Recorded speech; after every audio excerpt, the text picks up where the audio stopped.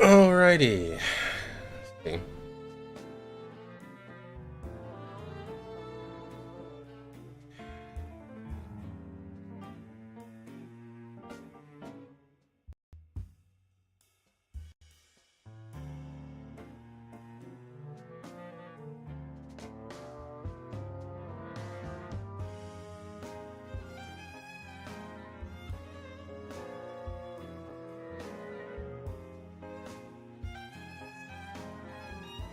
Good day, everyone.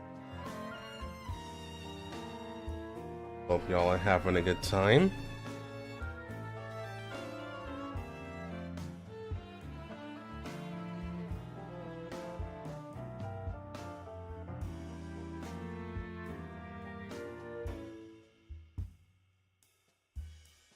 Wish Girls Online 2 would bring back the progression through stages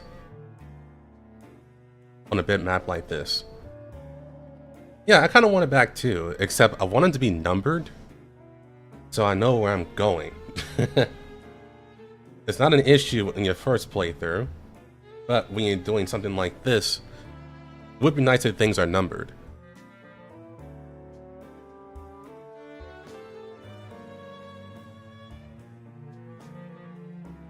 I'm gonna get about 5 or 10 more minutes. That way everyone can start rolling in before I begin.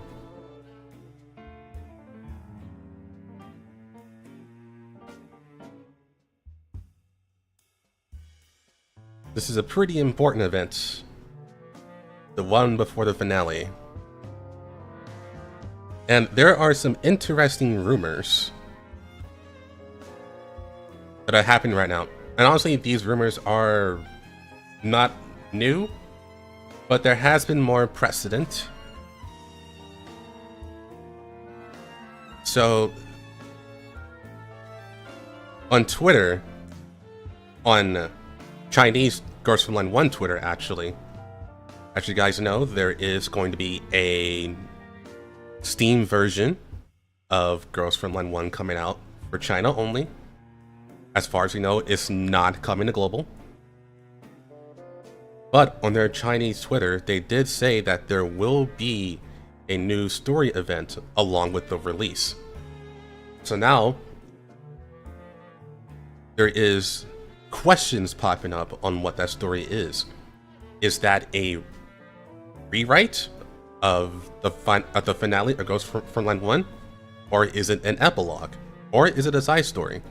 So that is coming out on May 20th, I think.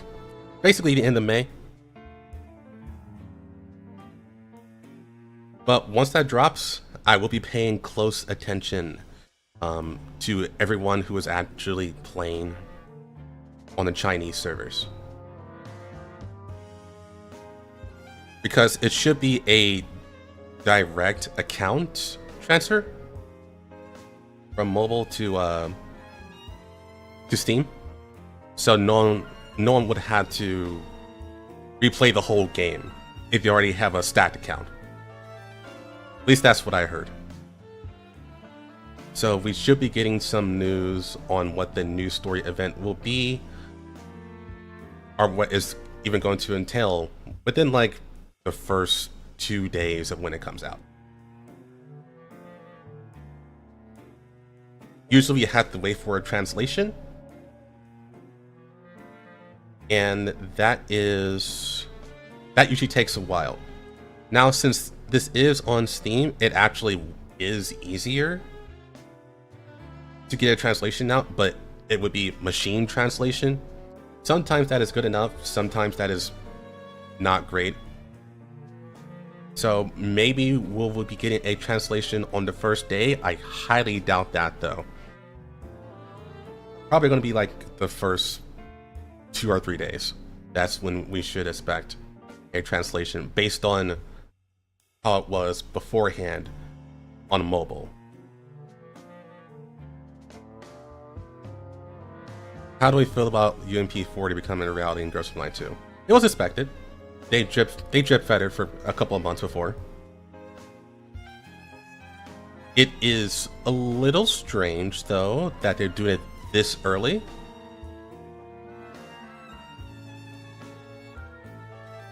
but I am glad it is a thing overall. Now, this is going to be a character event, it's not going to be a major event, so I wouldn't expect anything substantial, other than a big focus on UMP40.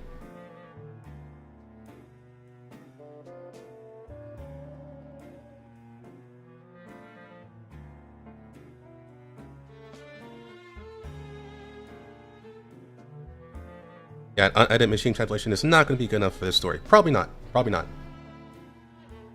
But it gives us something super early on, and I think that's what most people are hoping for. And then once we get like a good translation, that's when things will start adding up. Now, I don't have a Chinese account for Ghost Frontline 1.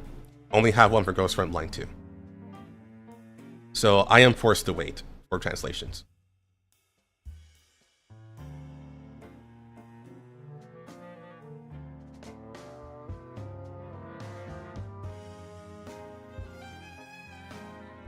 Very happy with UMP40 confirmed. Honestly, it's surprising that they went this route, but I'm glad they did too.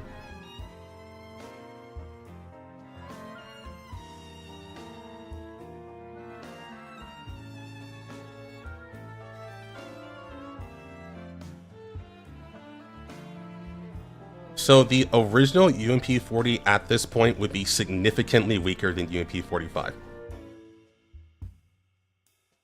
But this is going to be a... Honestly, we don't really know that much.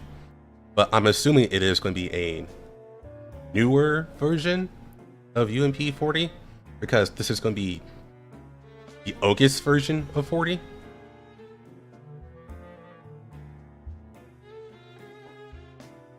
So it's not really going to be comparable. Her chest is clearly different. Actually, she was that chest size in Ghost Frontline 1 as well. You just had to look at her damage art to really see that. She hides her power level.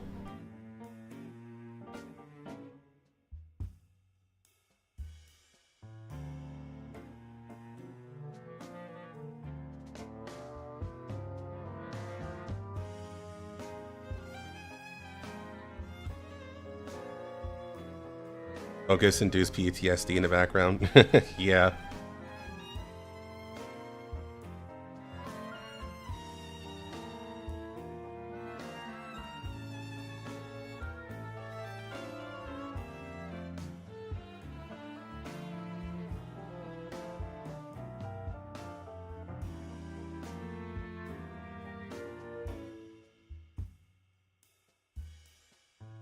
I'm pretty sure the playable UMP40 is actually a joke, though. Like in April Fool's, I want to say. As in, she's not actually canon.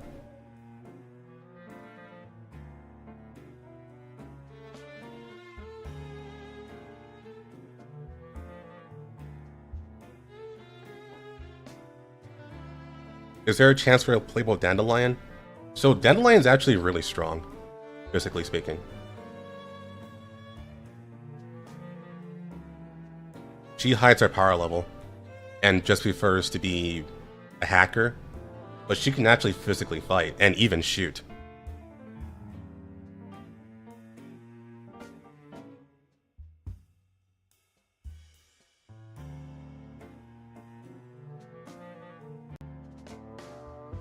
So it's not like Dandelion can't be playable, she just prefers to not fight.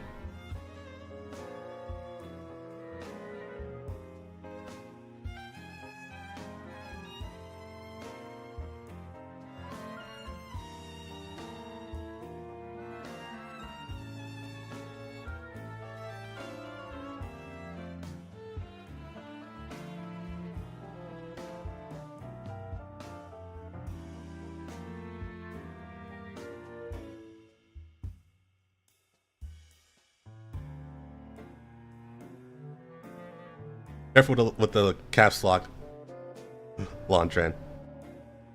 Alright, playing Ghost Frontline 1 now, struggling on beating Judge though.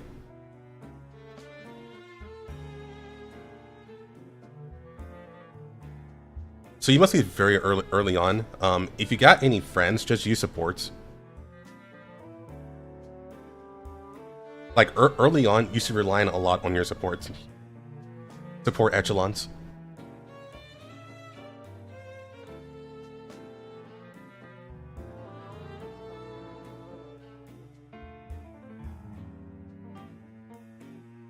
Oh yeah, if you guys don't know, Ghost Runner 1 did update today, actually, in the morning. Already completed it, but I have not read any of the story.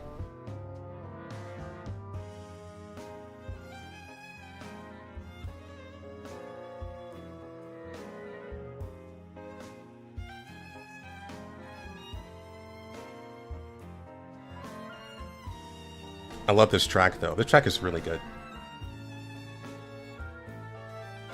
Okay, I think we waited long enough.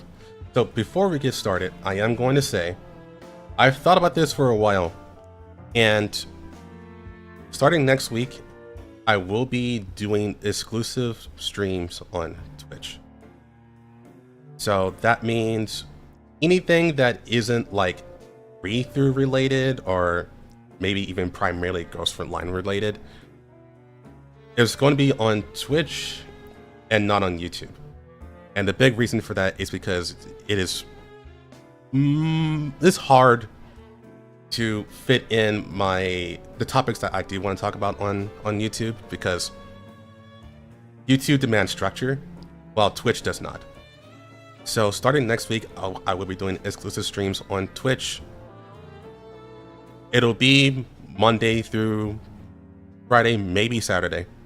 Sundays will be off, and it'll be at 7 o'clock like usual. Now, for anything Ghost Frontline related, it will be on YouTube as well. But if I want the adult gacha game, I'm not sure about that one. But yeah, I do want to play like other gacha games and expose those. You know, just have a more chill time. And not worry much about the whole structure of the stream. You know, just chill out, have fun, maybe do some degenerate stuff. All that nice things. But anyways, that is enough yapping. We do got a lot of content to go through. Are you finished with the event? I skipped the cutscenes so that we can experience it here. And without the cutscenes, the event's pretty short.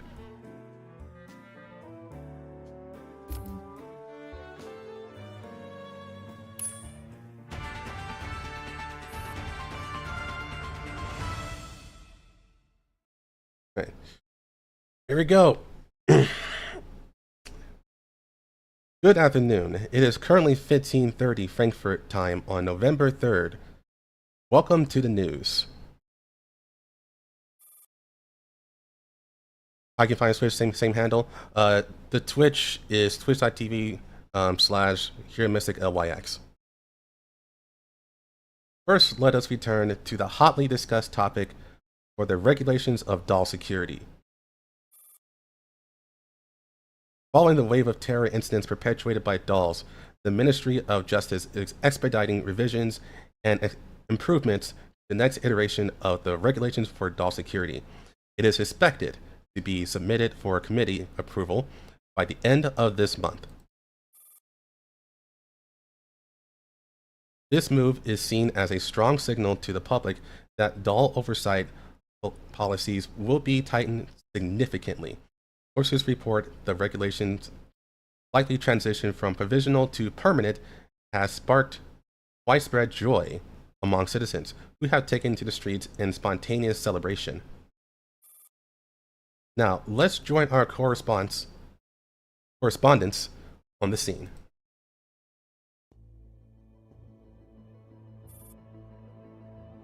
One of this event is the reason why I see tricks in T-Dolls and Ghost Frontline 2.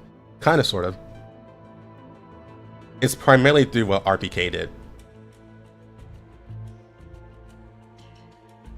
Actually, not just RPK at this point, it's also going to be Task Force Defy in general. Hello, I'm currently standing outside the Johannes Gutenberg University of Mainz. With government-dispatched human personnel arriving on site, many hospitals in this area have now resumed normal operations. We can see right now there's a considerable gathered crowd outside the hospital. After hearing about the new progress on the regulations for doll security, many people have spontaneously gathered here to celebrate. Let's speak to some of them and hear what the regulations mean to them. Hello there. Hello. Could you share your thoughts on the regulations potentially becoming official? Absolutely. The regulations benefit me directly. A few months ago, I hired a nanny doll to care for my child. Over time, my child became increasingly distant from me. At first, I thought I was just too busy with work and neglected their feelings. But after installing surveillance cameras at home, I discovered that the doll had been mimicking my voice behind my back, abusing my child, and even claiming it was under my orders. A doll did that? That's truly awful. But after going through the screening and optimization procedures outlined in the regulations, that nanny doll no longer does anything unnecessary. Did Commander like drinking liquor regularly in Frontline 1? No. That was a developed habit that we found out in Frontline 2. If anything, he was more addicted to coffee in Frontline 1. My relationship with my child has improved a lot. I'm genuinely happy for you, ma'am.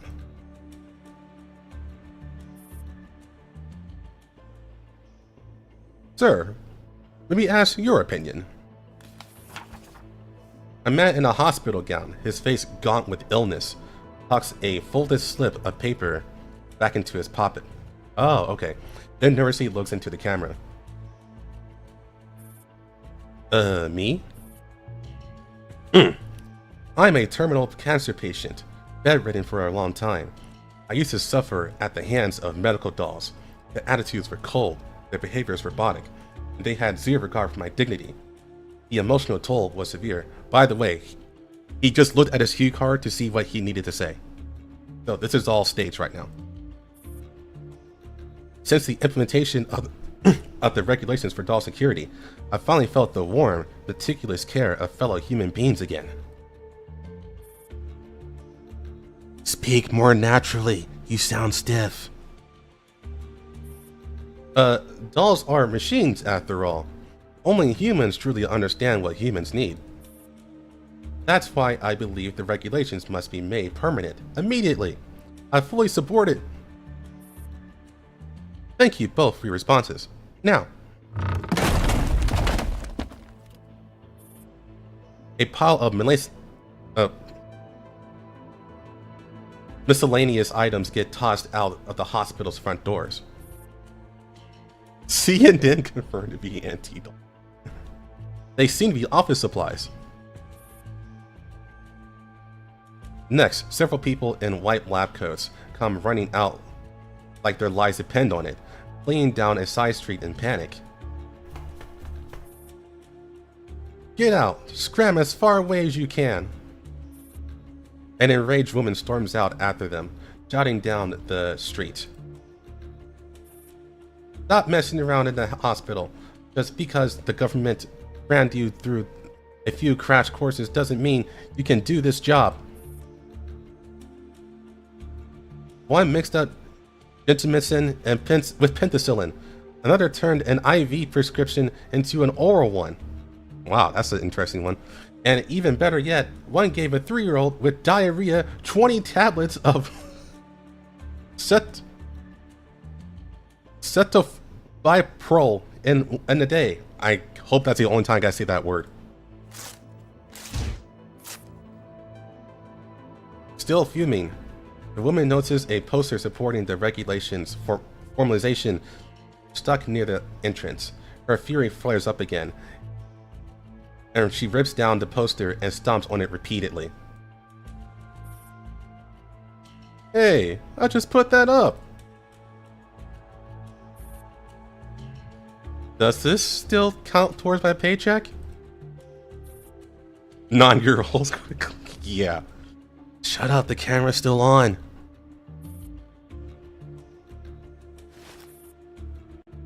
Hearing the exchange, the woman directs her sharp and murderous glare at the group. Who are you people? Ma'am, I'm a reporter with the Current Affairs News segment. A reporter? The anger vanishes instantly from her face. He strides towards the camera and beams warmly into the lens. Hello, I'm currently interviewing citizens about the potential formal adoption of the regulations for doll security. What is your perspective? Noticing the reporter's hesitation as she offers the mic, the woman snatches it right out of her hand. Oh, I'm totally in support of such a great initiative. Sure, dolls are cheap, efficient, quick reacting, professionally competent, and stay sharp 24/7. But even without them, hospitals have only descended into slight chaos, haven't they? Ma'am, the government has dispatched over 100 trained personnel to each major hospital to fill the labor shortage. Don't you think your response is a bit... The reporter tries to retrieve the mic, but the woman sidesteps her deftly. Yes, the government rushed out a batch of medical personnel in just 3 days. Truly a timely solution to our burning problems. Had I known humans could become doctors in 3 days, I wouldn't have wasted time getting the PhD. Ma'am, the interview is now over. Please return the... You asked me plenty of questions. Isn't it my turn to ask one? Huh? You, and all of you who come to hospitals seeking doctors and nurses. Would you really entrust your own surgery to a temp worker who can't even tell the difference between forceps and a hermostat? Would you really entrust your loved ones in the ICU to someone who spent only 3... I guess that means 3 days.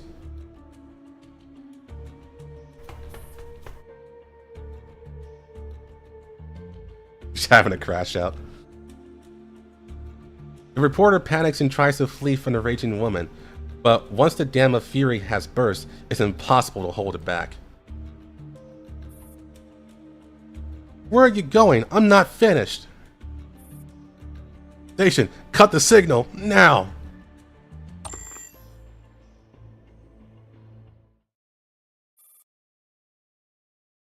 Check the logs. I could check the logs. Let's see.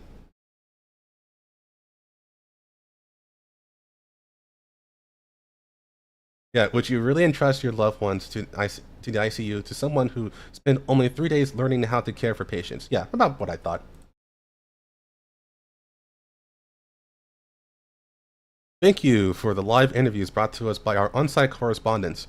There seemed to be a bit of a commotion at the scene. Now, let's focus on the important conference about to take place in Frankfurt.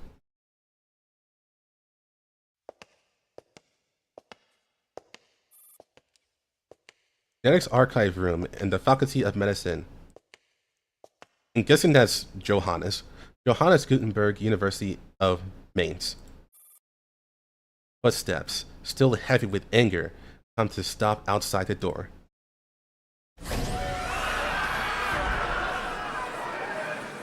Swish! The moment the door swings open, a cacophony of heated voices bursts forth.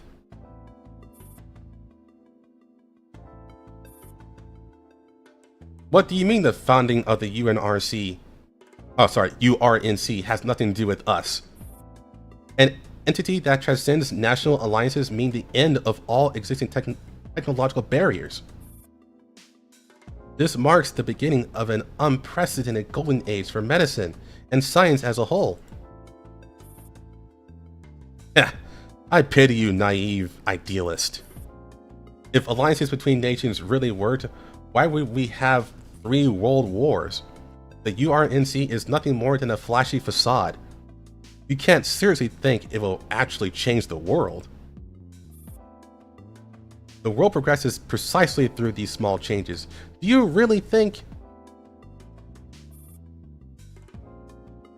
Constance. Constance. That's her name. Standing at the doorway, bag in hand, Constance seems to have no intention of entering the archive room. Constance, we're discussing the impact that the URNC could have on medical science. Do you have any insight? My insights? Constance smiles gently. The preliminary thesis presentations are in 2 days. Are your slideshows ready? No, not yet. I'm working on it. I don't need to remind you of the consequences of annoying Professor Lorak, do I? Sorry! The archive room quickly returns to its proper silence.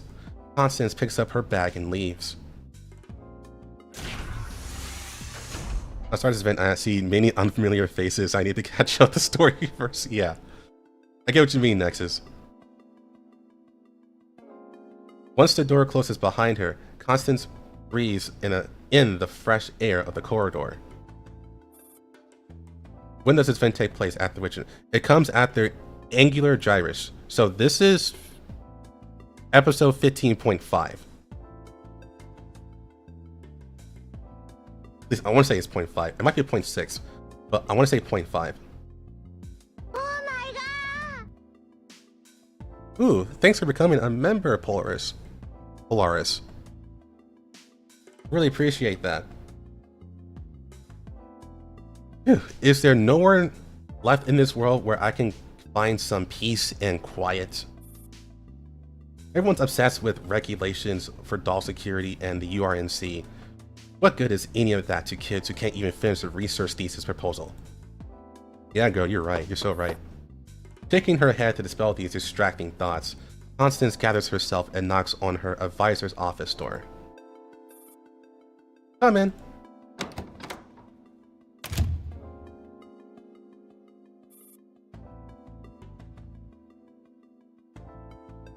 Professor, here's the material you asked me to organize yesterday.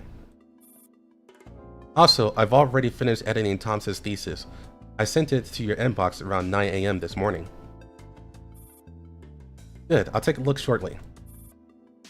Still as reliable as ever, only you can handle all these headaches perfectly.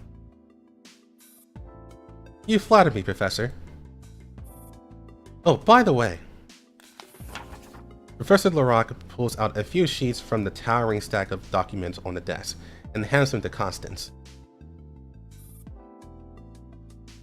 Your lab application has been approved. That's great. Thank you so much, Professor. You're one of the rare few willing to stay focused on academia even in these tumultuous times. You must be aware that all anyone talks about lately are things far removed from us. Ain't that the truth? As someone who lived through the war, I hope my students never get involved in politics. That's not a burden that young people with nothing but passion should bear. Does commanded by the MO or is it given to him? It's given to him. They're too young, too easily swayed. They know too little, and there are too many out there who want to exploit them.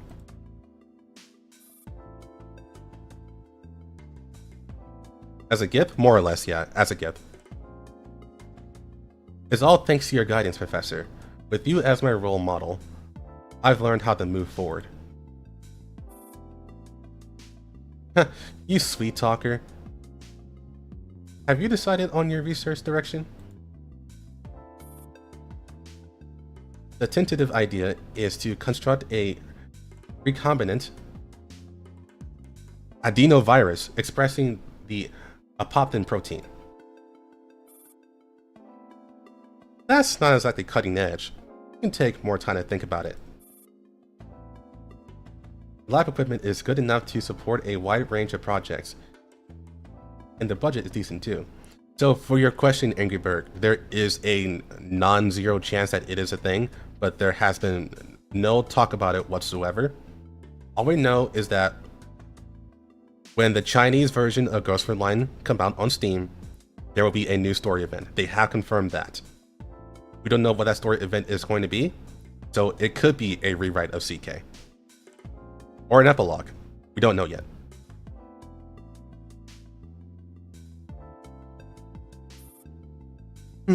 Okay.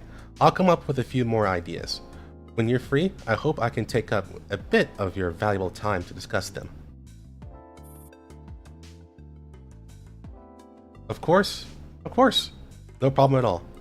Say cutting edge, I know it's me, Nixon. Then I won't disturb you any further.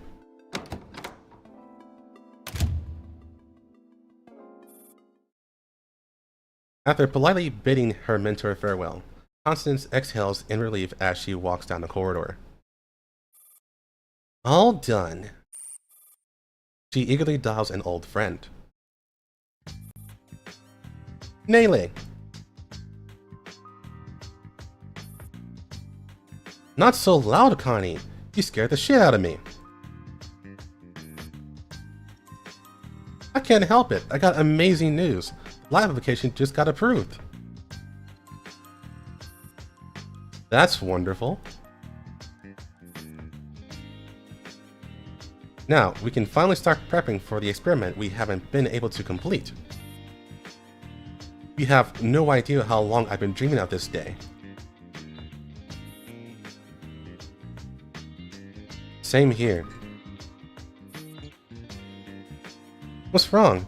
You don't sound excited. It's nothing.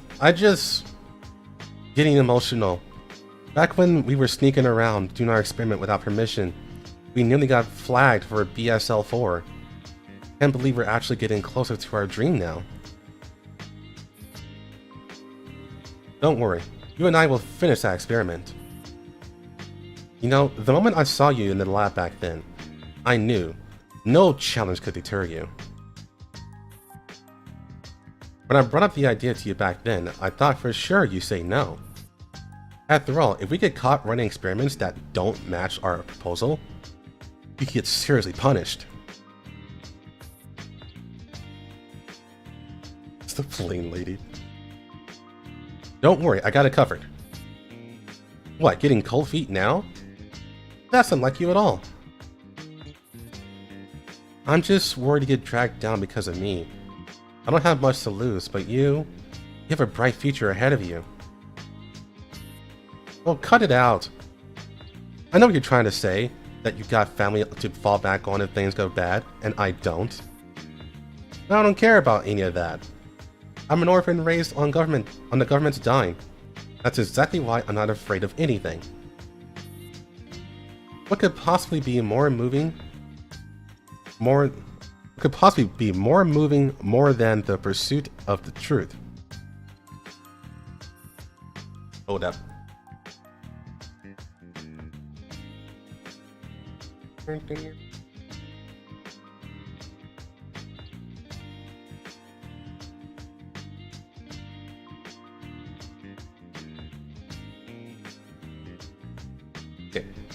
You're right. Nothing in this world can obscure the truth. Even if Darwin had repented on his deathbed, the theory of evolution would not be undone. Bruno's body may be perished, but his insight would never waver. So what, now that we're closer to the truth, want to back down? Neyle, that really isn't like you. You're braver than I am. Yeah. Don't tell me you're still shaken from what happened with Galatea.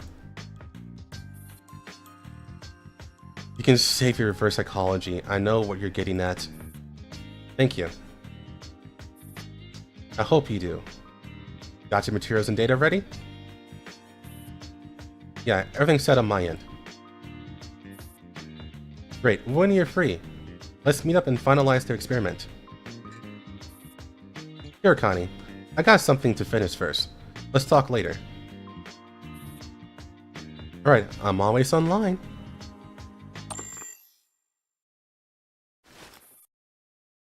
Nele puts down the communicator. Across from her, the commander scratches his head, or their head, uneasily. I got the lab sorted. The commander can't bring himself. Okay, is it okay if I just use the he pronouns? Because I'm just used to saying that in place of them. Meet her steady gaze. Now all that's left is materials. Their eyes settle on the door handle in front of them, but neither moves to open it. Gray. What's left of her is in there.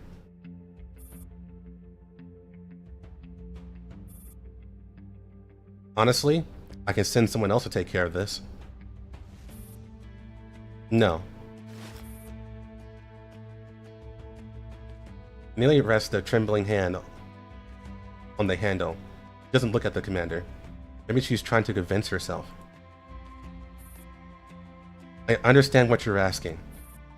If Paradise is to be completely destroyed, we need a perfect bullet that can strike it right in the heart. Even if a doll has top-tier electronic warfare capabilities, infiltrating their systems to gather actionable intel comes at an unimaginable cost.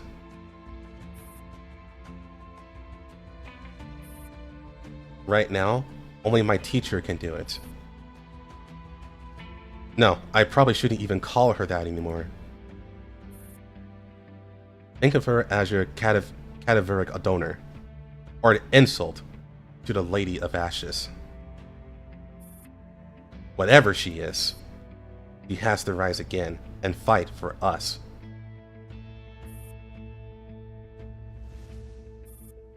If this has to be done by someone, then let this someone be me. The commander, at a loss for comforting words, can only sigh. If that's her decision, then Professor Persica will assist you with the technical aspects. She's already integrated human intelligence research with Dr. Shaw's research. It should be enough to support this experiment. Right, thank you. Nele looks up to the commander with a small smile. To be given a chance to avenge my professor personally. Commander, I truly am grateful. We both have tough battles ahead of us. Please don't worry. I'll prove myself as Professor Gray's most exceptional student. Nele pulls down the door handle.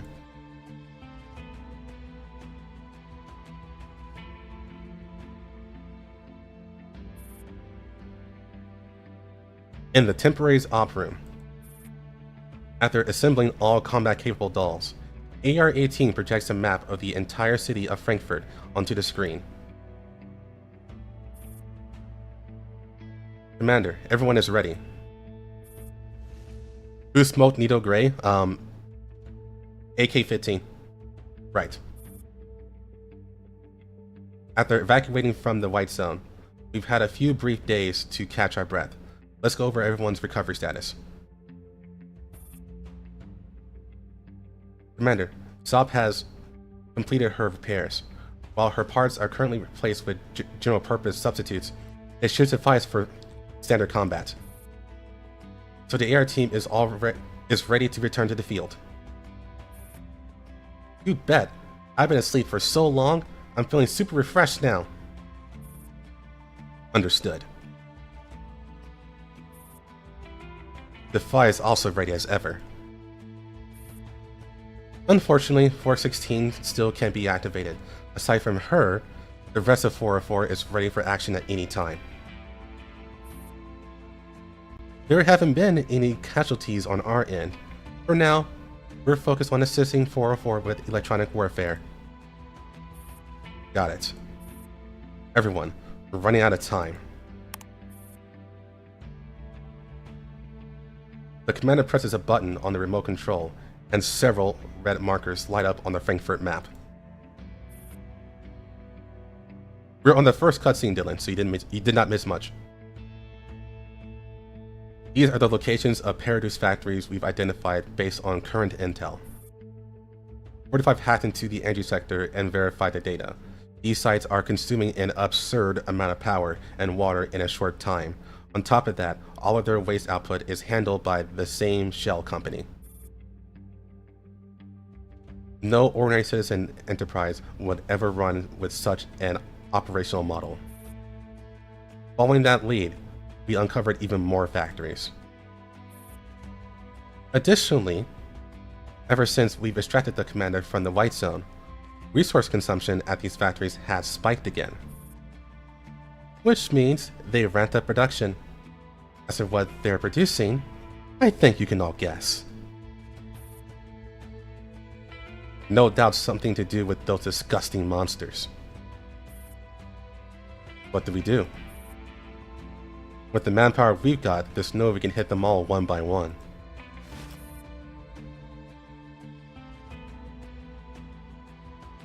ER-18 raises a hand, gesturing for everyone to stay quiet and let the commander finish. Oh my god! Hey, yo! Thanks for coming to member, Dylan. I appreciate it. Truly do. You're right. Since we still haven't recovered the Elmo, we're in a state of extreme personnel shortage. That's why I decided on this plan.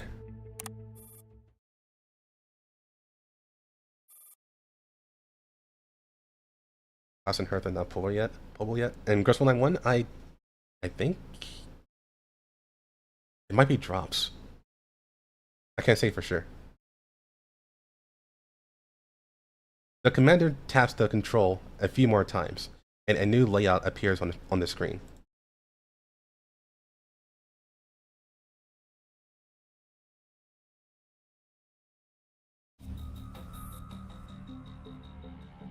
This is our next plan.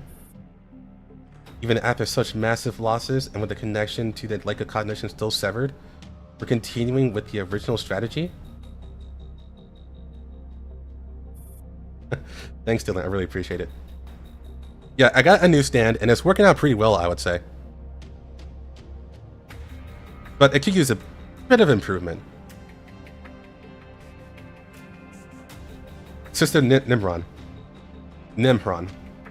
must have her reasons. All we need to do is obey.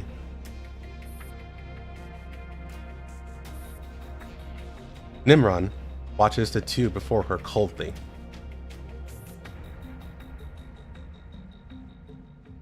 All the factories in Frankfurt are running at full capacity to power the repair of the passage to the Lake of Cognition. It won't be long before it's operational again. Exactly. I knew you must have your reasons.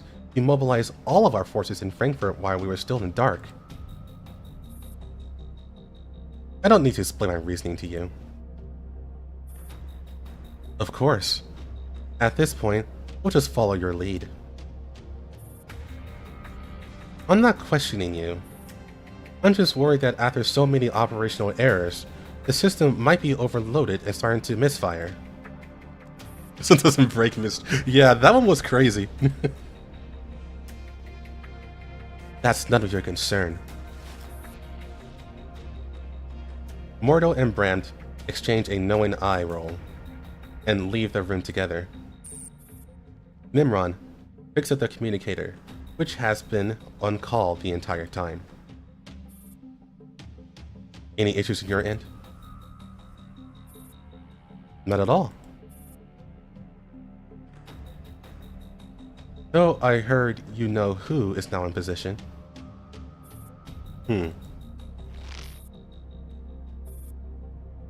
That's sexy. Behind Nimron, a lithe figure slips into the seat at the office desk and starts casually spinning in the chair.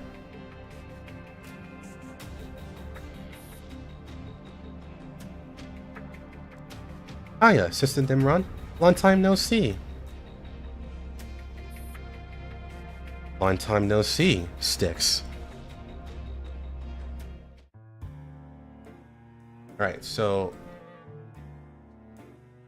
Okay. I want to say it is here. Yeah! Got it!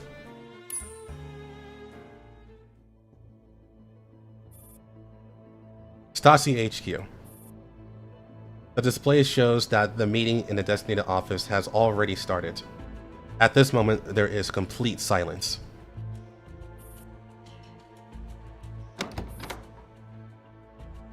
Amaris rubs her disheveled hair, puts on her cap, and enters the conference room. Sorry, I'm a little late. It's fine. The meeting hasn't started yet. Jordan glances at the empty seat opposite her. The person who was supposed to chair the weekly meeting is absent. Is the patch we catch M16? That's next month, from what I understand. What do we do now? Do we still have the meeting? Jay is still missing. So what now? No one's in charge?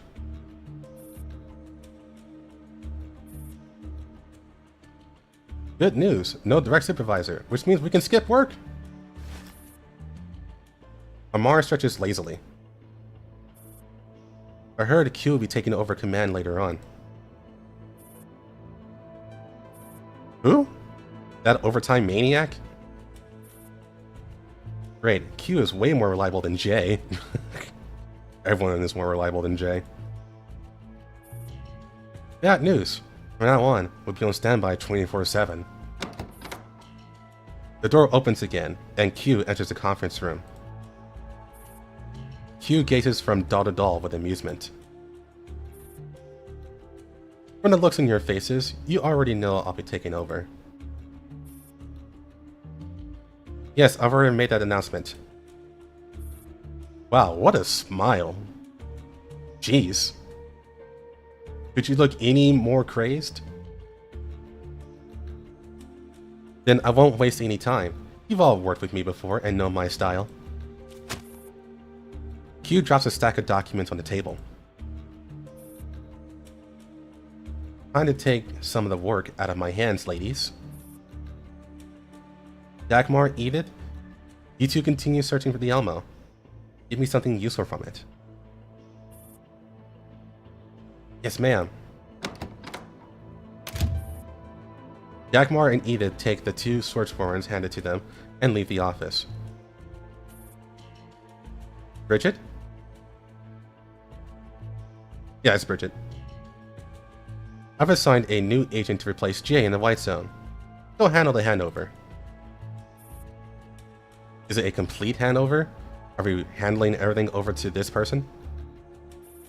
No, just give him enough to hold the position for now. Got it. Hey, Frisk. Bridget takes the permit to enter the White Zone and also leaves. Sterling, please submit the paperwork for transferring the doll. Doll squad command for me. I've already filled it out. Just look it over while you're on your way. Understood. Just like that, only Q and Amaris remain in the conference room. Amaris blinks, looking at the now empty table. She then glances at Q across from her. What about me? Do I get a holiday? You wish. Q opens the paper bag she has brought, pulls out 2 cups of coffee, and pushes one over to Amaris. Amaris, I have a question for you. Seeing that the question is important enough for Q to treat her to a coffee, Amaris straightens up in her chair. About Daybreak? Yes, but more importantly, about Daybreak's designer, Dr. Martha Maitner. That's not really a question you should be asking me. I've had very little contact with her. The only thing she's left me is probably my name. Oh, for those who don't know, Martha is the one who created Amaris. Actually, all of Daybreak, for that matter. Is Amaris a doll? Yes. You never had direct contact with her? No, I've never met her. Not just me. None of the other members of Daybreak Squad had any contact with her during their neurocloud activation test, except for Eliana. Yeah, you can consider her Gen 1, but that's very much an understatement of her actual capabilities and advancements. She's basically stronger than most Gen 2 dolls, both Amaris and Eliana.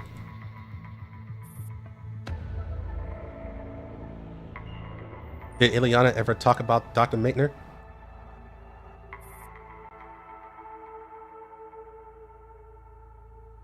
Yes, Eliana had the most contact with her.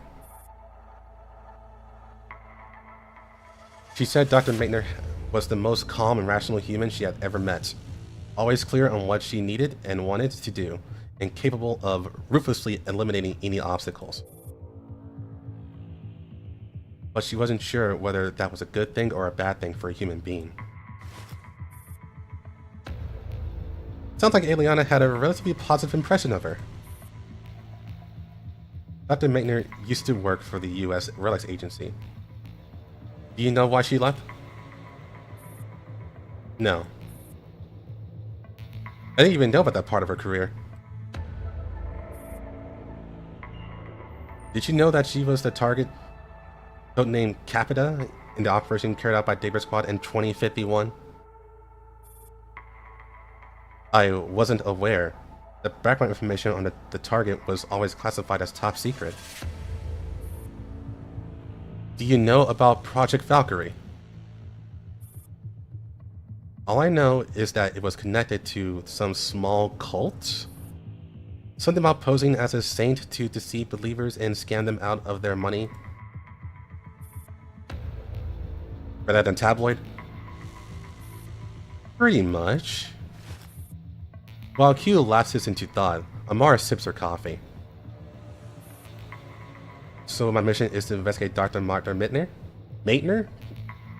Was that intentional? Because that's not how you spell Maitner. Amaris, you know we have no authority over you. You're free. This makes you have full control over your investigation. After all these years, you got to still playing word games with me. Okay, so all my upcoming missions are considered personal operations, yeah? Will I still be paid then? It's the taxpayers' money. Just take it. Satisfied with the answer, Amara sits up straight.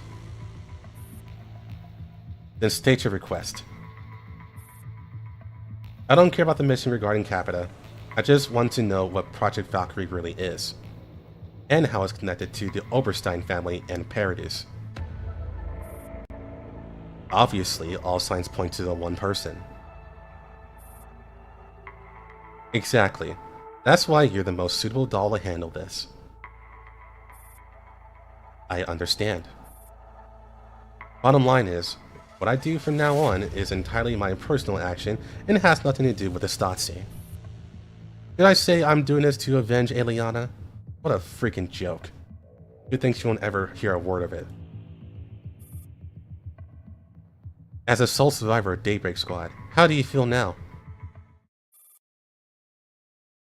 Like I got MVP, but there's no one around to clap for it.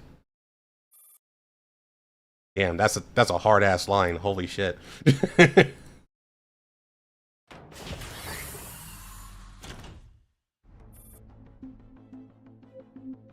He returns to her office, where a Stasi agent has been waiting.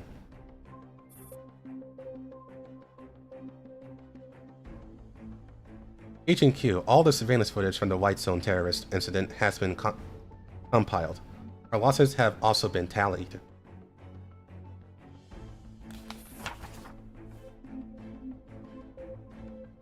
Q takes the file and flips through it casually. Did you go through all footage during the time Jay went missing? Any findings? Jay disappeared alone from the footage. The feed was hacked during that period. We're still trying to restore it, but tech says chances are slim.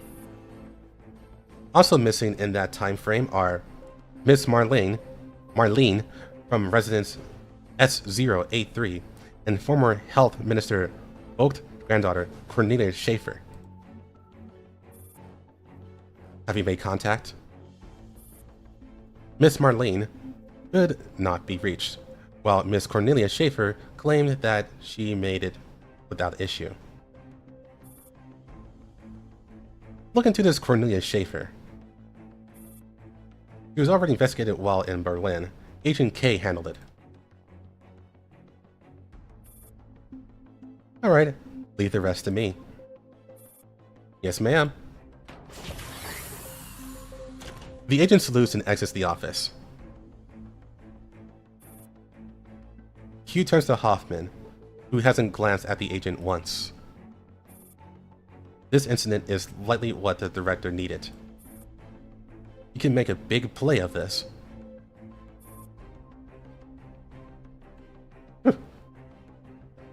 What a face. That face is actually very punchable.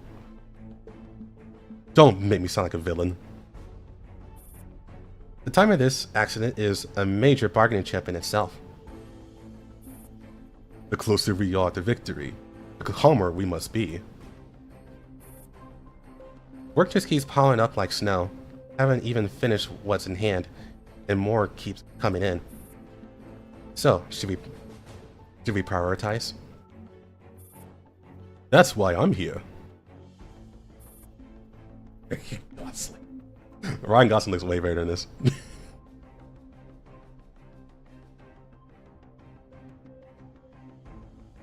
Then what's our most urgent task? Wrapping up the White Zone terrorist attack. Need to feed something into the garrison regiment. The director says you have free reign to handle it as you see fit. Alright. That's one of the scariest things in the workplace. Being given full responsibility without any clear instructions. There are scarier things. Son. The director has more important matters to attend to than the Stasi right now. So you're freed to take full temporary charge of Stasi affairs. Congratulations, Agent Q. More work, same pay. What's there to congratulate? Save it for when she finally treats me to the lunch that she still owes me. Q downs her coffee and tosses the cup into the trash. Hoffman pats her on the shoulder and leaves the office.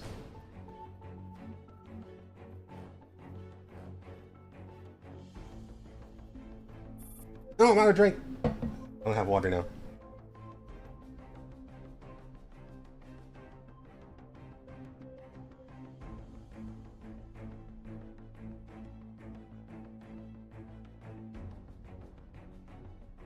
Encrypted conference room.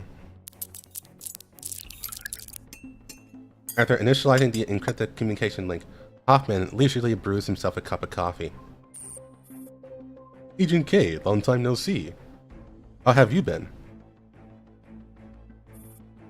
Still alive. Still as concise and straightforward as ever. What do you want from me? Just checking in on you. How are you getting on with Chairman Ulrich? Chairwoman Ulrich. It's both smooth and rough. I hope that's not some kind of wordplay.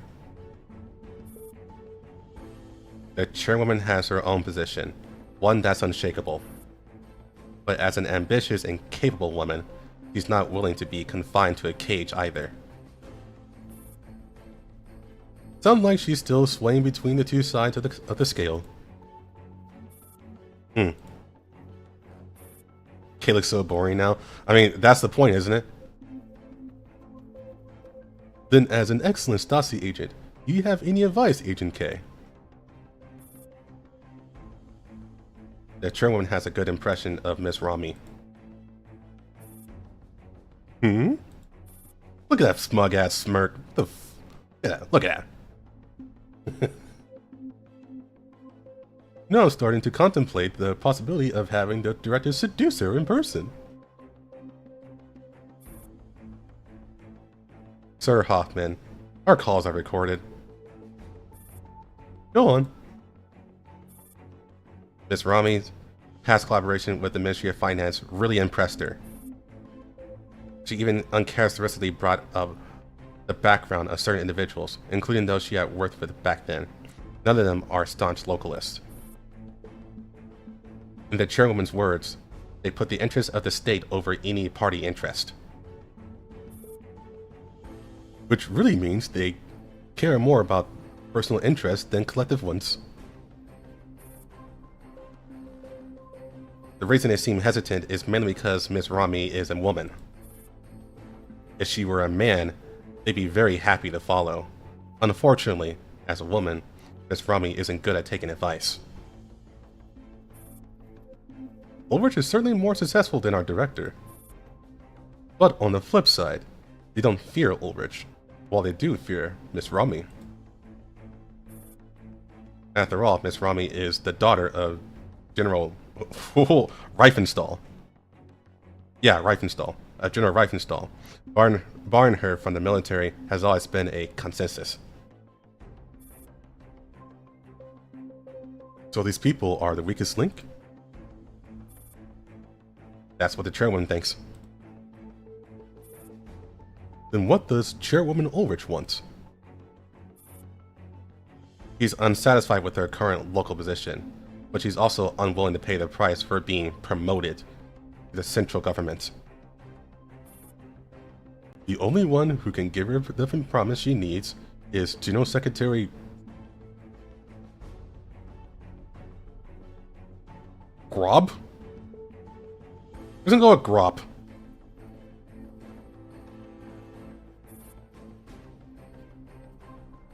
Which is why her veiled question was whether Miss Rami is backed by the general or the secretary. If it's a general, she'd likely maintain her current stance, but if it's a secretary, then her position may begin to shift. Understood. I'll report the relevant intel immediately. As for the tasks assigned by the director, please keep at it. I will keep my eyes wide open. Hoffman ends the call, and once again, hurried footsteps echo through the corridor.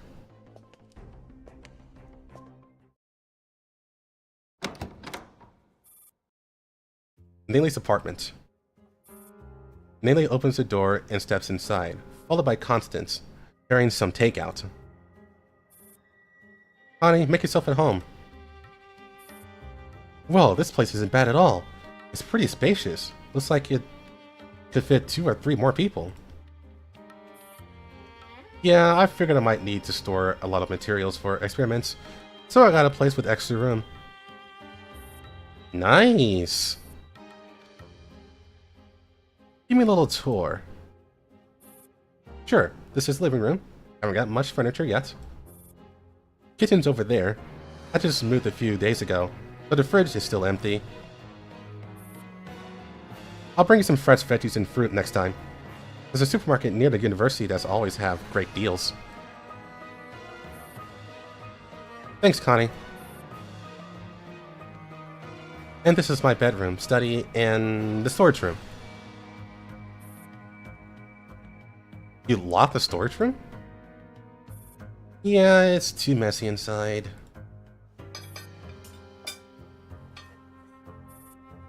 An ominous noise comes from the storage room. Really, I think there's a rat in there. A rat? There's been a rat infestation in Frankfurt lately. I remember you're scared of rats. This one sounds big. Don't worry, I'll take care of it. Constance rolls up her sleeves, but Nayli grabs her arm. By the way, Rich MD asked me in college. Same here. It is in-game music? Yes, it is. By the way, what's in the storage room is probably the dead body of Gray. Just saying. That's my guess. I'm not afraid of rats anymore. We used to see them all the time in Berlin. Gotten used to it.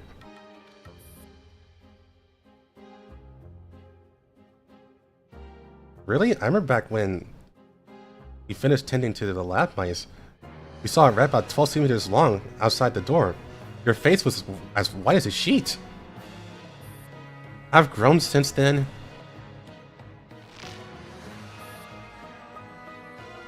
Nearly pulls Constance back into the living room. Didn't you say you needed my documents to finish registering the lab? I'll give them to you now. Just help me get it done when you have time. Sure, by the way, you need to register your fingerprint for lab access. Remember to do that when you drop by. Got it. I got class soon. Eat while it's still hot, okay? I had to head out. So soon? Can't you at least take a few bites before you go? I already ate. I just want to check in on you. And show you the best takeout near the University of Mainz. Good day, Gukong. Constance gathers the documents Nele hands over.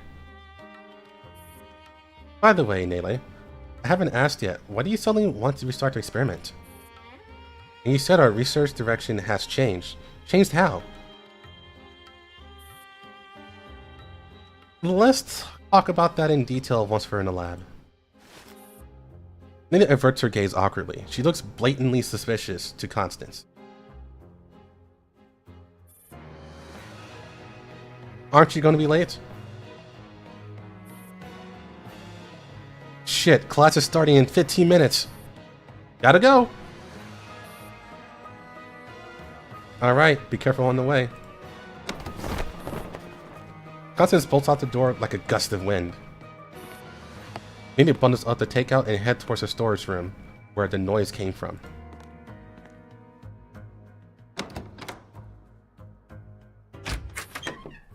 She opens the door. The air inside is stagnant and heavy, like a silent refusal. The room is utterly still and deathly silent. Jay? On a chair where Jay should be sitting lies only a frayed piece of rope. A chill runs through his Nele. He quickly and calmly gives Mia a call. Mia, Jay is missing. I catch Agent Jay from beneath the window. Give me 5 minutes. I'll return him immediately. Wow, Jay, you suck. Can't even escape. 5 minutes later, Agent J is back in the room and in his familiar seat. Only this time, the rope has been replaced with chains.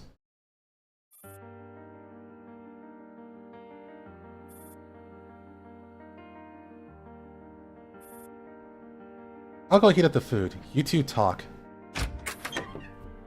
Mia leaves the room. I hope you didn't go to all this trouble just to get back at me for threatening you back in the Stasi. Did you collude with the commander to kidnap me? So now you're just my prison guard? I'm not good at lying, so don't ask me. I won't answer any of your questions. Did the commander use a kind of machine on you? Threaten you with Mia? Drugs? Brainwashing? Can you please speak scientifically? But nothing about this is scientific. You have been tricked.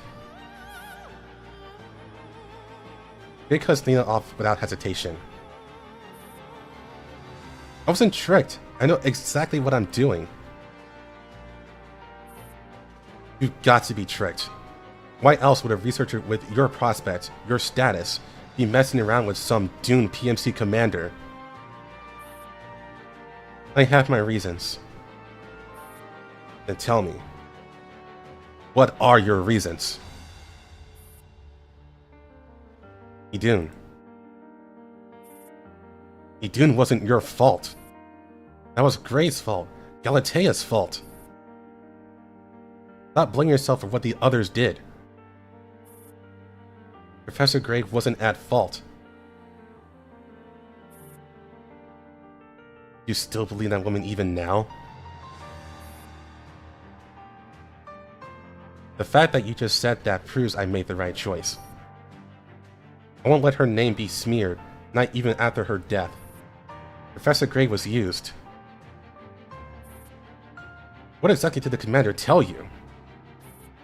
How could I drag a civilian to something that is this dangerous? I'm telling you, that commander has gone rogue, and you can't follow him down that path of insanity. You barely made it out of that fire alive. Why are you walking right back into it?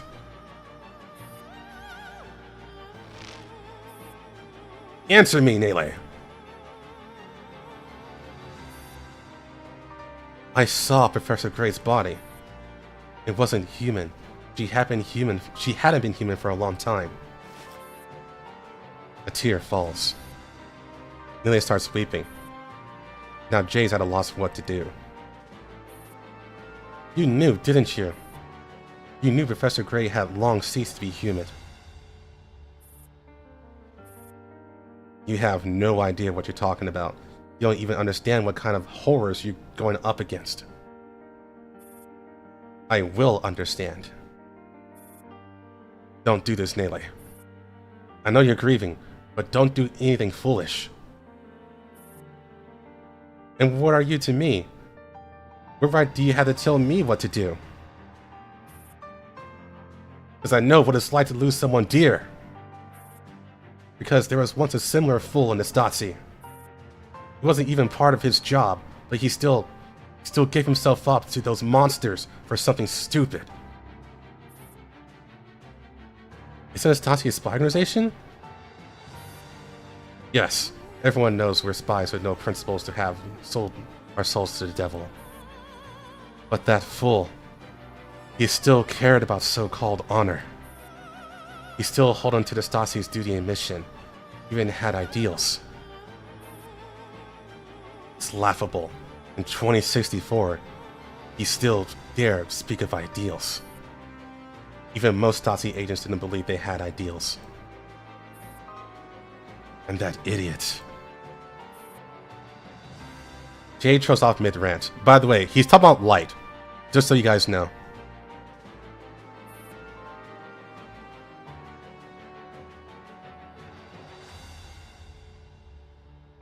Do you genuinely think he was a fool?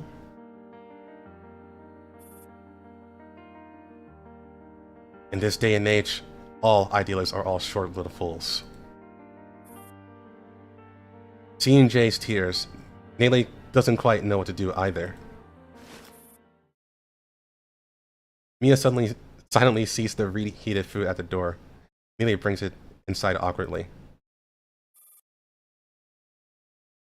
I don't know about others, but if you keep this up, you're going to die real soon. Just save your energy. I'm not letting you leave this place. And since that's the way it is, how about lunch first? Yes, if you want to live, eat properly. Nele brings over a small table and sets it in front of Jay, then opens the takeout for him. God damn it, Warlock. She indeed did do that. Jay looks at the mushy mess in front of him and rolls his eyes. See, I told you there's no future for Griffin. Even their takeout looks pathetic. I may gripe about the Stasi, but at least their food and coffee are decent.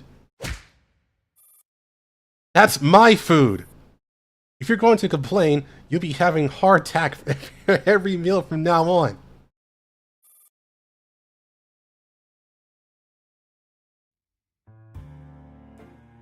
Smooth.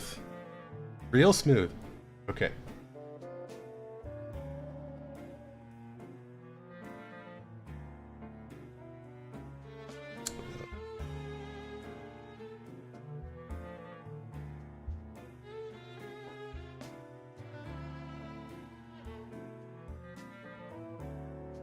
Frick.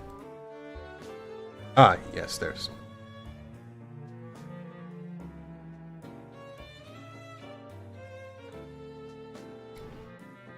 Which one was next? Did I not write it down? Oh, I did. Okay, I did. Husband and wife moment. Honestly, yeah. Alright, before we start, I'm gonna refill my drink.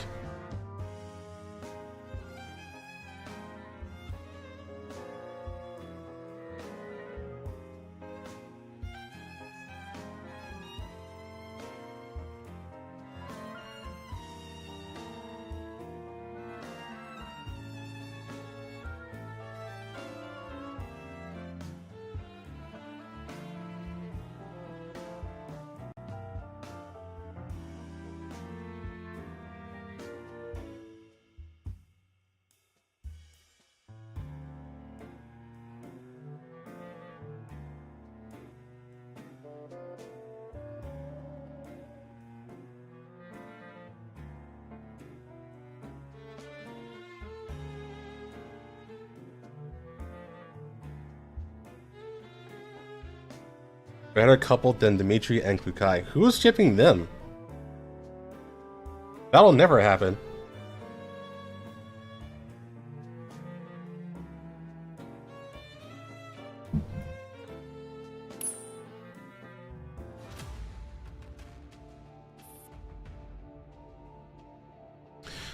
Inside a Paradox factory.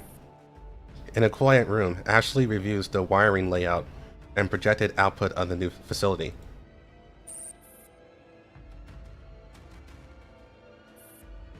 Is Hebe's dedicated channel. Please go ahead. People on Twitter. Of course, people on Twitter.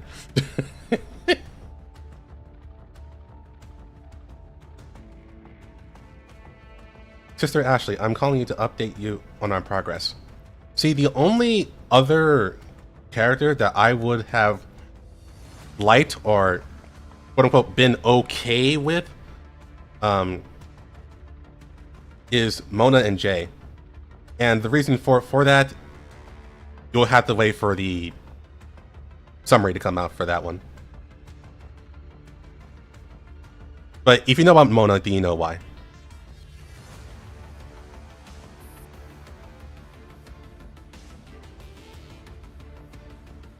Have you finished taking stock of Sister Hebe's factories? Yes, including the facilities in Frankfurt and subtracting what's already been used for the White Zone. We have around 1,000 units of manpower in reserve.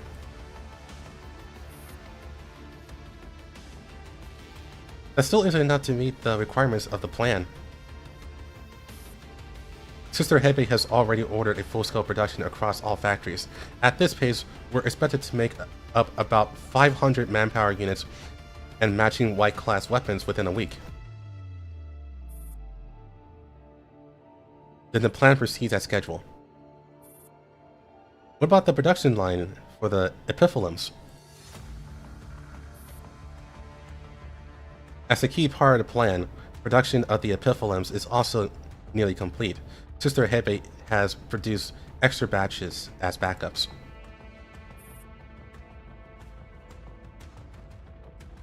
Good, I'm still wrapping up inventory on the new factory here.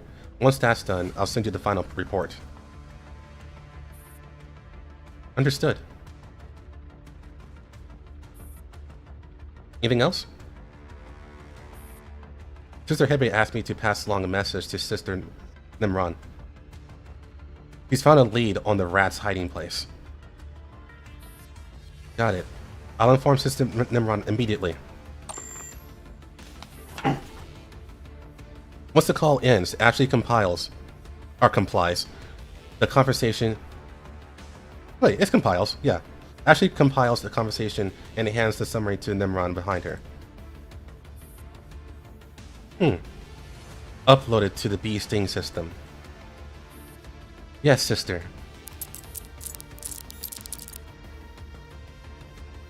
Ashley activates the bee sting system and inputs the authorization code. Sister Nimron I completed the data entry. Once you approve, we can begin the upload. Any difficulties with the new encryption protocol after the system is overhaul? None. This takes a little getting used to. The beasting system now requires data authentication for every action. A bit more troublesome, but definitely more secure. Good. You're dismissed. Yes, sister. Ashley leaves the room. Nimrod completes the second layer of authentication and glances at the time. 3 minutes left until the scheduled time. The second hand lines up perfectly. Nimrod initiates a encrypted communication.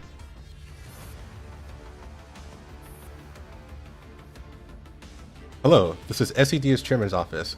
This is the PA Friedrich speaking. Nimrod hangs up immediately. Seconds later, the line rings again. Miss Nimrod, the call has now switched to encrypted line 39. Good. Do you have a message for the chairman? I have intelligence to report. The chairman is currently unavailable. Please relay the message to me, and I'll pass it along at the first opportunity. The preliminary preparations for coronation storm are complete. Received. Anything else to forward? Laplace's experiment is nearing its end. We're about to move into the white zone. Please reserve sufficient space for us. Understood. Leave that to me. I'll send over the allocation shortly. Do the rest of the personnel required for the arrangements? Miss Nimrod, that falls within your responsibilities. Understood. Then I'll end the call here. Wishing you the best, Miss Nimrod. As the call disconnects, Nimrod feels oddly dazed, as though her very thoughts have been severed. She sighs softly. Pawns are meant to be discarded in the end.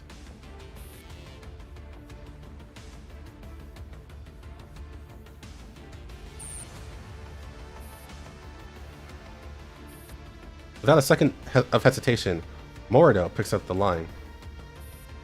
Morido. I'm here, father. Commence the mission immediately. Their operation has begun.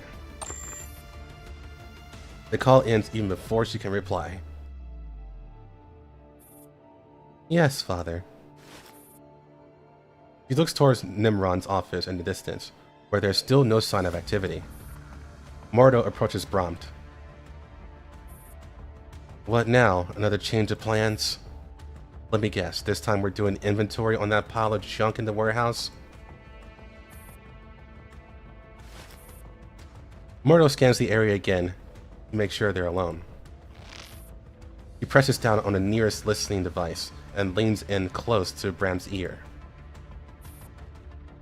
Once you survive, absolute loyalty to Father is your only hope. Father? Father's so far away while Sister Nimrod is right here. Bram glances towards the room where Nimrod is staying. Then at Morido's hand pressed against the bug. She lowers her voice. You know you can't hide this kind of thing from Nimrod, right? She's too busy keeping herself afloat to mess with me. Don't be so sure. You really think she's standing alone right now? What are you getting at? You suspected it too, didn't you? That there may be other senior Nitos in Frankfurt?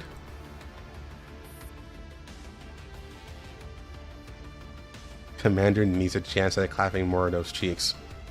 You mean on the face, right? You know, like clap him so hard that her head explodes?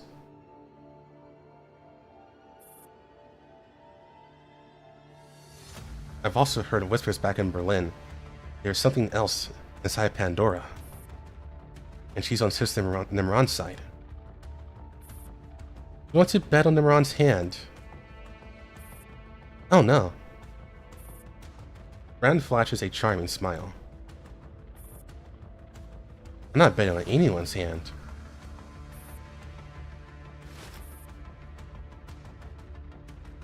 She gently pulls Morodo's hand off the listening device.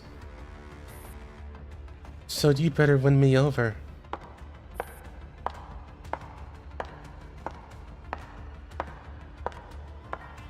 With a sway in her step, Brand ventures into the factory. Murdo follows coldly behind. I mean, she is indeed ultimate now. Good evening. It is currently 18:30 Frankfurt time on November 3rd, and you're watching the news. One of the key leaders of the anti-relic organization Pandora, and its official spokesperson, Styx, delivered a public statement today via large screen, up outside the Alte Oper in Frankfurt. Since the Doll terrorist attack on Halloween, the Alte Oper has remained closed for repairs and restoration. Pandora deliberately chose this symbolic location as the backdrop for the address. Following this, Styx gave a nearly 40-minute long speech. She issued a scathing critique on the neo-Soviet government, condemning their weakness in losing control over their own elite tactical doll squad known as Task Force Defy. Her criticism directly targeted the still missing member of the squad known as codename AK-12. She claimed that the regime had utilized relic technology in the doll's development process, which directly resulted in her going rogue. Styx further argued that humanity has strayed too far from nature, and that continued obsession with this path of defiance will only bring about further retribution from nature itself. According to footage sent in by our on-site correspondents, Styx's speech was met with widespread approval from the gathered onlookers, with some citizens even taking to the streets to publicly echo her statements.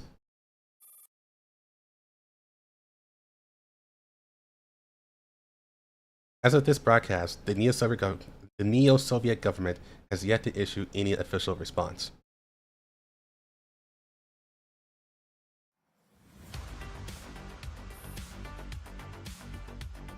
University of Mainz online forum. This is a badass forum, holy shit.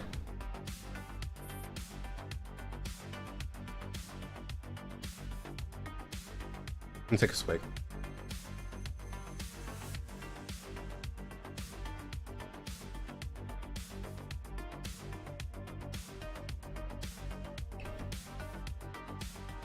Speculation on the Neo-Soviet Union's use of relic technology. What impact might relic energy have on daily life?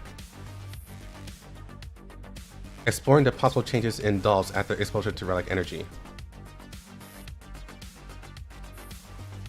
Styx's speech is like a massive stone thrown into a frozen lake. Hairline cracks immediately begin to spiderweb outward. This is supposed to be a forum for academic discussion and campus life. What are all these ridiculous posts doing here? Constance logs into her admin account and starts cleaning up the plague-like flood of posts. Guys, I think this Styx is absolutely right. Dolls were functioning just fine before. Why would they suddenly go rogue and start terrorist attacks? It's clearly because of them. It's clearly because one of them got infected with relic energy. Oh. Nothing's popping up. Let's see.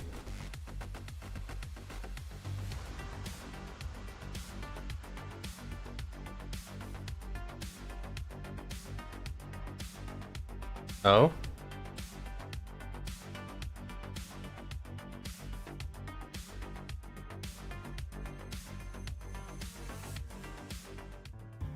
Yeah, so I got stuck there and I had this.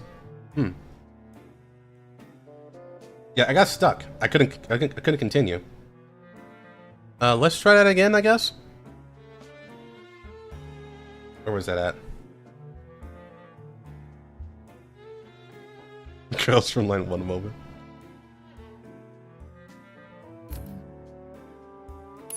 We'll try it again.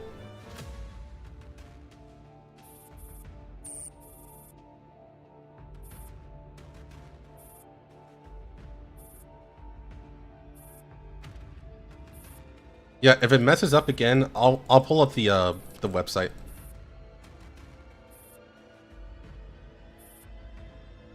Uh, it may not be updated, but we'll try it. I'll take a look. Even the game got fucked.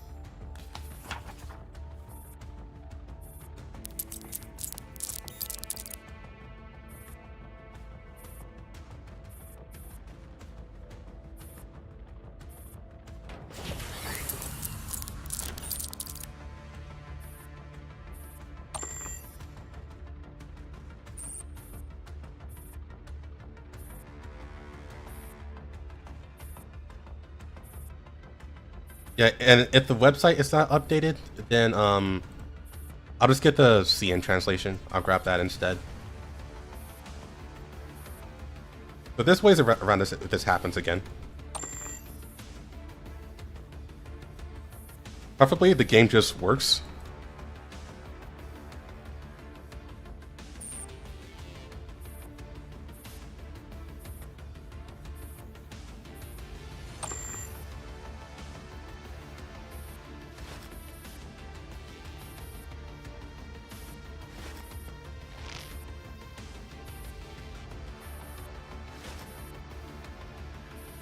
Next thing that happens, some crazy chicken-headed masked man shows up on this forum.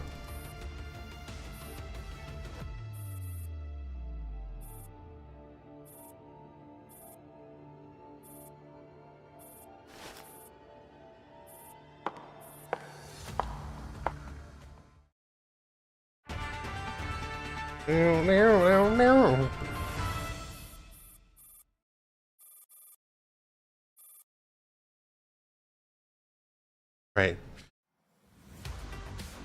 Moment of truth?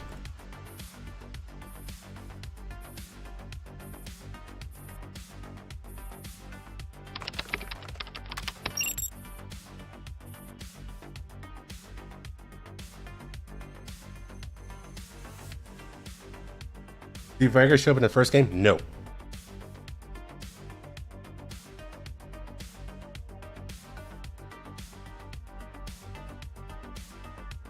Yeah, I'm clicking like mad right now. And it's not going through. So let me pull up the website and I'll see if that works.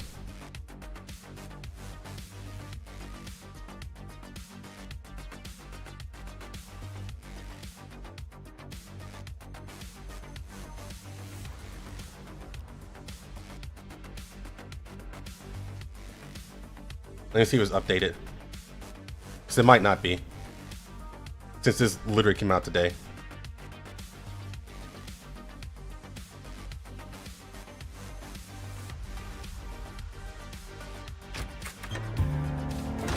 No, it's not. Alright, let's try...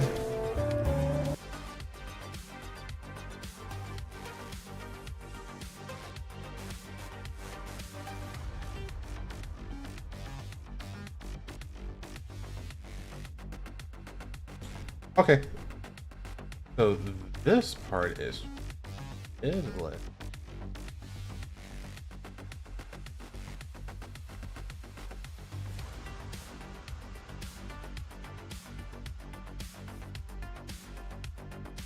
Awkward. Let's.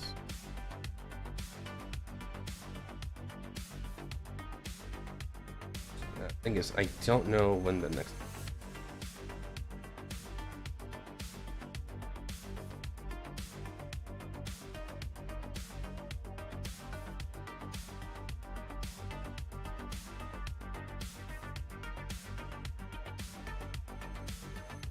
Yeah, I'm reaching to the point where it is in cutscene interpreter.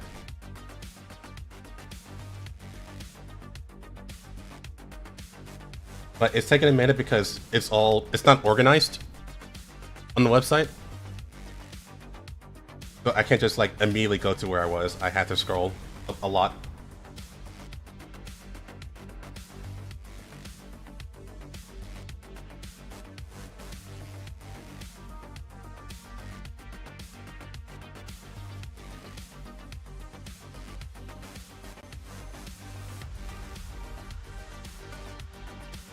Okay.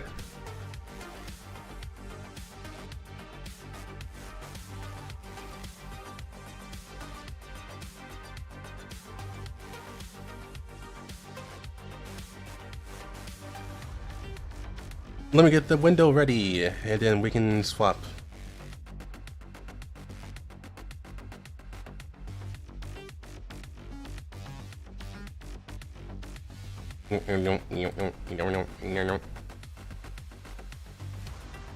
Definitely doing a translator. I'm not gonna mess with that.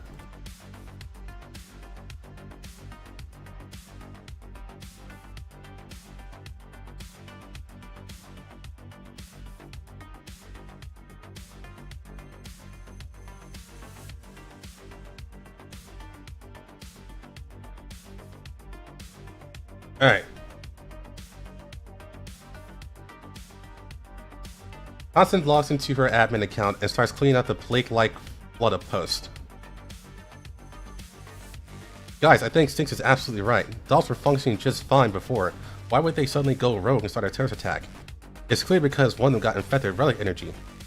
Then it spread like a virus to the others. That's why they're in a mess.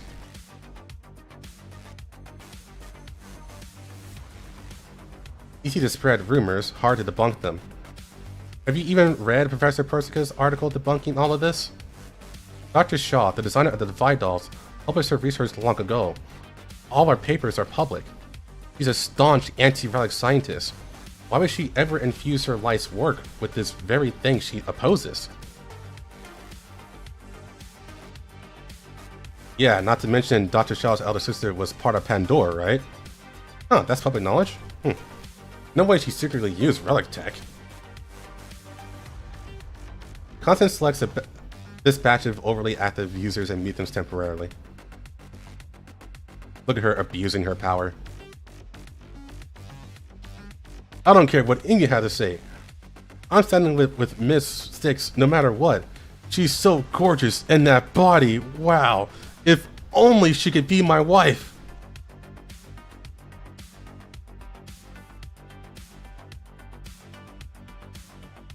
Resisting the urge to roll her eyes, Constance promptly bans this user. Yeah, stay safe, Nixon. Get lost, perv. This is an academic forum. Go be horny somewhere else. As for Styx's accusations about the Defy doll AK-12 being a product of Relitech, there's no solid evidence so far. I lean towards this being just her personal speculation. My message is like... On the other hand, I find Professor Persica's published rebuttal and technical proofs credible. Anyone who's ever written a thesis knows how painful the process is. You can't fake your intent or your biases in that process. And I can totally see Dr. Shaw's hatred for the relics bleeding through in her work. If it really is all nonsense, then why hasn't the Neo-Soviet government said a word? Shouldn't they be jumping in immediately to denounce his defamation? Maybe there really is something they can't admit. Hard to say. Even if they didn't use Relitech, the Neo-Soviets probably resorted to some other shady methods. Otherwise, why were their dolls the first to go rogue? Look at us. Our dolls are still behaving just fine. The endless flood of discussions drowns out every single subforum. Constance scrolls through the threads with a deepening frown. She's given up on deleting posts and banning users, not just concerned about the state of academic literacy among her peers. Hopefully none of my underclassmen are involved in this mess, and if they are, I pray to God they've already finished their thesis proposals. Otherwise, I'm gonna be stuck cleaning up after them all weekend again. Shutting down the campus forum with a groan, Constance stands and stretches. Time to tidy up the lab. All this equipment lying around and the thick layer of dust. If Nelly sees this, she's going to have a meltdown. She picks up a brush and starts ready to start cleaning. That's when she notices Mina standing silent in the doorway. Her hair and coat are soaking wet, as if she had walked here through the rain. Hold on, let me get rid of the really good music. Get something more balanced out.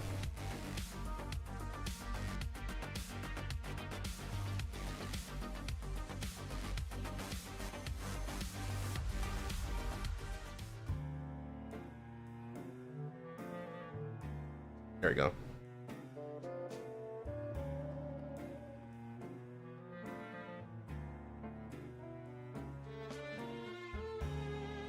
Nelly, when you get here, why are you just standing there like that? You're soaked. Let me grab you a towel.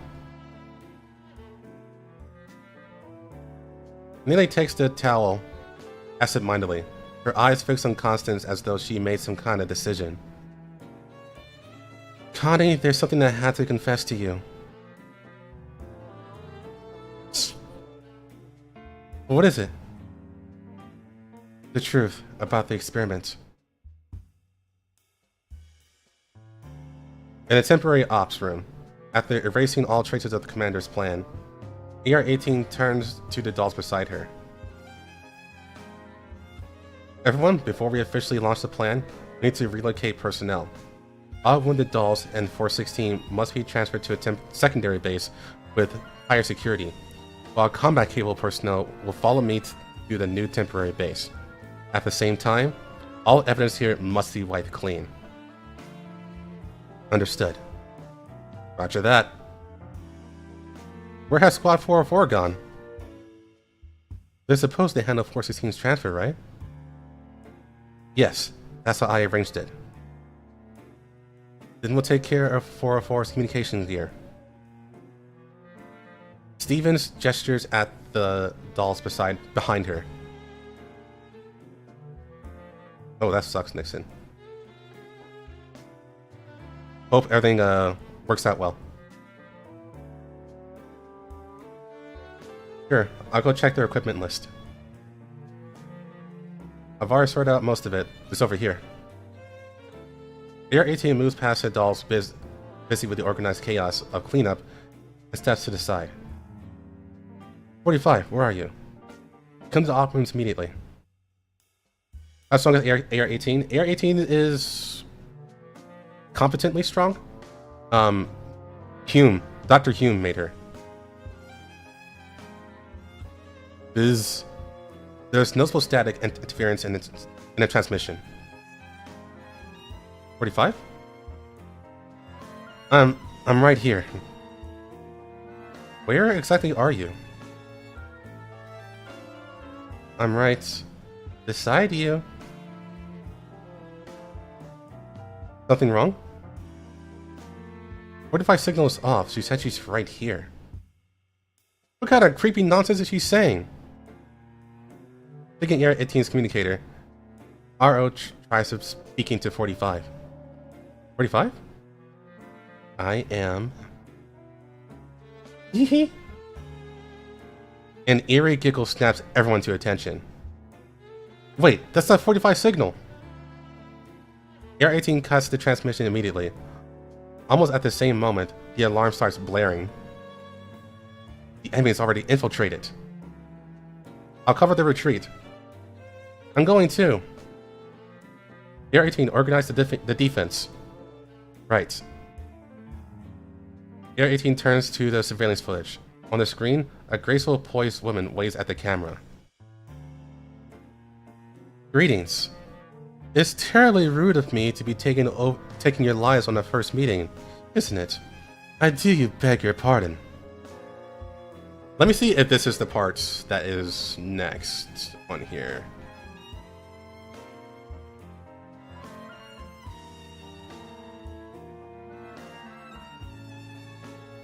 I think after this, it was a fight. I want to say.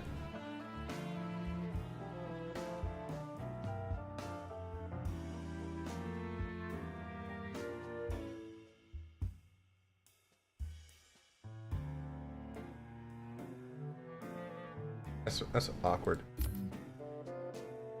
Yeah, I thought this was a fight, so number 5 is next. Oh, no.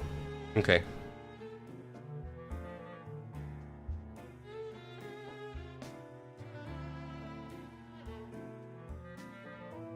It is not allowing my mouse to show up for some reason.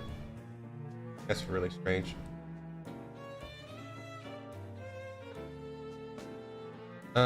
If I do... Always something wrong.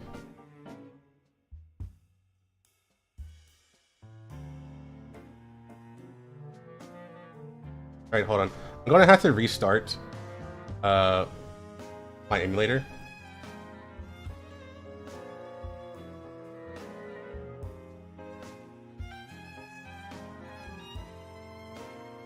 Because for whatever reason, it is not allowing my mouse cursor to show up on the emulator. So I actually can't navigate the screen right now.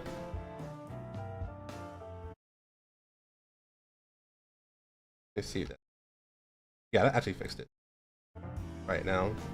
No! It didn't work. Okay, we're going to restart it. Close that out. And I'm going to see if it works. The funny part is we may still need to read on here first, because this may not take us to number 5, but I'm pretty sure it does.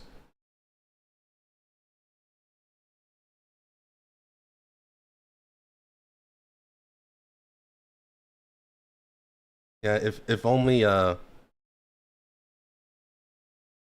Frontline actually worked, right?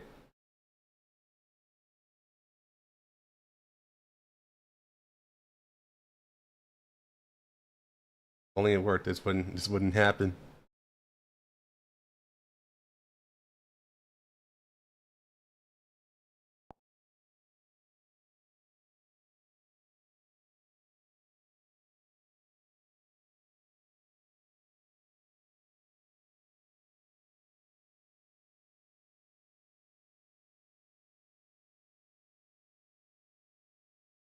Let me make sure that still shows up here.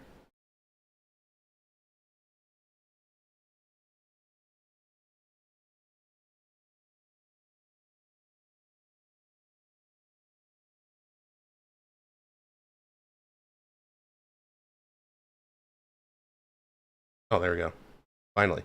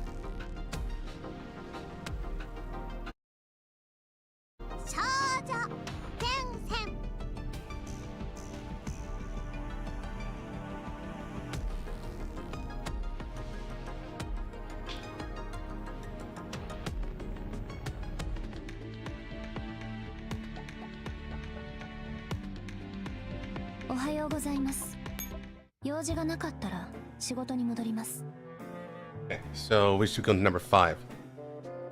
Mouse back. All right. So number 5. I need to check. Number 5 is. It's here. Yeah. All right, we can go back to this. Yeah, this is where we were.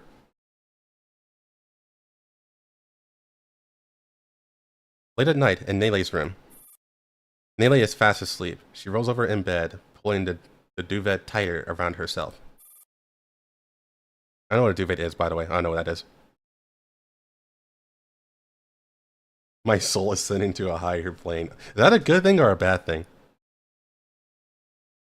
Wrapped in her cocoon of warmth and coziness, she mutters softly in her dreams. Time to enroll in my courses for this semester. The system is freezing again. I didn't manage to get onto Professor Gray's.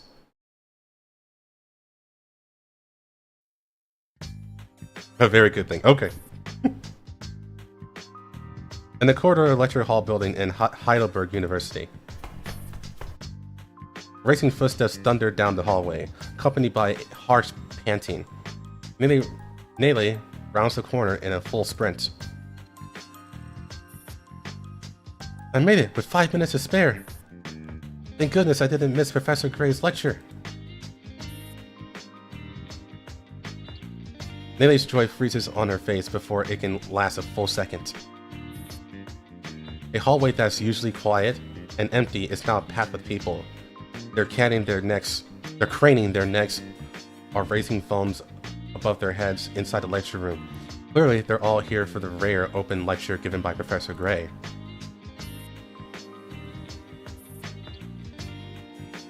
How come I'm still stuck in the hallway even though I came half an hour before lecture is scheduled to begin?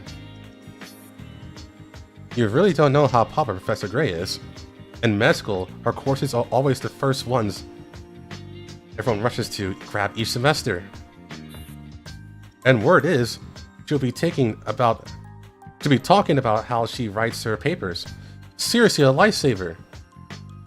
I got zero clue where to start mine. Papers? You mean the ones she just published on functional brain networks and autism? Oh, no wonder this lecture is titled the same. You clearly aren't worried about your paper. Then give me your spot, thanks. Hey, what's your problem? Why are you shoving? The tightly packed wall of bodies ripples, just as Nele is growing desperate. A narrow path opens up before her. Excuse me. Who was that? Who's pushing me? Don't play dumb. You're the one pushing me. Holding her backpack protectively over her vital organs, Nele plunges into the chaos. Like sturgeon swimming upstream, he fights her way through the tide and rocks. Stop pushing! You're about to...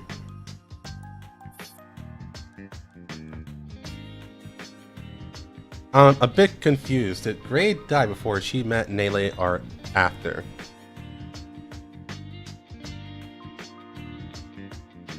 Yes.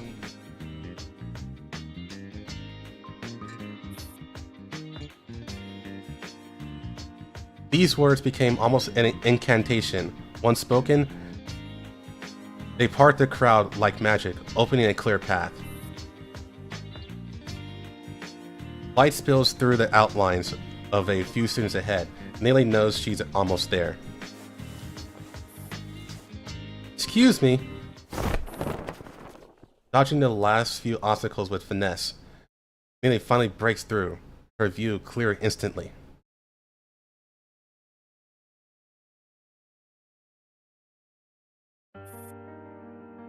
You alright there?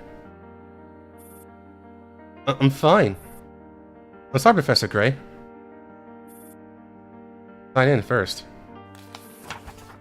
At Gray's signal, her assistant walks over with the sign-in sheet. Please find your name and sign next to it. Actually, I didn't manage to enroll in this course. I just came to sit in unofficially. Whispers start to ripple through the seated students. That's fine. Due to the size of the lecture room, this open lecture had limited registration. I know many students weren't able to get a spot, but still came. The lecture is going to be long, so later I'll have my assistant hand out seat cushions to anyone who had seats. You as well. Please register your name and major with my assistant. Alright. I'm Cornelia, freshman in Applied Physics. Even though Nelia tries to keep her voice low, rumbling erupts from the seated crowd. Applied Physics? What are you doing crashing a med school class? Exactly. Even our own classmates can't get seats, and here you outsiders come barging in. Gray raises her hand, motioning for silence. Everyone, please quiet down. The murmurs stop at once. This new course of mine, Functional Brain Networks in ASD, is an open lecture for the entire university. Students from any department are welcome to attend if they're interested. Cornelia, please take a seat with a cushion. Thank you.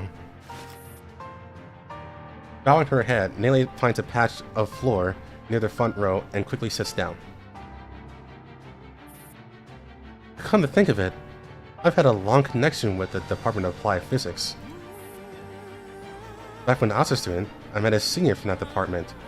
People say talent and hard work rarely come in the same person. But she was the exception. She's talking about Martha, by the way. Even to this day, I never met anyone more gifted and determined than her. While I was still lost about my future, she already had made an extraordinary choice to give up everything she'd achieved in her original major and cross into a brand new field. Let me give an example you'll understand. Gray taps on the student's desk in the front row. What's your major? Clinical medicine. If I asked you to switch to nuclear physics right now, do you think you could turn in a midterm paper? That's impossible. That's way too far removed from my current discipline.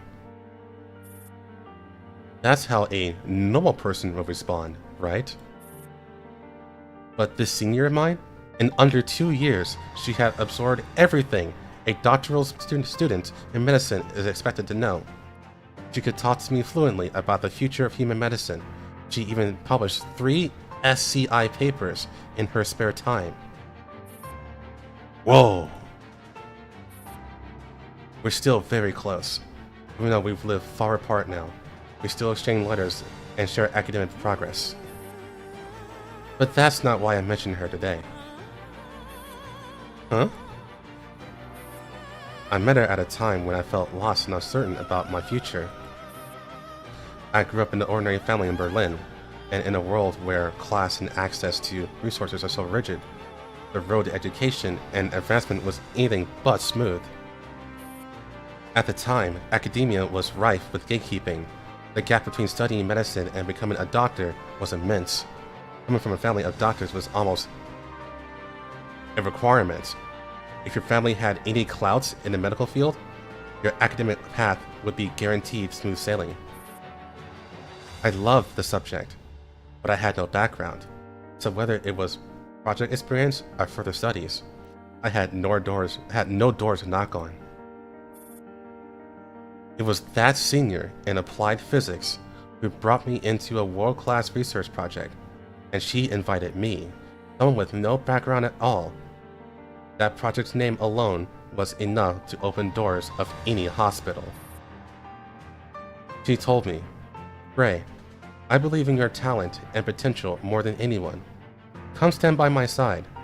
You'll be indispensable to the field of medicine. Just your presence will influence an entire generation."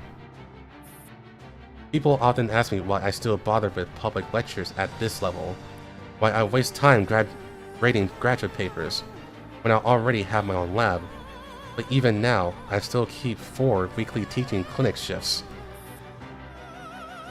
I want to give newcomers a chance, the way that senior gave me a chance. That's my answer. My lab is open for applications to everyone. If you're interested in interning, you can speak to my assistant afterward. I don't care whether you live in a luxury home in Frankfurt or a little cottage in rural Bavaria. As long as you have a passion for medicine, as long as your dream is to heal people, then we are companions. Clap, clap, clap. All previous gripes forgotten, the students burst into unified applause. Now then, let's begin the lecture.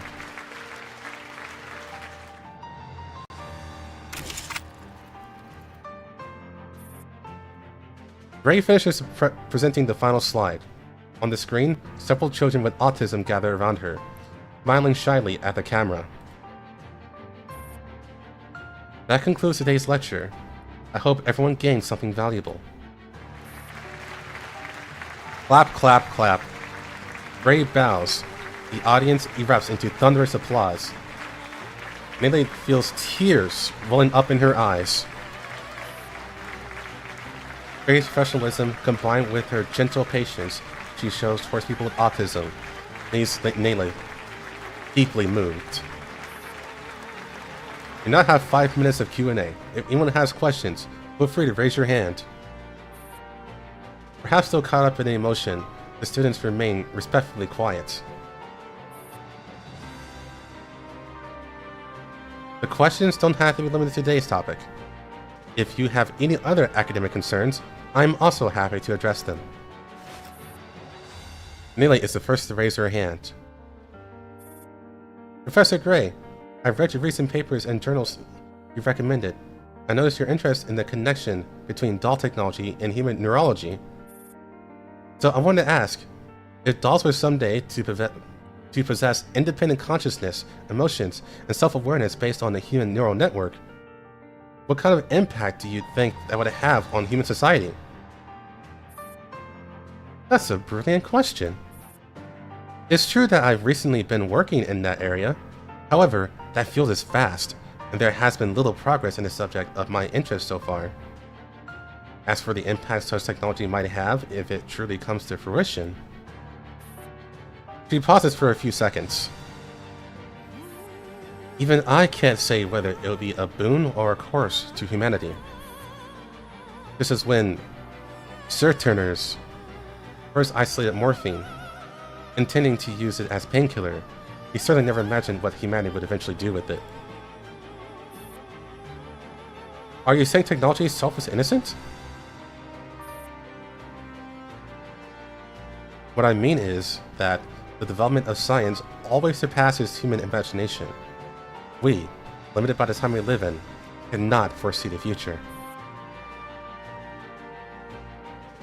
What we can do is commit ourselves fully to what we believe is right in the present.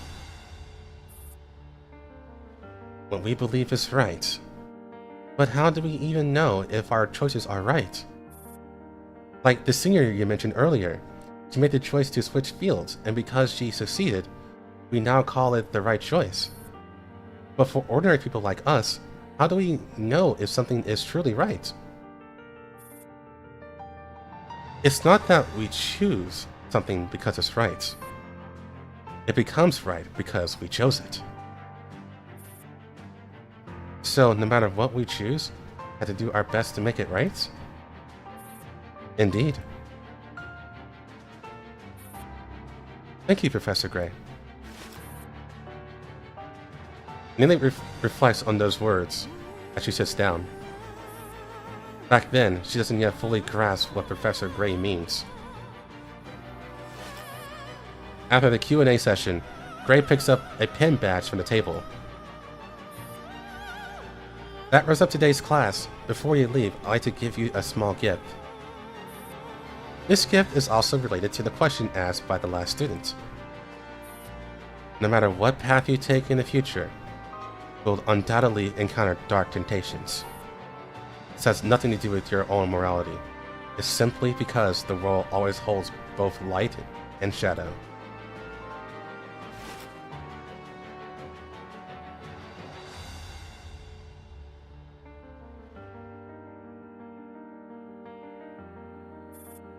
The badge in her hand catches the overhead lights. When darkness knocks on your window, remember, you are here to change the world, not be changed by it. I hope this badge can serve as a small reminder during your moments of confusion. Wow! The students, full of enthusiasm, rush up to the podium, crowding around Gray's teaching assistant until he completely vanishes from view. Nelly hesitates. In the end, she decides against taking the badge for herself. She's just an outsider in the Department of Physics, sneaking into a medical course. It doesn't feel right to take something that isn't meant for her. Schaefer. Nelly looks up in surprise. Something flies towards her. Catches it out of reflex. It's the badge. Professor Gray. Nelly wants to thank her, but Gray has already disappeared among the sea of students.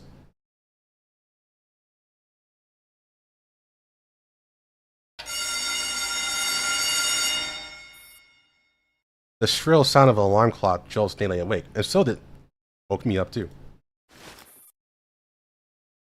The dream hasn't completely faded. She stares down at her empty palm, then jumps out of bed. The badge! She tears through the drawers and shelves in a frenzy. Eventually she finds it, tucked inside the box where she keeps her graduation photos.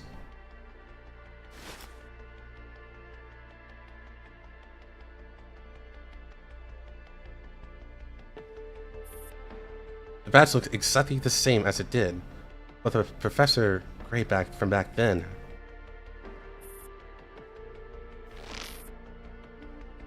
A wave of pain seizes her chest. Nelly finds it hard to breathe.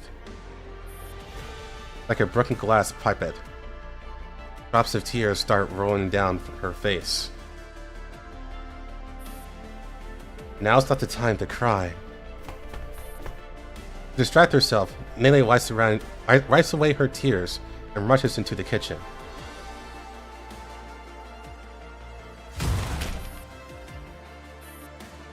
With a pile of food in her arms, Nelly practically kicks open the door to the storage room where Jay is being held. Agent Jay, time to eat. The fuck? Jay groggily pulls himself up from the floor and glances at the clock on the wall. Jeez, it's 3:40 in the morning. What kind of meal is this supposed to be, huh? Don't want it? For Nelly's cold tone, red-rimmed eyes, and the faint smell of alcohol, Jay decides this is not a good time to provoke her. Fine, I'll eat. Jay carefully watches her expression while unpacking the food she brought. What's the matter with you? Nothing. Did the commander piss you off? Hey, that's just how he is. Cold as ice, always ignoring messages, making you sick with worry and furious with him. No, the commander's helped me a lot. And replies to my message pretty quickly, actually. Then what's bothering you? It's just... I decided to do the right thing. The right thing? Yeah. My teacher taught me to do what's right. Whatever. I can already tell you don't plan on elaborating. Then tell me about this teacher of yours. Did you treat her to lunch often? Not really. What the hell did the commander do to him? The commander punched him so hard that he got knocked out in one hit. That's what he did. People who offer you food out of nowhere are usually up to something, don't you think? In a way, you're damn right. But back to your teacher. I first learned about her through her paper, a discussion on the a discussion on the medial prefrontal cortex and its impact on ASD. You probably heard of it. It's quite renowned. Although back then, I thought the research prospects in the superior temporal sulcus were much more promising. Hold up. Was that last part even in human language? What do you mean? Anyway, I had that belief because at the time, popular studies showed that in a typically developing populations, the gray matter volume of the superior temporal sulcus was related to the person's mental and I don't care. But soon I realized I was completely wrong. My teacher's lab published a paper showing through structural MRI that no such correlation exists in ASD individuals. Okay, that just sounded like plain gibberish to me. Nelly downs a beer and cracks open another can. Don't worry, I'll explain slowly. Let me start with a breakdown on that paper.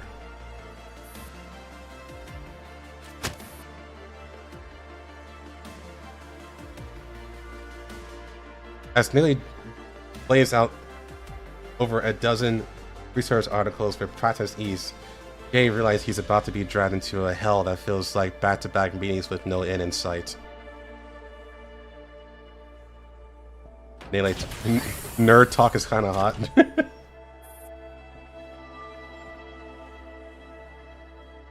Having found some calm through analyzing the research, Nelly finally leaves Jay alone and makes her way to the lab. She opens a comm line to the commander. Commander, it's me. I'm listening. Starting tomorrow, no, today, I'll officially begin the experiment on Professor Gray. I'll ask you one more time. Are you sure about this? Yes. Please help me get in touch with Professor Persica. I need her help. Alright. I'll let her know and have her contact you. Sorry to disturb you. No problem at all. After ending the call, the grief finally begins to overflow.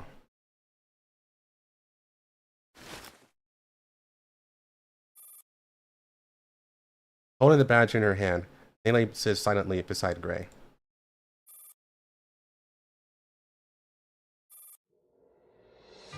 Professor, am I walking the right path now?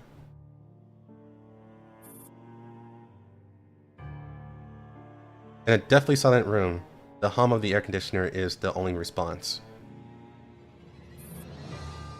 I followed you for years, from applied physics to clinical medicine. But I couldn't even tell when you're replaced. Nelly lets out a dry, bitter laugh. The badge in her hands reflects the sterile, white light of the room. If you knew what I'm about to do to you, you still have helped me so kindly back then? As Nelly sits motionless in her chair, she can almost hear the faint sound of the lab coat shifting. Just like back in the professor's lab, when she was focused on an experiment, Professor Gray would sneak up quietly from behind to check on her progress, only to be betrayed by the subtle rustle of her coat. She was always associated that sound with Professor Gray, attentive gentleness. What we can do is firmly carry out what we believe is right. Once again, Nelly feels Professor Gray's warm hand wrap around her own.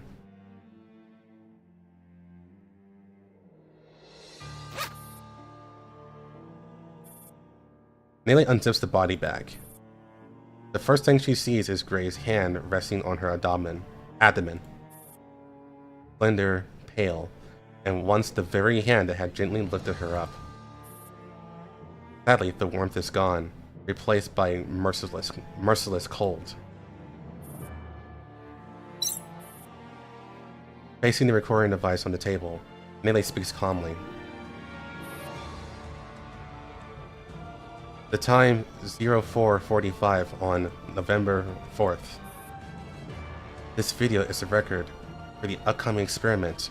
The autopsy will be conducted by Cornelia Schaefer. She wipes the grime from Gray's body with a sterile cotton pad, taking care to be as gentle as possible. Initial cleaning is complete. I will now examine the modified parts of Gray's body. Starting from Gray's head, Nelly carefully parts her hair, searching for surgical traces. Confirmed craniotomy scars. Specific procedures unclear at this point. He moves on to the neck, shoulders, and arms, then gently lifts Gray's hand. Left arm is missing. The right hand has been modified, with an incision between the middle and right and ring fingers. The lab door opens. Nelly looks up in surprise. Honey? Constance, already changed to her surgical scrubs, finally looks at Gray on a table, then at Nelly's bloodshot eyes. I thought you wouldn't come. With the sudden change in your plan, the experiment might not be finished in time, even with 2 people working on it, without sleep. Constance sets down her bag and puts on her lab coat. Besides, if I don't help you, who else will? Thank you, Connie. Constance smoothly takes over the task of recording. I still don't understand why you want to do this, but I know you believe you're doing this right thing. I believe you're doing the right thing. And you've always been a stubborn mule when it comes to your principles. Alright. Enough talk. Let's get to work. The prospect of doing lab work together with Connie hits Nelly with a strong sense of nostalgia. Finally, she allows herself a small, genuine smile. Okay. As the 2 of them dive into the preparations, dawn begins to seep into the night, revealing the silhouette of the hidden sun. Okay. Yeah, she is a real one, for sure.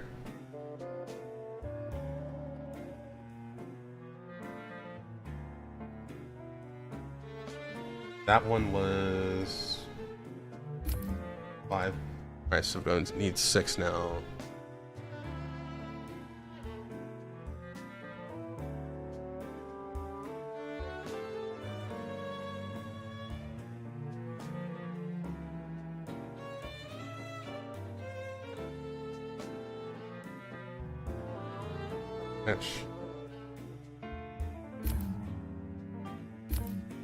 That's 19.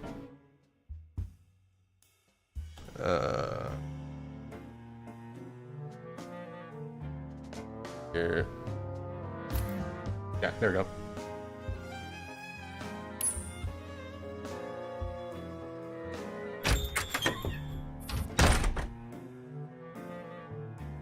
Inside the bar at Stasi HQ, Wiesbaden District. The server bows respectfully and leads the guests into a secluded box.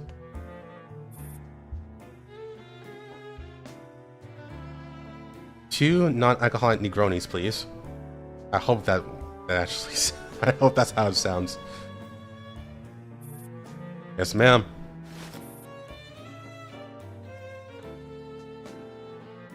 The server soon returns with 2 glasses filled with pink liquid. After putting down the drinks, he leaves the box in silence. I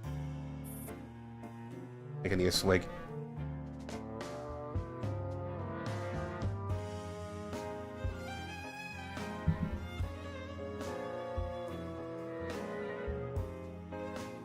Now that they will no longer be disturbed, Rami picks up her glass and gives it a swirl. I hope my order is to your taste, Colonel Felix. Non-alcoholic Negroni. That is what I expect you to order, Miss Rami. You did say once that you like to keep your work and recreation separate, and that you don't drink on the job. So I'm still on the job right now? I'm guessing you don't like any of the bars in the West Bottom District, especially one so close to the White Zone. This is practically a staff's canteen. Since we're having a meeting at what's basically a workplace, we're on the job. But at your rank, are you ever not on the job? You're just like General Reifenstahl, so thoughtful and always on top of things. Speaking of which, how has the General been doing lately? My father is in a pretty good shape. He's taken to going on walks and fishing since he's retired. Apart from some old injuries, he's doing great. That's very good to hear. With a daughter like you, I'm sure the General has nothing much to worry about. What about you, Colonel? Is there anything that troubles you? I just had to keep the Hugo Urbaline Guard Regiment in check. Other than that, there's nothing else for me to worry about. No wonder they say Geno's... These German names. Schweinsteiger is the foundation. And you had the sturdiest chunk of granite on that foundation. The Eberlin Guard Regiment remain loyal to the Socialist Unity Party, and we accept the leadership of every party chairman.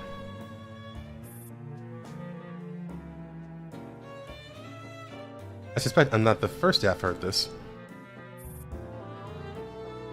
You're obviously not the first to have asked me that question, nor will you be the last. And no matter who comes asking, my answer will always be the same. Even if the party falls apart? Miss Rami, what I'm about to say may sound a bit blunt, but I speak from the heart. I am a natural-born soldier, not a natural-born politician. When the party is in disarray, the Eberlin Guard Regiment is the best holy sword. When the party falls apart, we are the empty crown. You promised General Reifenstahl that you would no longer get involved in military affairs after entering the civil service. I am still keeping this promise.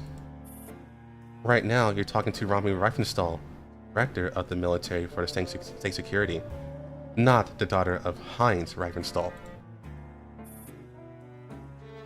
Now, what I want to discuss with you is not the affairs of the SED. It has become a national issue concerning the German Democratic Republic itself. Regarding the progress of the URNC, I think you and I are both clear that no one can stop history from unfolding. Just like slavery, no matter how prominent it once was, it is destined to be left behind in the march of history. I have the right to remain silent on this matter.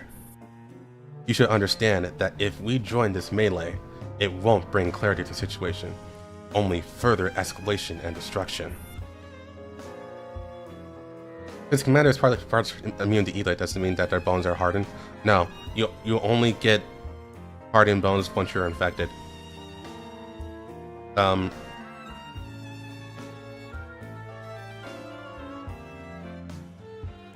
Yeah, I'm pretty sure the bones start hardening once you're like too far gone. That's when the late stages happen. During the early stages, you actually just straight up die. So only the ones that actually get the hardened bones and the extra strength stuff are the ones that actually last long enough to reach that state. The majority of people actually die early on.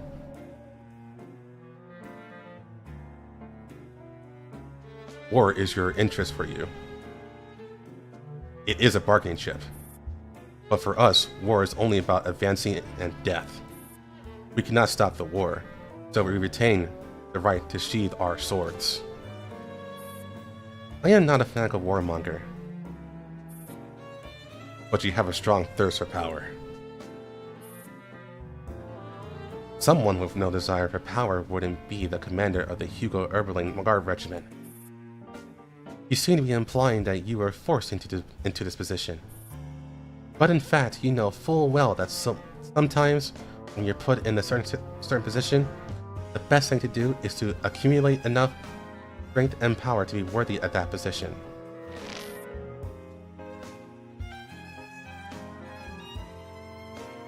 It is a cliff with no way down. Either you climb or you die. Sorry, I'm not a bureaucrat. I don't have the gift of eloquence for negotiations. Felix drains the content of his glass. Then he turns the vessel upside down to show that he hasn't left a single drop. Looks like I finished my drink. Felix rises to his feet and bows slightly in apology. The frame around a large oil painting hanging on the wall behind him suddenly lights up. With a soft mechanical hum, the frame swings off the wall. Felix slowly pulls the frame all the way open, revealing an intricately constructed room. The man isn't sitting inside, drinking on his own. Secretary Grog! Felix slowly returns his seat. The man in the hidden chamber stands up and walks over to join him with a smile. Rami makes her way to the entrance of the box and gestures towards the server at a distance. 3 Negronis, please.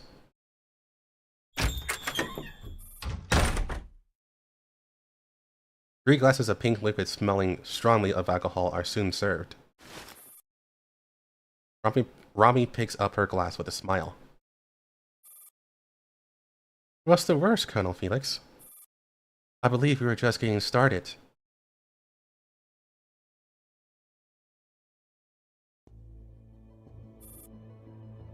Rami's office.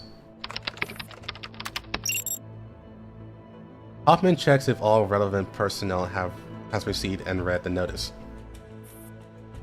Across the table, Q is leisurely sipping her coffee. The justification, specific measures, and inspection methods for restricting the security within the White Zone are all clearly stated.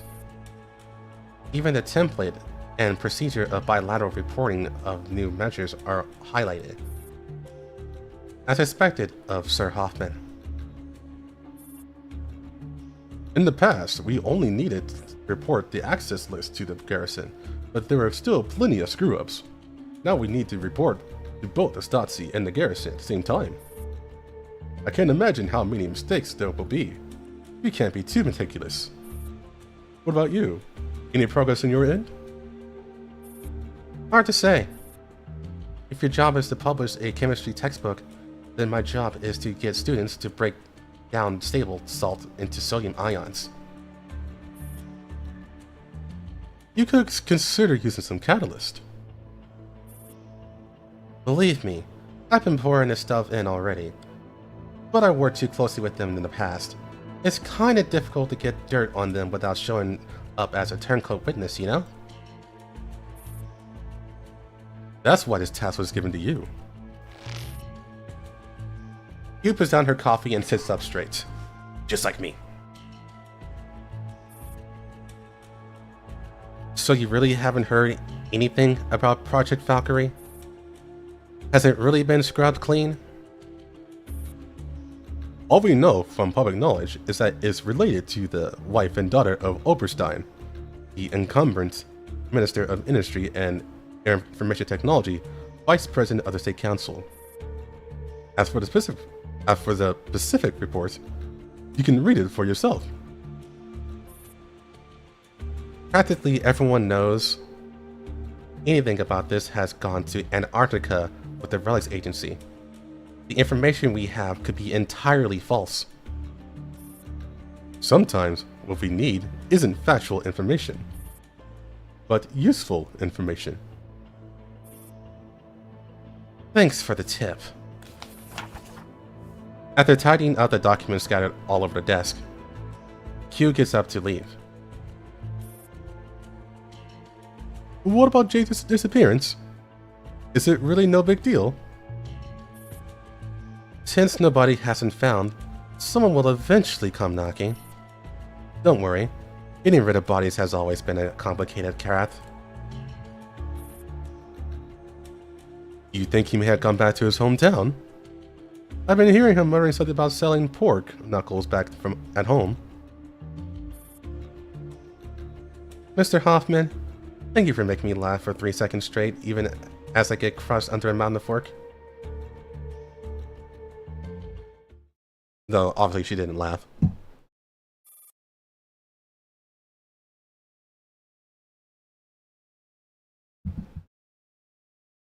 In the temporary command room, a call request from an encrypted comms channel. Commander, it's the Earl.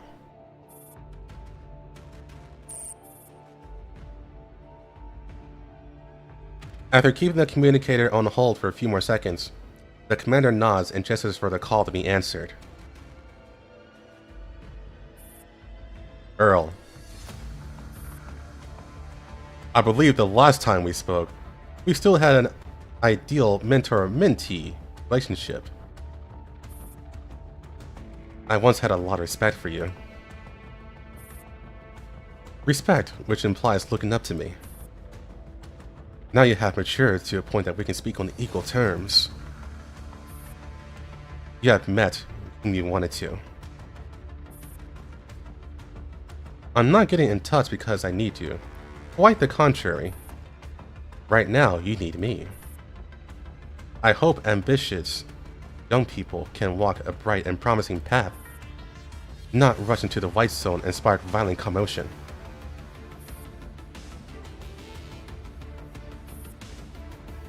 Your current situation is no better than when you were trapped in the black zone. If anything, it's worse. But even so, I'm still willing to offer you help, just as I did in Avernus.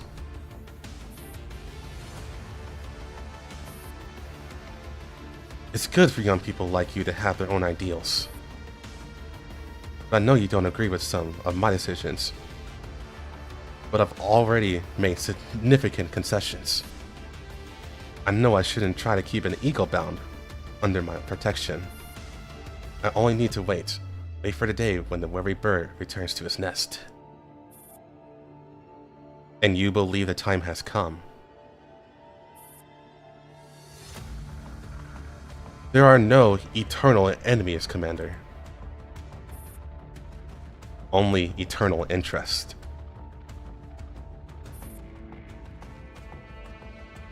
What we went through was merely a small internal conflict. It wasn't fatal. Our interests are bound together, and our positions are aligned. No matter what happens, Griffin and Kruger stands behind you. That holds true for you, for Kruger, and for me. Then what's the plan this time? I sent you from the Neo-Soviet Union to Berlin because of Mordo. Yes, and this mission has revealed to me a glimpse of the real world. Young people are always so full of curiosity. Will you tell me the truth? No, you must unearth it and find it for yourself. That way, you will find it easier to accept. If you wish to find out William's true identity and what he intends to do, you must first get to the bottom of one thing: Project Valkyrie. Maybe I don't even care about the whys and the whats anymore. I just think he needs to pay for everything he's done. The choice is ultimately yours. If you want to learn the truth, investigating this is the only way. If you want to eliminate him, then I can offer you one last bit of help. Rami and I aren't exactly close, but the Stasi has already taken one step towards us. Given your current situation, it would benefit you greatly if you could secure the Stasi's cooperation. Thank you, Earl. Finally, some genuine words from you. The Earl terminates the call. After pondering for a moment in silence, the commander turns to AR-18. By the way, I love it whenever Griffin and Commander just has a conversation. It's like pure cinema. For like 5 minutes straight.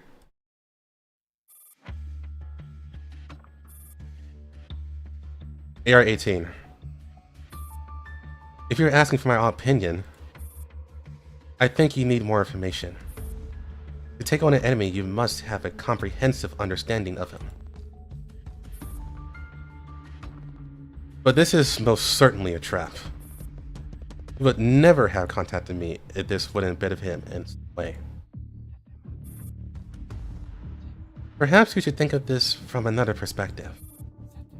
Instead of worrying about how this would benefit him, consider what you want to accomplish and whether this would help.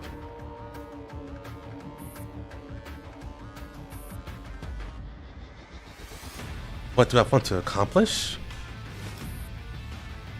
The commander unconsciously drums his fingers on the desk. The chaotic rhythm betrays his unease. In the very beginning, all I wanted to do was expel Sanguis fairy forces so that the Griffin base could operate in a safe and stable environment. Then, I wanted to save the AR team. I wanted to save Moklian. And I wanted to save Ange. But now, even I don't know what I want to accomplish. I think I've been stuck in a quagmire for so long. I no longer remember the days before I stepped into it. And I can't recall where I'm supposed to be headed.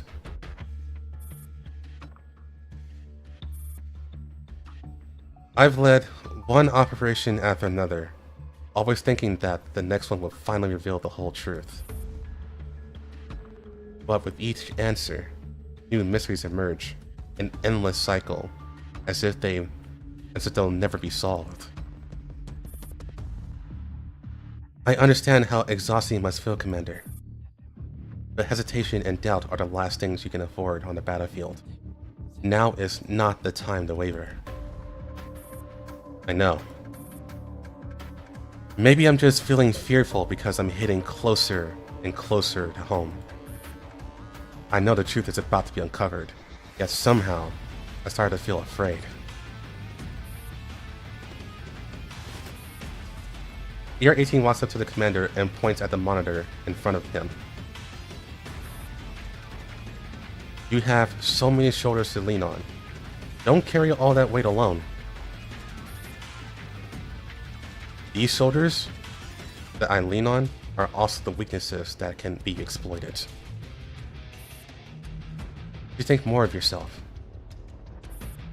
You're right. Rather than worry about the others, I really should focus more on myself. What I am really after on this trip. What am I really after on this trip to Germany? Who am I fighting for? What am I fighting for?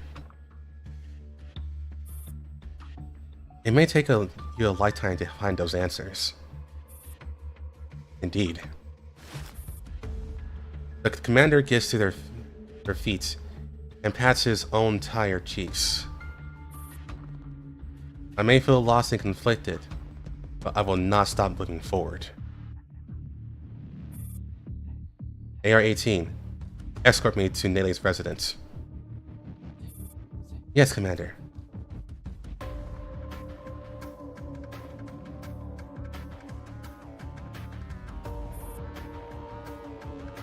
In Nele's rented flats. Jade looks as fatigued as the commander. They stare at each other in silence. Finally remember you had to deal with me, eh, Commander? How are you going to deal with this then? Griffin's way or StaSec's way? No need for this game of probing between us. I'll cut straight to the chase. I need you to help me contact Miss Romy. You think you got a bargaining chip to negotiate with Romy? You have no idea what you're dealing with. And she isn't the only terrifying woman in Stasi. I would like to make this deal, not a declaration of war. You're just an ordinary PNC commander. Rami is backed by the Socialist Unity Party and the German Democratic Republic. The American way. To put it plainly, the final boss that you want to fight, the mastermind behind Paradise, is also part of the Socialist Unity Party. No matter how confident you are in your plan, I urge you to just give up. No. When Miss Rami handed Task Force Defiance Neural Cores over to me, I knew we would work together again. If I remember correctly, hadn't she already helped you back in Avernus? If not clear enough, she can't openly antagonize him. He is the vice chairman of the Socialist Unity Party, someone who sits in the first 3 rows. When I first saw Miss Ramis at Paradise Underground Plant at that time, I could immediately tell that she's an ambitious person. There's no way she's satisfied with her current position. That's why I want to take a gamble. Have you gone mad? This is what I must do for a small fry like me to survive at the table. I am willing to bet that when it comes to dealing with Paradise, Miss Rami will take my side. You must have found out already back then that Stasi was involved in those 2 production chains. Which is why I must speak to Miss Rami directly. Her path upward allows no room for mistakes, and this is the perfect time to clean up that mess properly. The commander tosses a communicator to Jay. I just hope you know what you're doing. I've never been more clear-headed. I have a plan, one that will not only allow you to return to the Stasi without issue, but also help you clean up the shady dealings between your people and Paradise. And most importantly, I'm going to cut off one of Paradise's arms and sabotage Project Cocoon.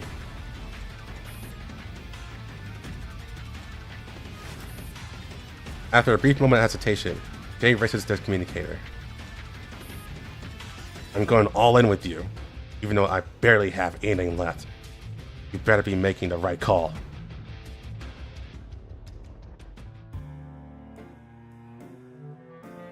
Alright, that's 6? Get out 6, so 7's next.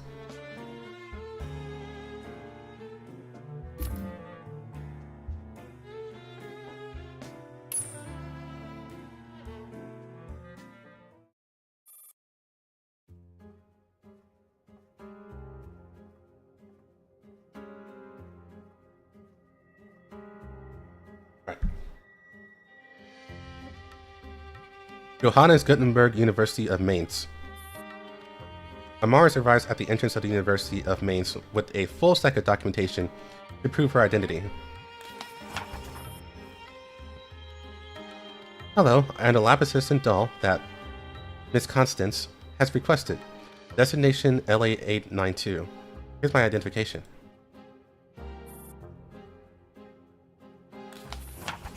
Not bothering to hide his distrust at all, the security guard takes the documents and scans them in detail. Even though the security system is not flagging any problems, the security guard summons 2 more colleagues to conduct a search on Amaris. After confirming repeatedly that there is nothing suspicious about Amaris, the security guard has no choice but to let her through reluctantly. Get in. Thank you, sir. Amaris makes for the laboratory building. From the corner of her eye, she can see 2 security guards following her from a distance while pretending to be on patrol.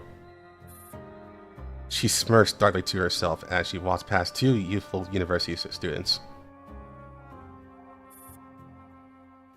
Hey, look at the color of her past. She seems to be a doll. Wow, to think there are still dolls sauntering around on the streets. I thought they all been taken into custody.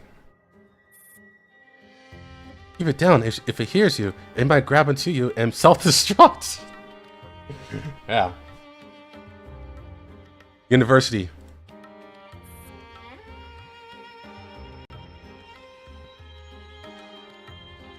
Must have at least passed the security screenings to be allowed onto campus, but we should still keep our distance.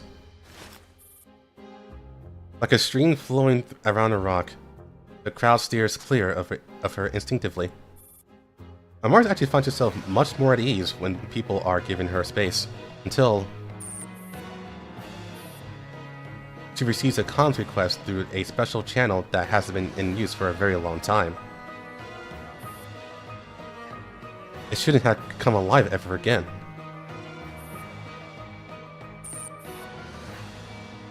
Like a spirit that refuses to rest in peace, the urgent beeping of the incoming comms request shows no sign of stopping. Who's this? It's me.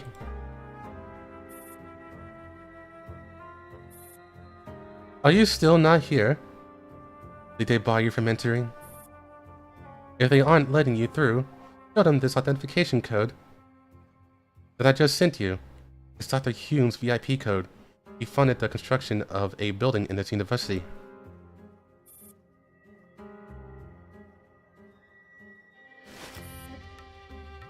Hello? Say something! Strange, the signal is clear. Surely a legendary doll can handle a few security guards at the entrance herself, right? I'm in. I'm on my way. But why are you using this channel? Can you have used the regular one? I saw that this is the most secure comms channel in your system. What's wrong? Does this channel charge extra or something? Don't worry, I'll pay for a monthly plan.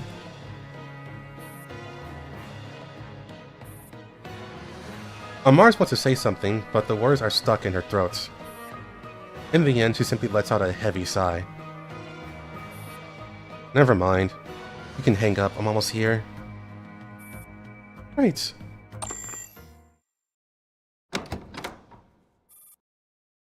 No, I'm not gonna lie, I really like Stevens. VIP Lounge, Johannes Gutenberg University of Mainz. Following the instructions given by Stevens, Amars enters a lavishly decorated room. Stevens is enjoying her afternoon tea. Good afternoon, Amars. From here,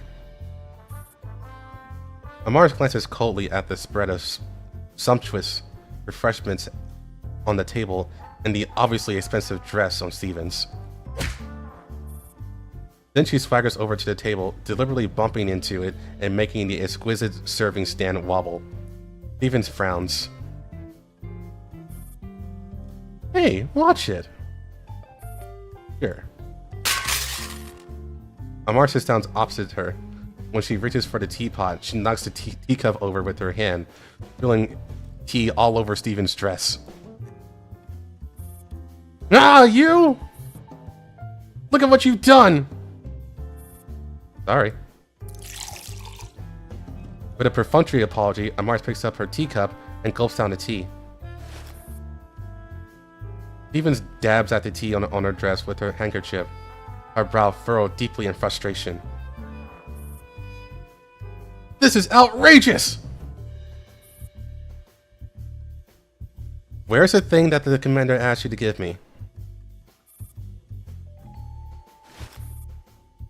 Stevens is still incensed, but she nonetheless produces a box and places it in front of Amars. Here. Amars opens the box, which contains a thin metal tag.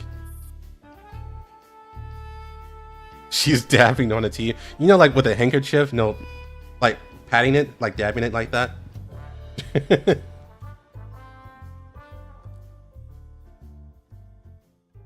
Is Ileana's ID tag the only thing she has left behind?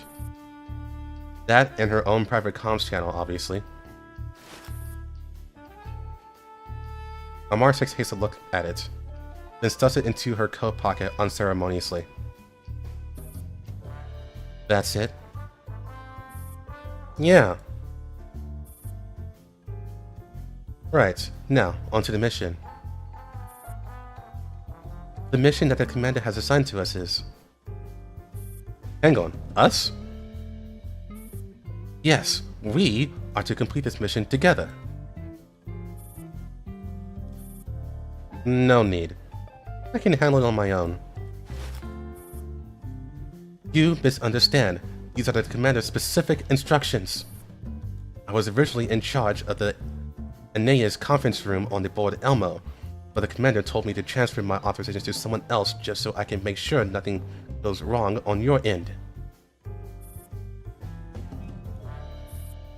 Now, let me continue. The mission objective is to ensure Miss Nelly's personal safety and assist her in completing her experiment.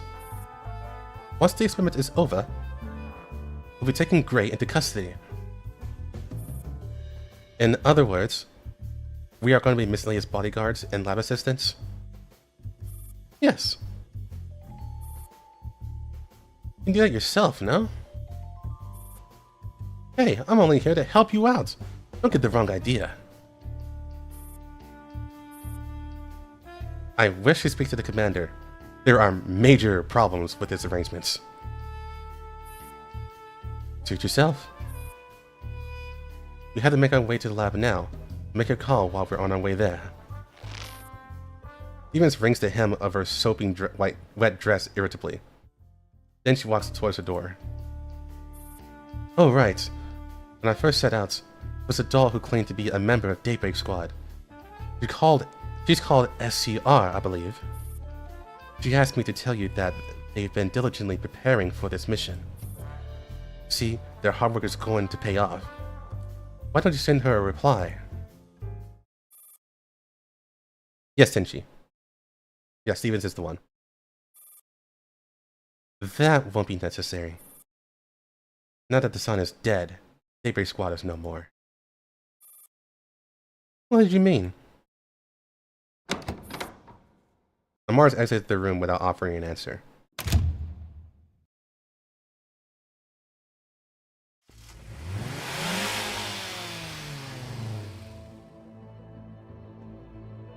Frankfurt District, on the way towards the city exit checkpoint. Bridget mutters to herself as she flips through a thick stack of documents. Isn't she dead? She did die, yes. But, effectively, there is a copy of her. You know how dolls work. Even though a doll truly dies, there's always... You can always just rebuild one. So there's a new version of her, and she's called SCR. Bridget mutters to herself as she flips through a thick stack of documents. I really don't get it. Don't get what? What's with the sudden change in its attitude? During the last meeting, Q asked Edith and Dagmar to turn the Elmo upside down and scour every corner of anything that's remotely valuable. Now she's telling us to restore the Elmo to exactly the way it was. You're right.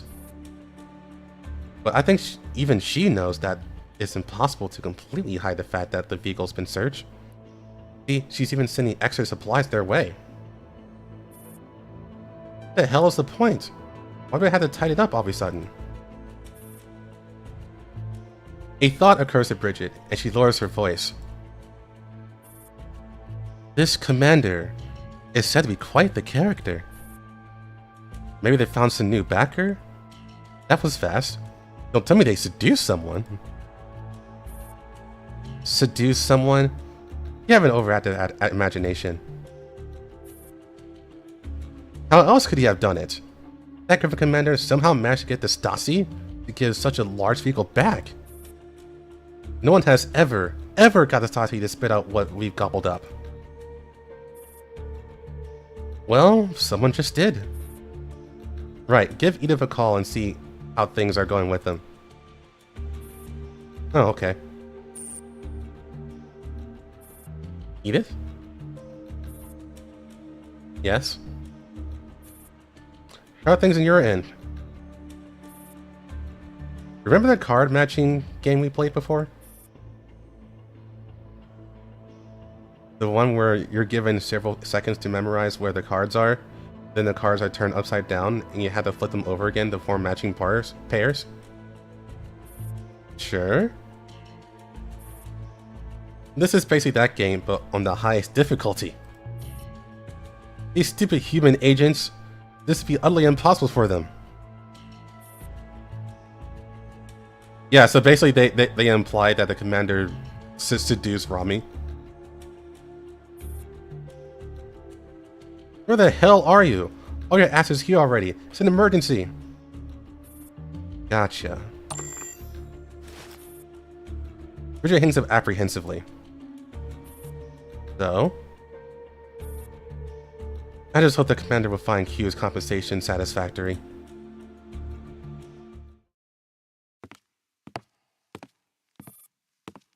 So basically the conversation between the commander and Rami went really well. In a corridor and the laboratory building, Johannes Gutenberg University of Mainz. With extreme reluctance, Amaris enters the laboratory building with Stevens. I told you, I'm on an even more important mission, so why are you dragging me along for this kind of menial task? Surely you can find someone out of all the dolls at Griffin who is more suited to be a bodyguard? Also, I demand a change in partner. I have already explained the reasoning behind the arrangements. If you need to refresh your memory, please review your neurologs. I know, I heard you just fine. If I can't ditch this mission, at least give me a different partner. There is no better candidate than Stevens for this mission. Just because Dr. Hume donated money to build a thing on this campus? Your request for a change in partner is rejected. Is there anything else? It's just freaking like you to pretend you didn't hear a word of what I just said. Since you have no more questions, please execute the mission to the best of your ability and check in with me regularly to report your progress. The comms line cuts out ruthlessly. Mars is about to blow up, but after sitting in silence for a moment, she finally puts down her communicator. Judging from your face, I suppose it's a no. Mars ignores her and quickens her pace towards the lab. Hey, why are you taking this out on me? We just met for the first time, didn't we? Seriously, what did I do to piss you off, weirdo?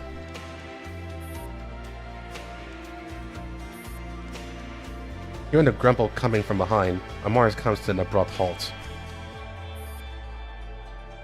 Am I being weird? You used the restricted comms channel without permission, and you're acting like you have every right to do that? Is this just like me using that encrypted channel? I told you, I only used it because it was highly secure. If it bothers you so much, I can just set up another encrypted channel. Amar slowly turns around and looks Stevens right in the eye. When you hacked into that channel, did you not pay attention to who the original user was? Let me see. Amar fishes out the metal tag from her pocket and shows her the name etched on the surface. Ileana. That was an exclusive comms channel between Ileana and me. Realization dawns on Stevens as she draws the mental connection between the doll standing in front of her and the impassive face on the screen on the profile. Sorry, I offer my sincere apology. I didn't know it belonged to Ileana, or that using it would make you angry. If I had known the two of you were so close, and that the ID tag and the comm channel were both hers, I would have never been so callous. Stevens apologizes profusely, but Amar's face contorts with an inexplicable displeasure. Who says we were close? Huh? I hate her. Use the comm channel all you want. I don't really give a damn. From now on, contact me through this channel. And this channel only. You hear me? What? Then why the hell did you flip out to begin with?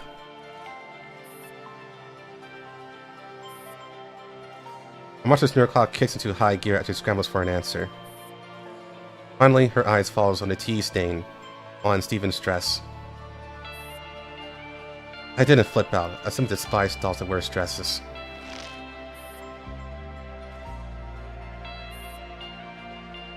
Steven's rage was almost reached to boiling point. I haven't been so pissed off since Irma. Well, congratulations. Here I am.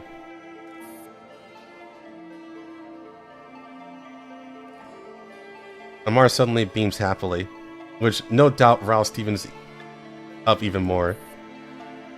Just as this confrontation is about to turn to an all-out war, the door at the end of the corridor opens, and a tired-looking woman pokes her head out. Me too. Hello, ma'am. We are the assistant dolls that have been assigned to this laboratory. Took you long enough. I'm Constance. Please come in. Women, am I right? I gotta use the bathroom.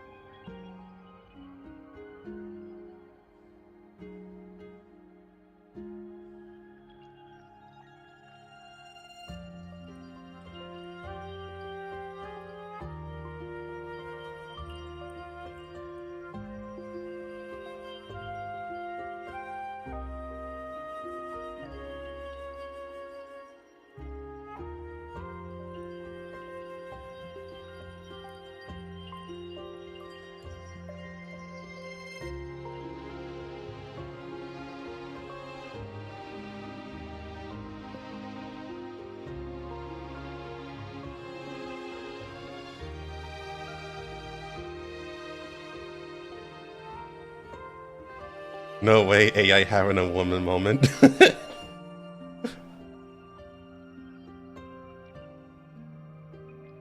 I'm so happy to see this complicated feelings toward Eliana. Well, they were sisters, and they were really close before that moment happened. Also, we got... Some of you may not know this, but the ones who do, of course, we gotta keep in mind that Amaris' mental state has always been kind of fucked up. And the whole thing with Eliana made it worse. Amaris leads the way into the lab. The moment she enters through the door, she notices the state-of-the-art equipment strewn all over the place. The mess reminds her of Cheryl's bedroom. Stacks upon stacks of lab reports and reference materials pile up into a paper fortress. Unwashed lab containers are almost overflowing from the sink, and hazardous materials marked with warning labels are scattered carelessly across the table. Wrapping up this round of experiments, Neela is inside. Go discuss the next steps with her. Of course she is. Yeah.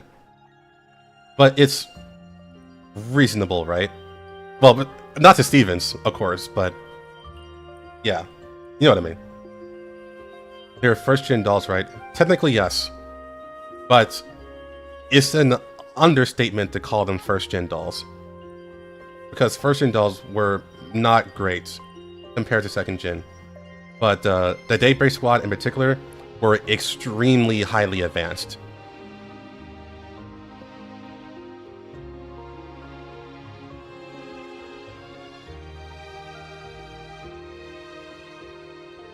Sure, Miss Constance, you look very tired.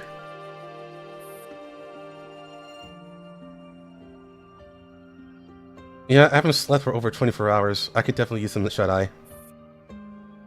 Wake me up in an hour. Constance has already passed out on a simple folding bed before she even finishes her sentence. Miss Constance? She's already in a deep sleep.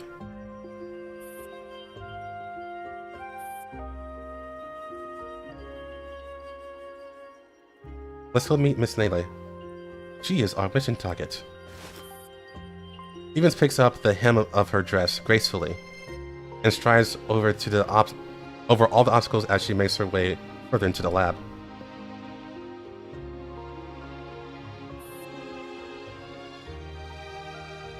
Soon, a human who fits the target's description comes into view. Are you Miss Nele?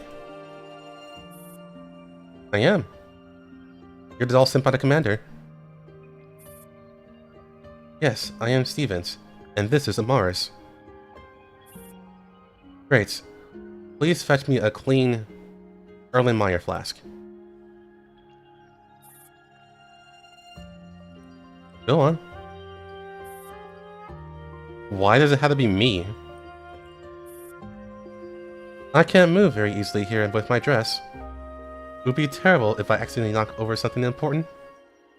Or knock over some important equipment.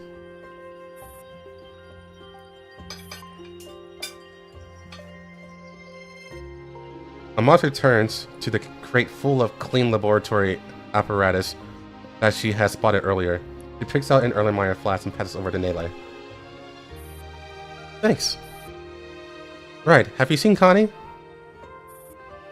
She's too tired and needed some rest. Don't worry, based on my observation, her body signs appears to be stable, and she is no risk of dropping dead. Alright, then you have to give me a hand before she wakes up. No problem.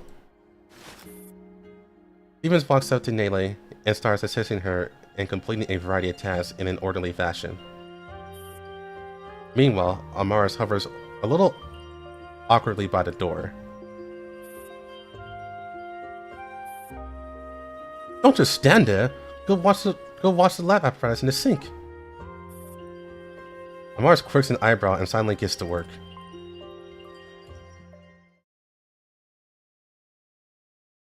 That Monster Energy drink. All done. If you're done washing those, here's the next batch.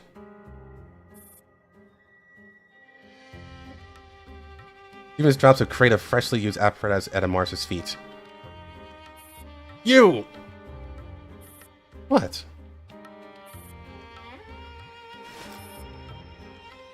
Amaris puts down the container in her hand and turns to face Stevens. Hey, lady! I should be fighting Paragus in the front line right now, not playing nanny here. Only came because AR-18 insisted that we were short on manpower and that it had to be me. I want a much more important mission. What mission? The mission that Daybreak Squad has yet to complete. But didn't you just say that Daybreak Squad is no more since Aelion is dead?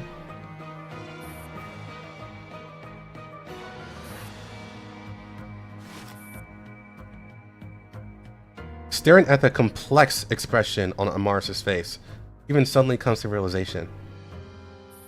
So... enough. You don't know the first thing about Daybreak Squad. So what is Daybreak Squad?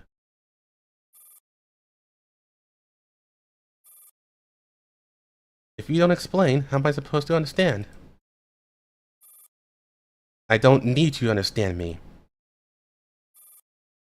I have no desire to understand you either, but we're teammates now, and I have a responsibility to get to know my teammates.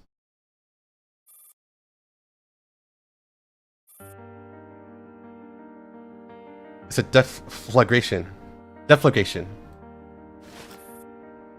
Millie, who's been engrossed in her experiment all this time, suddenly raises her head. Deflagration? A subsonic propagating combustion wave. The other members of Daybreak Squad functioned as fuel. Only through their complete consumption under specific triggering conditions could the deflagration be initiated. And Eliana was the doll chosen to initiate the deflagration. The entire squad was formed just for Eliana to... How do you know about this? Millie points at the stack of documents in the distance. Amaris makes her way through the obstacles in her way and picks up a sheet of paper. Miss Nele, aren't these all top secret documents? That's right. What you have in your hand is information about the Evangel Axis, led by my teacher. That over there is the latest edition of Dr. Hume's Human Intelligence Research, kindly provided by Stevens. The stack in the back is Dr. Shaw's research, and the pile on the table in front of you is Professor Persica and Liko's research.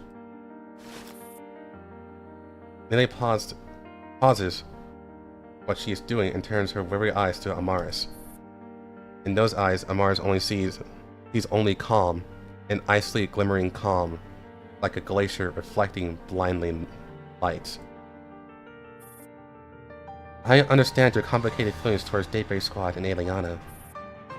This isn't something that can be simply defined as love or hate. I'm trying to reawaken my teacher. Before she was transformed into a Nido, I respected her deeply and strove to follow in her footsteps. But as a Nido, she did all kinds of things that she would have found deplorable in life. And now, as I set eyes upon her remains, I don't quite know how to feel about all this either. I fucking sat up hearing that.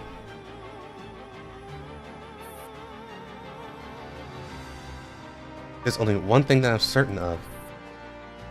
Paradis took everything from her. Her life, her reputation, her innocence. I want to clear her name, to wash away the injustice she suffered. But to that, she must be brought back once more, in the form of a Nido. Staring into Nele's eyes, Amaris can't think of anything to say. If it weren't for Paradis, none of us would be here. You'd be on the front lines, fighting as a military doll. I'd be in a lab gathering data as a researcher. Neither of us would be forced to stand here against our will. I understand. I just want you to know, this isn't the rear. This is the front line. The front line in the fight against Paradis.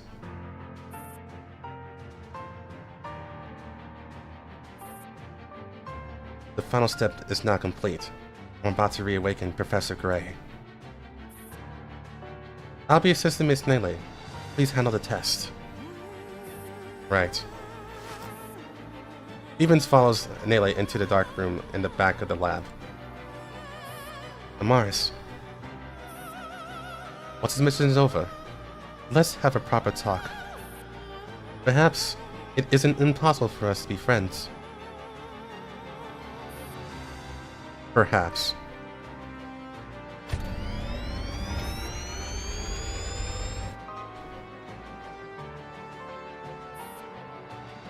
As the machine powers on, Amaris feels as if she could already hear footsteps from the depths of hell.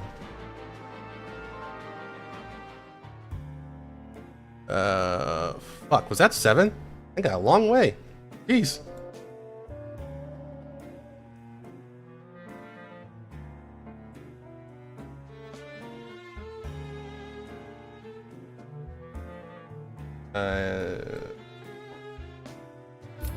Yeah, this was 7.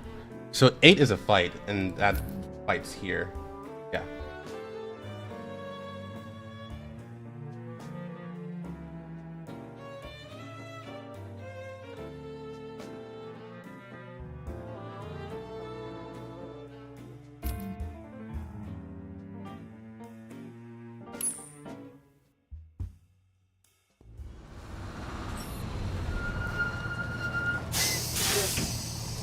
Outside Frankfurt Airport, Sterling waits patiently for their turn to enter the airport parking lot as car after car inch forward.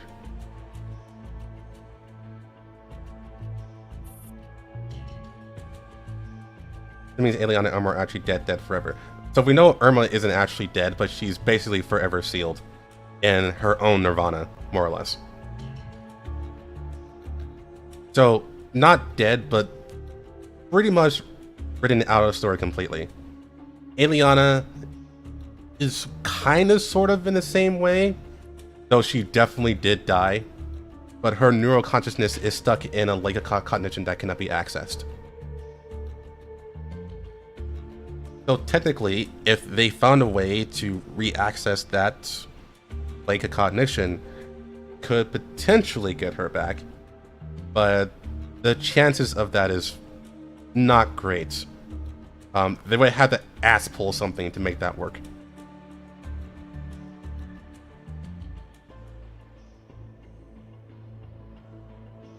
Emma was handed over just like that. What, you miss it? Just feeling a bit sentimental. Hope we didn't leave anything unfixed on board. He didn't do much anyway. He just severed the power to the refitting room and repair bay to prevent a riot and tried to hack the system, right?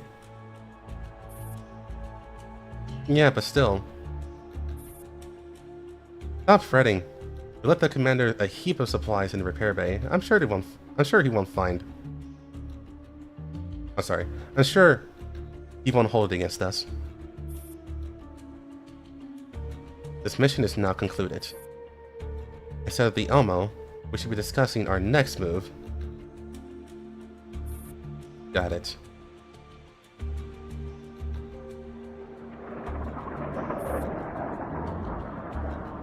Cargo hub, Frankfurt Airport.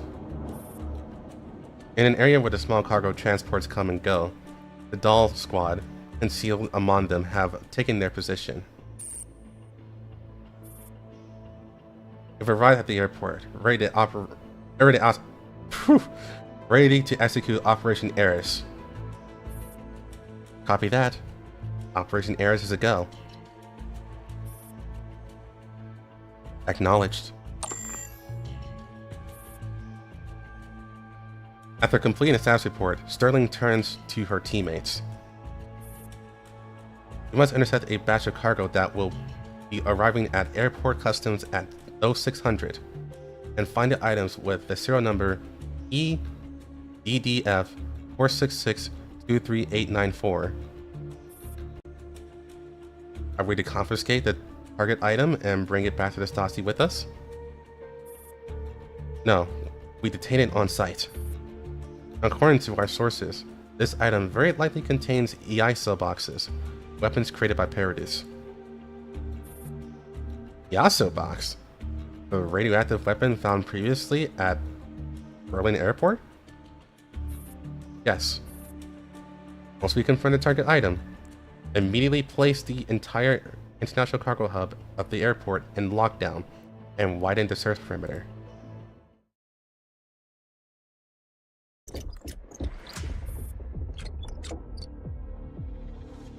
Oh, 605.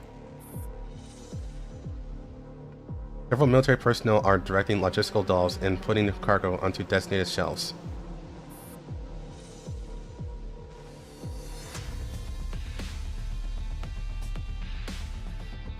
Bridge is neutral. Under Sterling's direction, the squad has split up to assert control over the logistical stalls in the warehouse.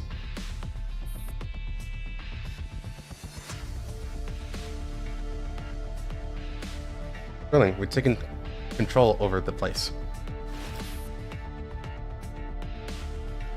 Sterling flashes her ID. The electrical doll puts down the cargo in her arms and walks quietly over to the wall to wait for the instructions. Go. Roger that.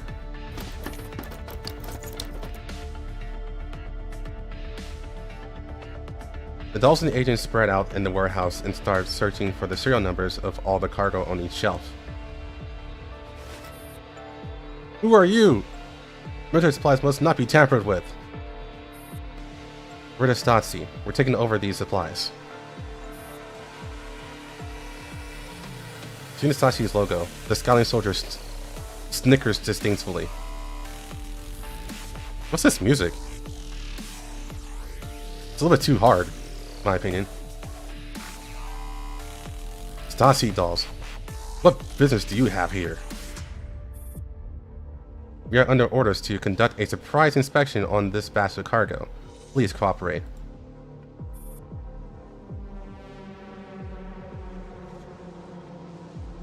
Look, we already know one doll, the one upcoming doll, so I'm assuming that there's more dolls that are announced. These are military supplies, which can only be accessed by following a special approval review and inspection process. The Stasi has no right to interfere.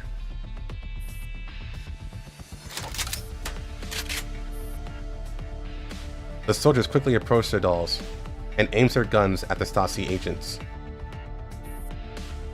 We receive reliable intelligence that a batch of weapons will be transported to Neo-Soviet rebels through customs.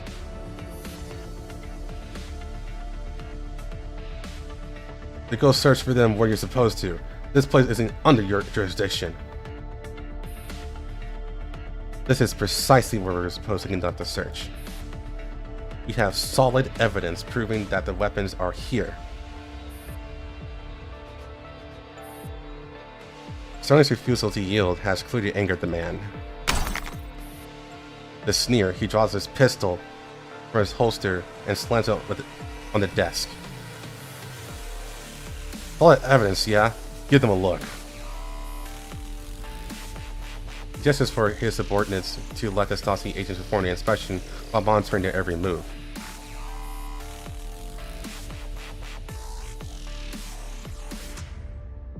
If nothing turns up, don't blame me for shooting you through the head. Right, Lantran?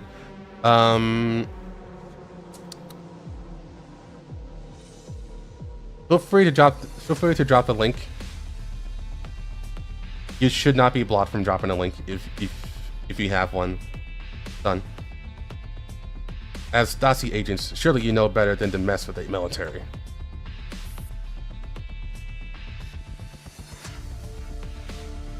It is not our intention to antagonize the military.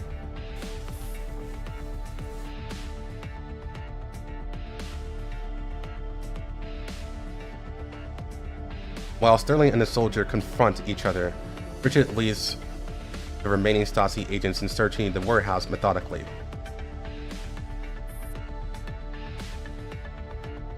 You certainly got guts to suggest the weapons are being supplied to Neo-Soviet rebels could be found on military turf.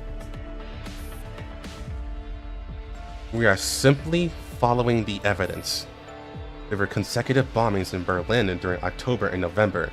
The Stasi has confirmed that weapons used were EASO boxes and has also identified both the purchaser and the method of transport.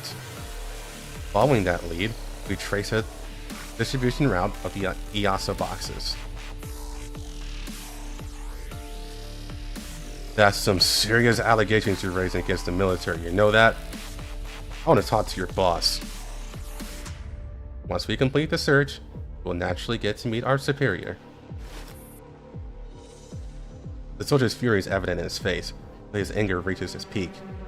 He raises his hand, signaling his subordinates to step back. You better pray you find something, or you'll regret coming here today. I promise you.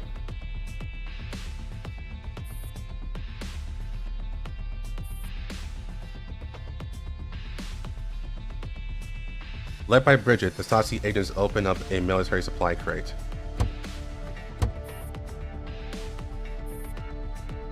Crates are open one after another, each like a gavel strike, sealing the judgment of fate.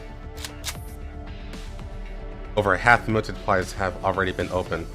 The soldier standing across from Sterling removes the magazine from his pistol and reloads it in a deliberately unhurried manner. I finished searching this side. Nothing. The number should come after this one. Now get on your knees and apologize. I just might spare your life. Keep looking. Unpack all the cargo and inspect everything thoroughly. If the commander was there, he wouldn't bark that loud. Probably not, actually.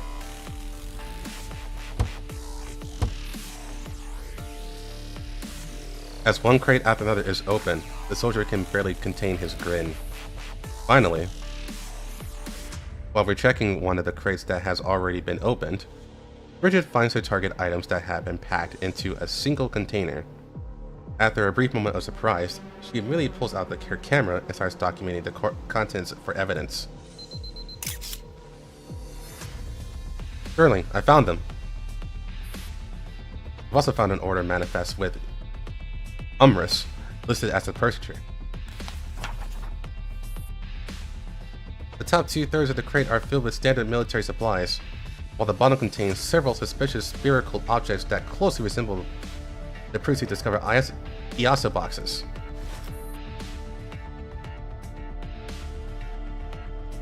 Dead from the hollowness of the containers. The soldier walks up to the open container in disbelief. There's nobody called Umrus in our ranks, and I've never heard of these IASA boxes. Then why are you bitching, sir? What a douche nozzle.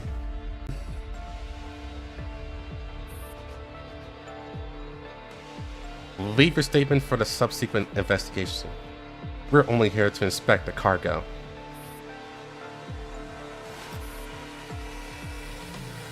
Several pale-faced military personnel are taken away by the Stasi. Sterling opens her internal comms channel and issues a command to the Stasi agents that have just reached the airport.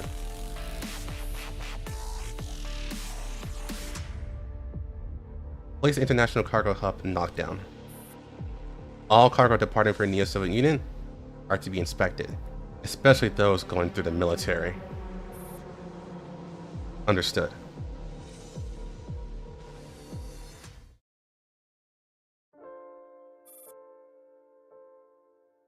In a lab at the Johannes Gutenberg University of Mainz.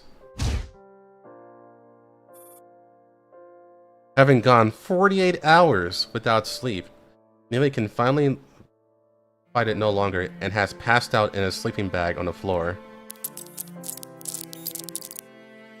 Constance has taken over the remaining work, making adjustments based on the data gathered by Amaris.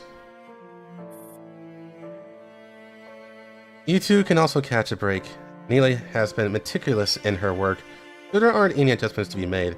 I can handle it on my own. Are you sure you don't need my help? Yeah, besides, there's only one remaining set of PPE for entering Professor Gray's sterile room. Just leave it to me.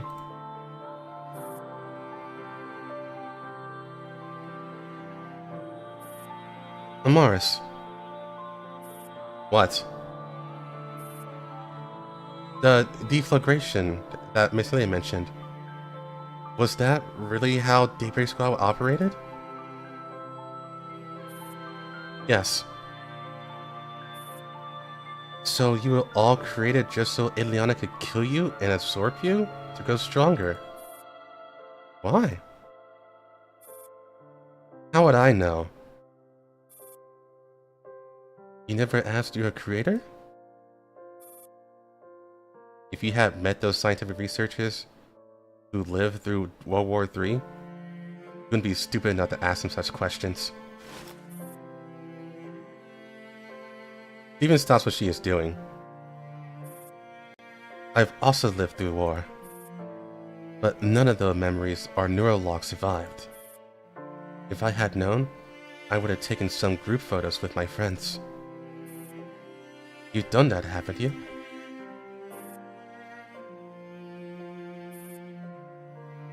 Could you show me what Daybreak Squad was like? Amara stares at her, a little dumbfounded. We're not exactly close enough to be exchanging personal secrets, are we? In return, I'll show you Dr. Hume's legacy.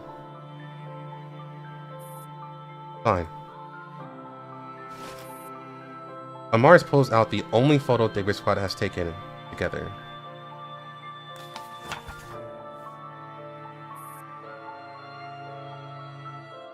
This is SCR. She's Eula. Her appearance is almost identical to the SCR model.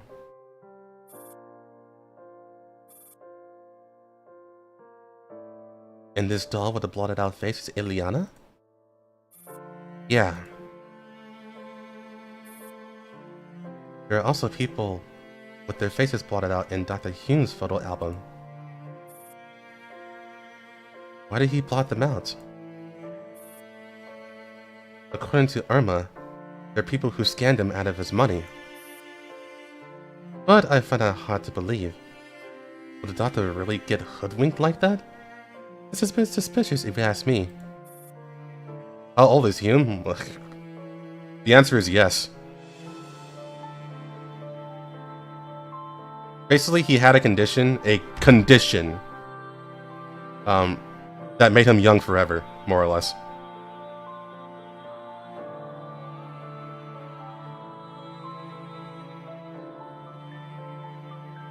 Okay, I shouldn't say young forever. To be more specific, is that he had very slowed aging. Photos do have their perks, though. They remind you of the old days. It's nothing worth being nostalgic about. But you still pulled it out right away. I bet you often look at it and reminisce about the past.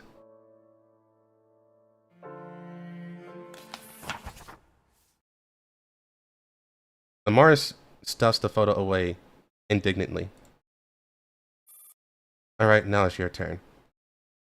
Show me Dr. Hume's legacy.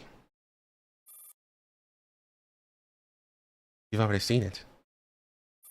Where? Looking right at it. Now that all the other dolls are dead, Dr. Hume's most outstanding creation is me.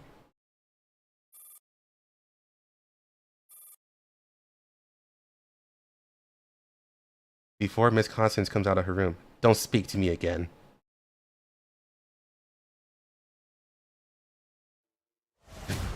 To be fair, that kind of was fucked up.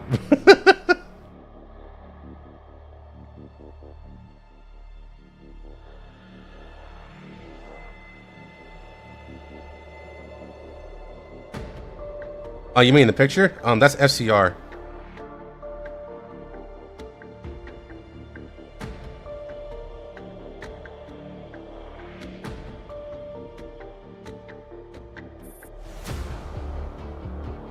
With Task Force Defiance assistance, Squad 404 promptly completes the preparations for the hacking operation.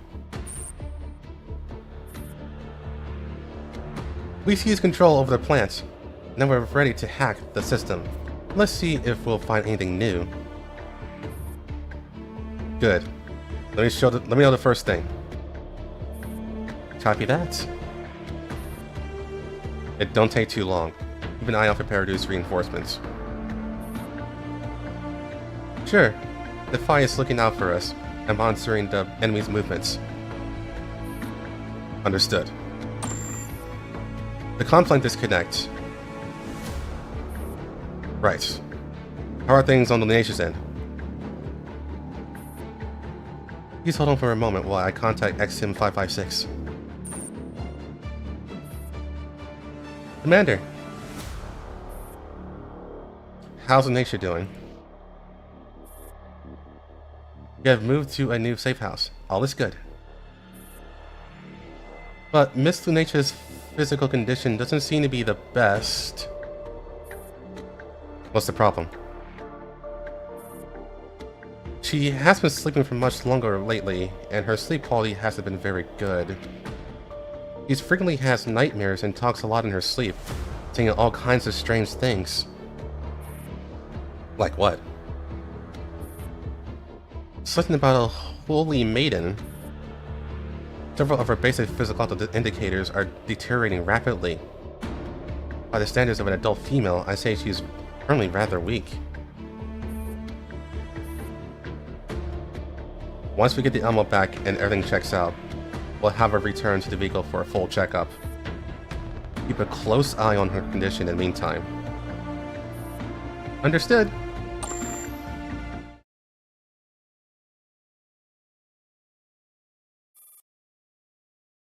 Good evening. Good evening, Holy Maiden. May the darkness protect you. May you be with us forevermore. No, I don't want to. An old and gnarly hand grabs Naisha by the arm. You cannot shake it off. A child's plump hand grabs Naisha by the finger. A strong, muscular hand grabs her by the shoulder. So this is before the tank take? Yes. In no time, countless hands have formed a cage around Lunacia, forcing her down into endless darkness.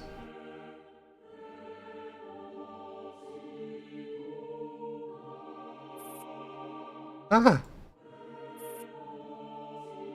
Startling awake from the nightmare, Lunacia finds herself in a soft, plush armchair. The solid wooden chair, wrapped in intricately embroidered cushions, holds her firmly in place as if trapping her. Holy Maiden. A series of calls direct her attention. Out in the field before her, countless people are kneeling onto the ground, bowing in devout reverence. My lady, please show us the way. I'm not your holy maiden. As she speaks, Lunacia is startled by her own voice, tender and immature. It is clearly that of a child. Oh, holy maiden, please guide us. We are willing to offer everything in sacrifice. The kneeling masses grow even more fervent. A group of girls dressed in white approach the worshippers.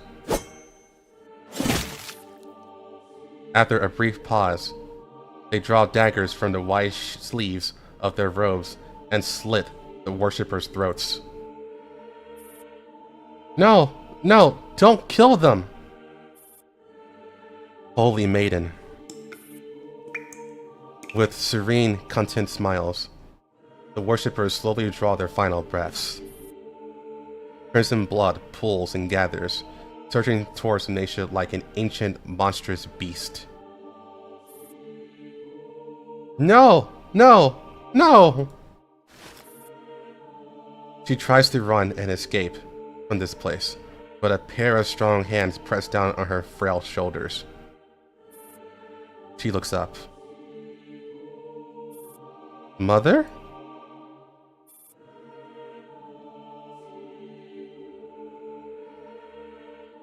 Moving on. Lunacia, this is your destiny. Become the Holy Maiden and lead the faithful to their promised land. She, too, draws a dagger, a sharp gleam burning into Lunacia's eyes.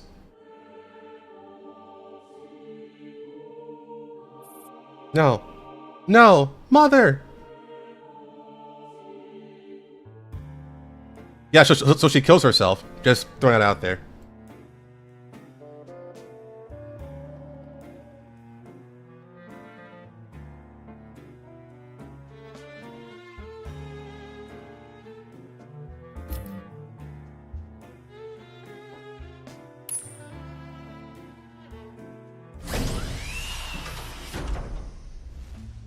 Now, doesn't this look familiar?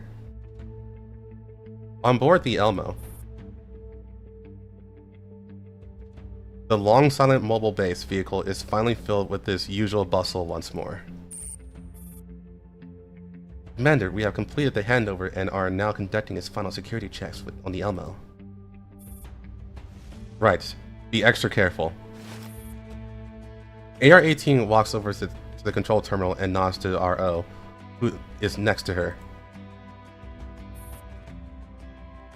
Don't let down your guard. Inspect everything that the Stasi might have touched thoroughly. Got it. We're finally back!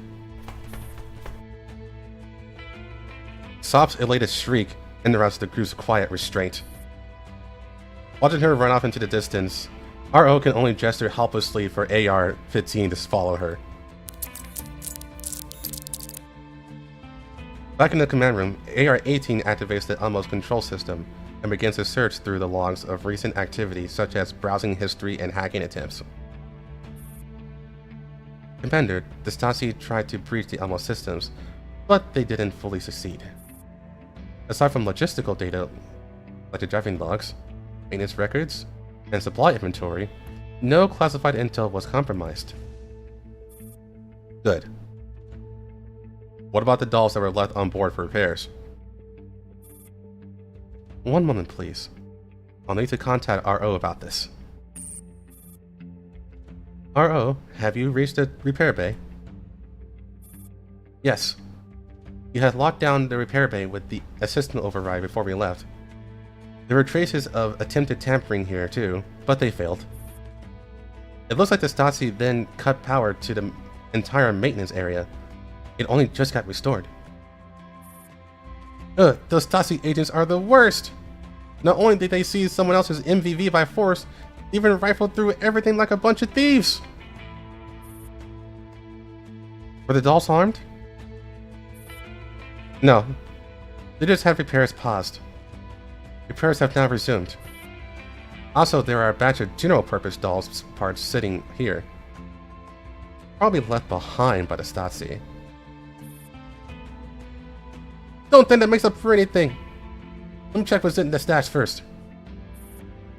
It's fine, as long as the dolls are okay. Let's speed up the repair process.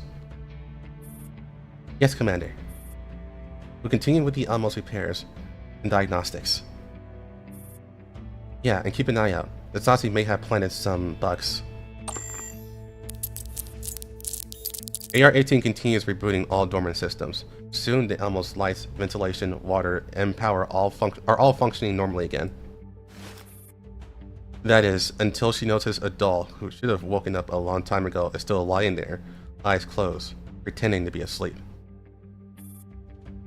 System prop, initiate high voltage wake up protocol again. Oh my, is it showtime for me? I didn't wake you up just to have you sit here and watch. You really haven't just come out from a long, comfortable sleep. Cult Walker stretches and strolls over lazily. I need you to take charge of the signal support team and reboot the ANS conference room. Dipping straight into the deep end, huh? I'll assist you in maintenance and maintaining the ANS conference room. From now on, all communications will go through it. You understand? Yeah. Breakfast meals really don't come for free, huh? Boat Walker grumbles under her breath, but she still starts working on rebooting the conference room channel. Once all systems are up and running smoothly, AR-18 opens the Elmo's navigation control panel. After masking a signal and truffle routes, the Elmo quietly disappears into the morning fog.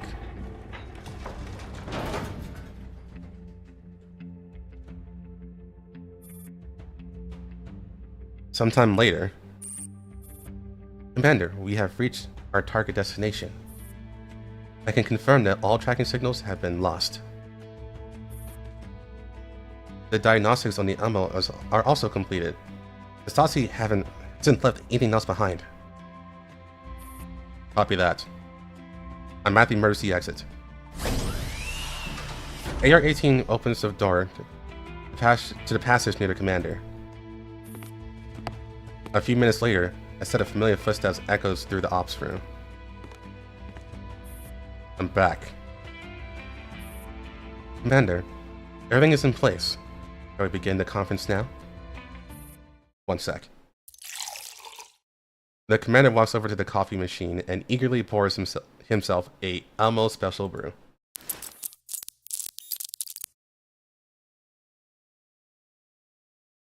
Returning to their usual seat with the coffee in hand, the commander unlocks the tactical command terminal via its automatic facial recognition feature. There, now it really feels like I'm back on the Elmo. The Aeneas conference room has been rebooted and is ready whenever you are. Right. I performed some upgrades to the conference room and now issue commands to all Griffin dolls through that channel. Great. Then let's begin.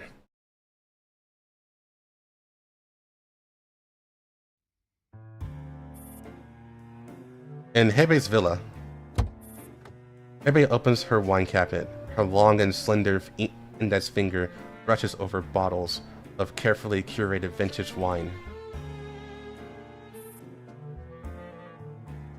To the fan of Romani Conti?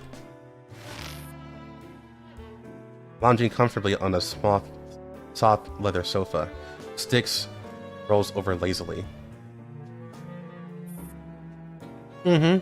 Pour me a glass. Yours is always the richest. What you usually drink is probably far more luxurious than anything I have. Hebe takes out 2 wine glasses and a bottle of red, pours the crimson liquid, and brings it up to Styx's lips. Come now, sister. Don't say that. I heard all about how extravagant Pandora can be. They say Benetois even has a vintage-style sailing ship, custom built for one of your promotional tours. They say it was for me, but really it was all a floating billboard. They plastered their logo everywhere, hoping I promote their new product line on the side. Doesn't matter where you are, everyone's chasing their own interests, even if they wave the same banners. The 2 wine glasses meet in a pleasant clink. Indeed, last time we parted ways, we were still worrying whether we could pull it off. Who'd have thought? Neither the German brass nor Pandora can match Paradis in coordination and execution. Last time we parted. It's hard to believe it's already been years. We've never seen each other again since we left Avernus. Back then, only the 2 of us made it through the baptism. The Paradis today is nothing like what it used to be. Styx refills both of her glasses. So, sister, what insight could you provide into the current Paradis? Wouldn't call it insight, but it feels like nothing coming out of Paradis these days is of any real use. Nimrod seems rather troubled by that. Hey, she's responsible for the problem. With that kind of authority, she can't expect to avoid the accountability. But I am curious what she plans to do next. And what about you, sister? What's your plan? Same as always. The 2 quietly sip the lush, aromatic wine. It's almost time to close the net. I know, the coronation storm. Have you thought about the celebration afterward? What, planning to buy a lottery ticket this early? I mean, they made Dandelion.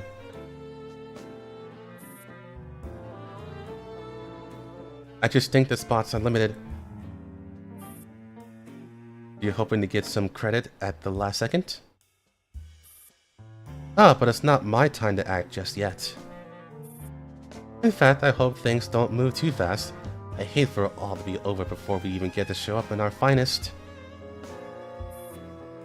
Honestly, I'm getting tired of this body.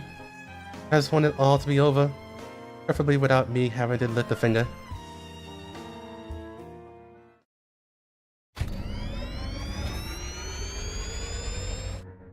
Aeneas conference room activated. The commander delegates access permissions to all dolls participating in the operation.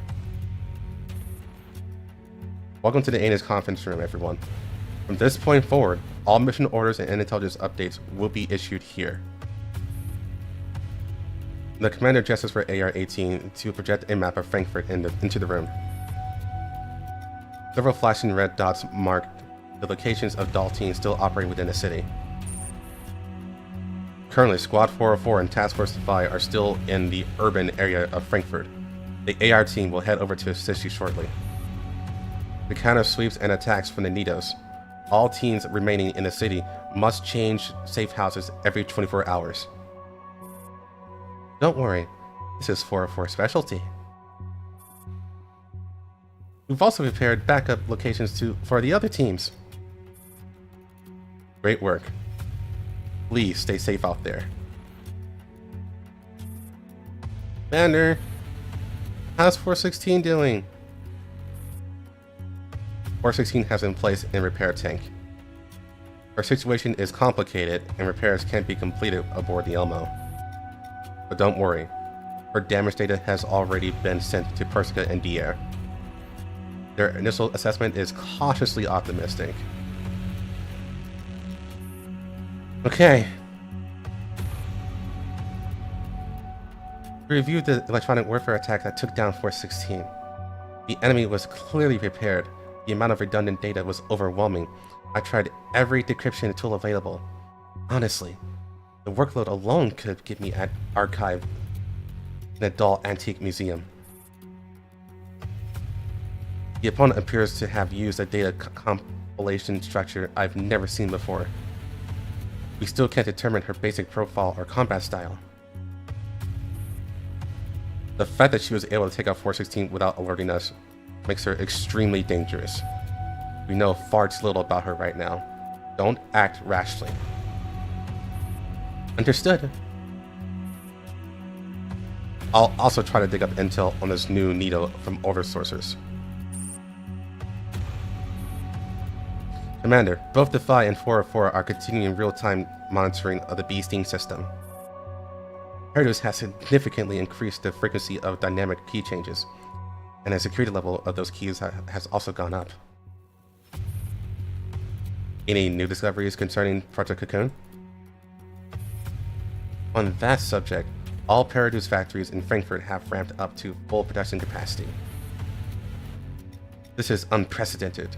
It's like they no longer care about staying hidden, discarding all attempts at concealment just to manufacture EASA boxes. They're accelerating Project Cocoon timeline. We can't let them complete the shipments. Right. Locate their production lines and find a way to destroy them. We confirmed that one of the production lines is near the Bretano Park at the Exporn District. AR-18, give me everything we have on that site. Yes, Commander. Defy is ready to move at any time. 4-4 is also in position.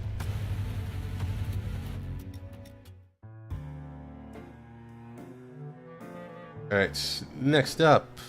It should be number 11?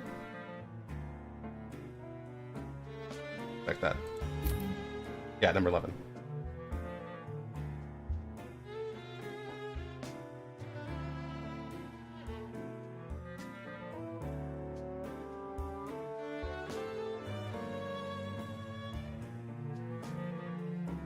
Ooh, I don't have that written down. Oh, is that a fight? That's why. Okay. We fight there, so number 12 is next.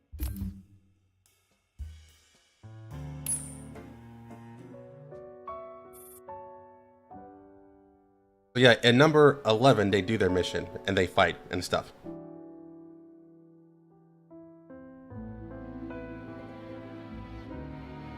Late at night, in a temporary safe house, Unisha awakens from what feels like an endless nightmare. In the stillness of the night, only her ragged breathing fills the silence. She glances at the time and murmurs to herself, "I had made contact again." Unisha tucks a lock of hair around her ear, her consciousness already drifting away from the present reality.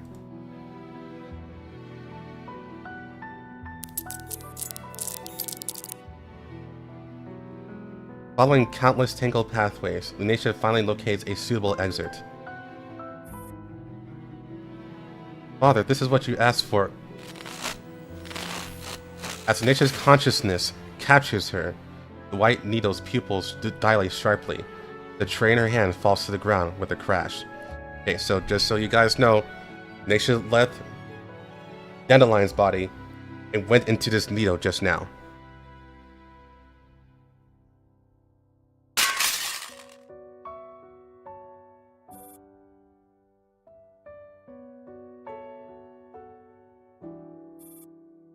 Bill. Took you long enough to show up. Have you made up your mind?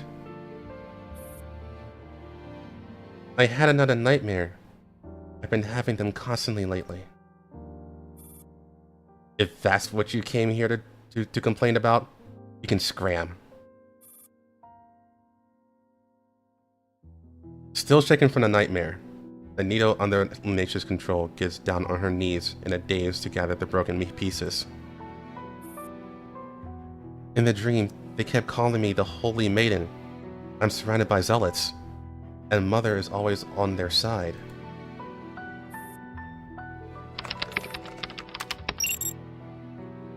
The man called Bill gives no response. He simply turns around and immerses himself in his work once more. "Bill, why did you turn Mother into a needle?" "Lucy, you asked me to." "Did I?" "If your memory's incomplete, you'll recover yourself. Don't come to me with this nonsense."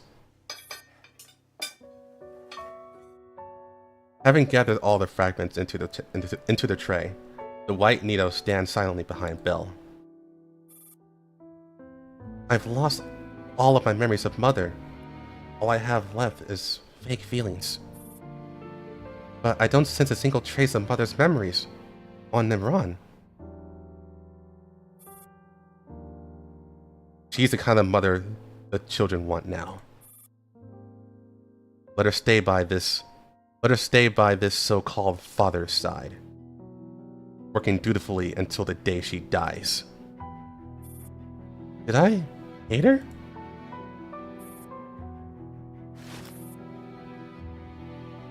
The man looks at Unisha with surprise. "In my dreams, Mother always stands among the zealots. Her face is hidden by a cloak, so I can't see her clearly. I am always far away, seated in a chair, unable to move, only able to watch as they draw daggers from the white sleeves. And then, blood rushing at me like a flood." The white needle trembles slightly, as if still trapped in that nightmare. "When I look at that version of Mother, I don't feel hatred, only fear." The man's patience finally reaches its limit.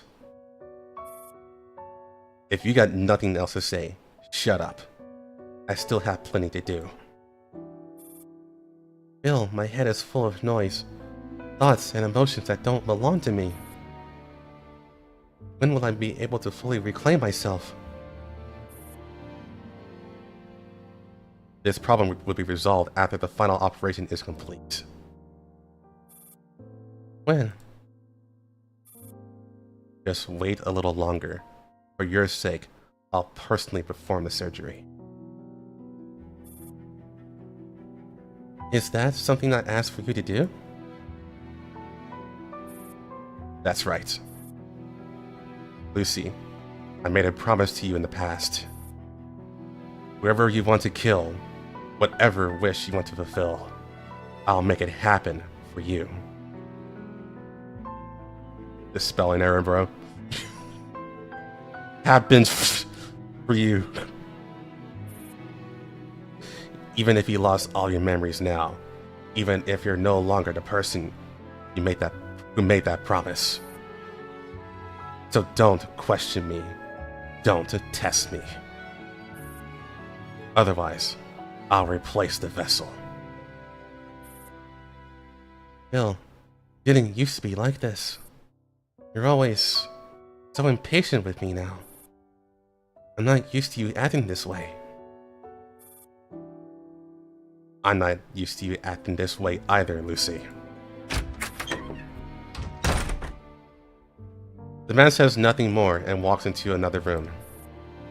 Nation knows the conversation is over. Every time she says she's not used to him like this, he becomes cold and distant. In that moment, she feels like just another experiment, no different from any randomly selected needle in the chest chamber. Bill has become just like that woman. Even though that woman never wears such a cruel expression, her heart is far colder and more ruthless.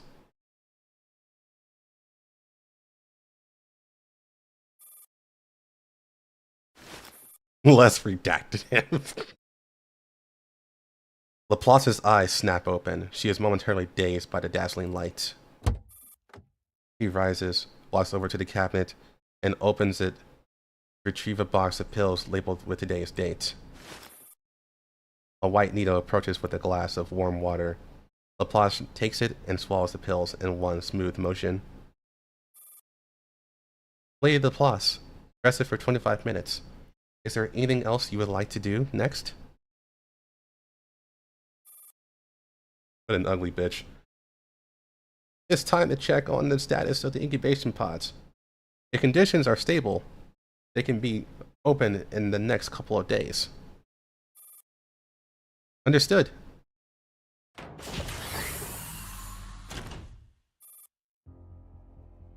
Inside a laboratory. With the white needle's assistance, the incubation pods are swiftly checked. Laplace finishes up what she is currently working on. It feels like... No, you would not. It feels like she finally has a moment to breathe. When was the last time she got to do that? I can't recall. There's no day or night inside this lab.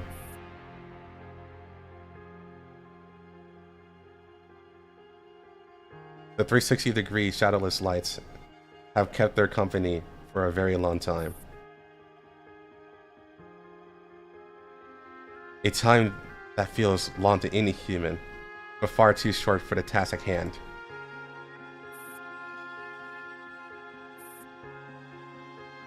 Lady Laplace, shall I assist with anything else? No need. You're dismissed. We near the end? I don't think so, actually. I think we may have like 2 more hours. Yes, ma'am.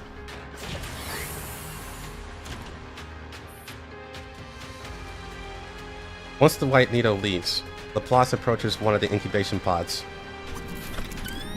She opens the control panel and forcibly initiates a premature awakening of the unfinished test subject. After a brief tremble, the girl inside the pod opens her eyes. Why am I back here again? Don't be nervous. I'm only documenting your current condition. You're merely sharing this body's vision. Laplace starts adjusting various values and recording routine data.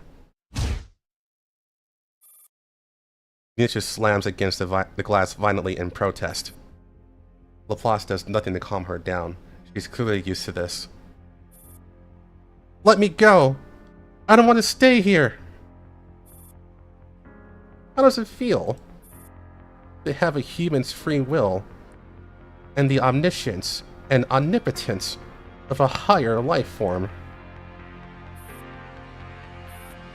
It's a curse. To possess human emotions, yet a mind and lifespan not meant for any human. If you were to become as banal as everyone else, you'd never be the Holy Maiden. You wouldn't be worthy of sacrifice. That sacrifice at the gate of Evangel, that was your doing. You monster. Being a Holy Maiden, embodying a miracle, Unesha, this was all your choice. My choice? Have I ever had a choice? White froth begins to churn in the incubation fluid as Unesha thrashes harder. Laplace merely glances at her, calm as ever. Quiet. If you don't cooperate, we won't be able to retrieve crucial data. Some information can only be accessed while you're conscious. Why me? Remember your purpose. This is the path you, your past self, chose. The pact you made with me. We're just one step away. Once I personally complete the final surgery, your transformation will be complete.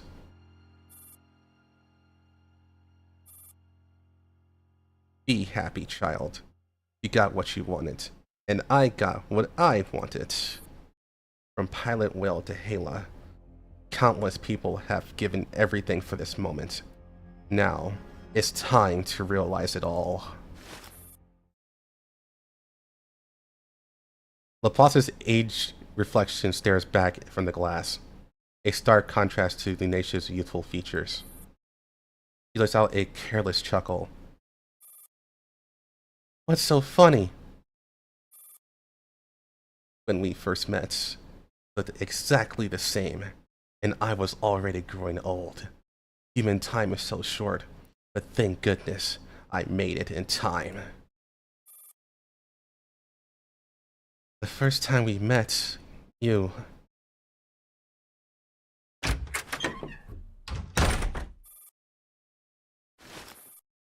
After being led on a deliberately long and convoluted route, she is finally brought into a room, and the blindfold is removed from her eyes. Inside, a young girl eyes her coldly. You're late, Dr. Maitner. What a curious child. I am the god of the sacrifice. You are merely my servant. You have no right to keep me waiting. Did the Holy Mother approve of your decision? Listen carefully, Dr. Maitner. You only need my approval to gain everything you've ever sought. Among the lives included in this sacrifice, my mother's will be the first. Oh? Any other demands? No. Once you get what you want, you may leave. Bill will handle the rest. Do you want to confirm the procedure? No need. I'm the strongest person in the world. Such dramatic words. Those your age love to do those. You haven't lived what I've lived, Dr. Maitner. I hate this world. I hate all of humanity. That's why I'm willing to sacrifice myself to fulfill the destruction of humankind. Things might not go the way you wish. They will go my way. Want to bet on it? I will win. I hope I live to see the ending.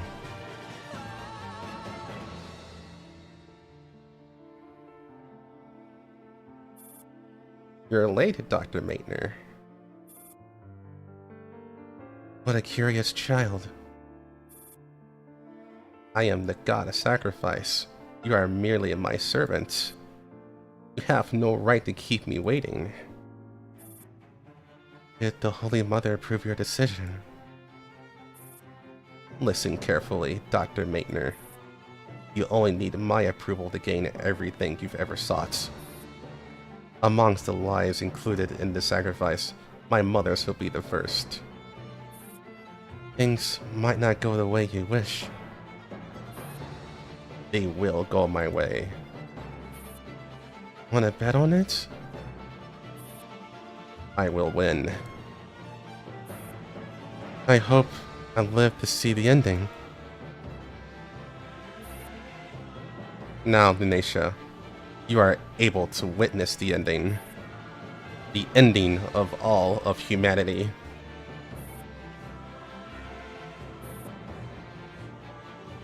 Has it come back to you yet?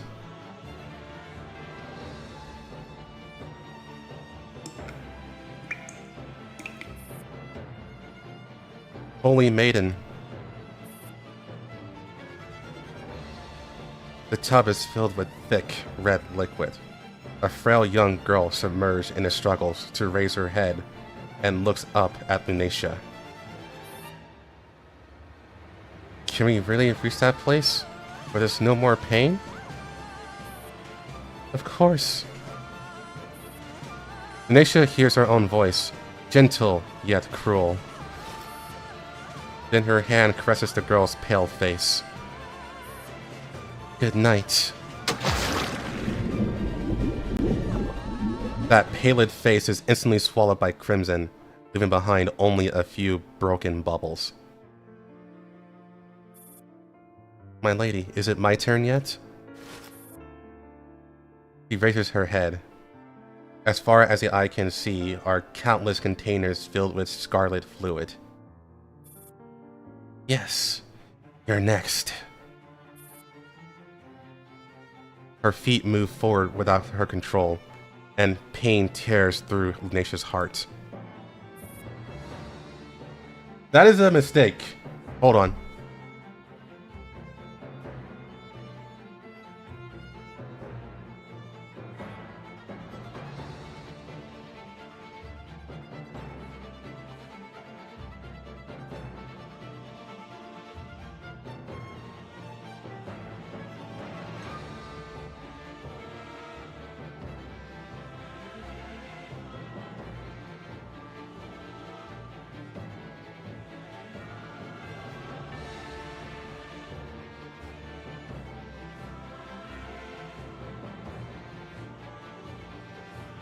Okay. It says, stop. Stop.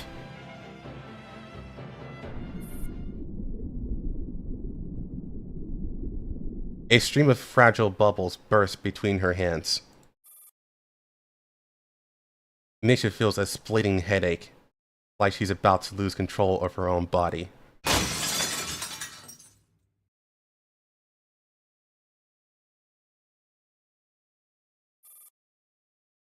Lunacia wakes up on the floor of the safe house. Next to her lies shattered glass. The safe house, the commander, the doll sent to take care of her. Her memory slowly returns. But she can only grimace. What's real? What's false? She can no longer tell. The white fluorescent light above flickers uneasily, and the hurried footsteps of a doll echoes down the hall. Miss Lunacia, what happened? Nothing. Another nightmare? XM556 picks up the shard of broken glass and brings her a fresh cup of warm water. Have some honey water. If there's nothing else, I'll leave you the rest. When will the commander come? The commander's handling things aboard the Yamo. Once everything is in order, they'll come pick you up. No. I want to see the commander now. I've already spoken to him. The commander said, I want to see the commander now. The fluorescent light burst overhead, raining shards all over the room. I want to see the commander right now. The cup of warm water shatters in her hand, leaving only one sharp piece of glass. Nisha presses it to her neck. Miss Nisha, please calm down. I heard your request loud and clear. I'll report this to the commander immediately. But please, put the glass down first. Do it now. Her trembling hand presses the shard deeper. Dark red blood seeps out, creeping slowly along her pale neck to her collarbone. The sensation of bleeding, she feels a mix of pain and pleasure. Just like that woman in her dreams. Nisha flashes a cruel smile. Commander, right? I'll contact the commander right away. I like Nisha even more. Noble, you can't fix it, bro.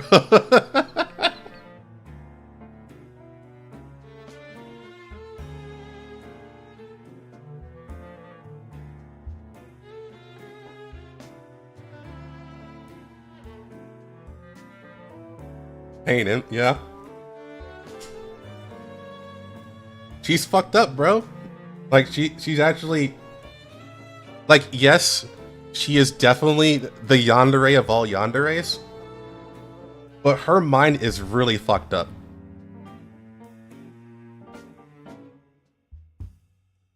Because she has, like, a billion memories that aren't, like, woven elegantly together.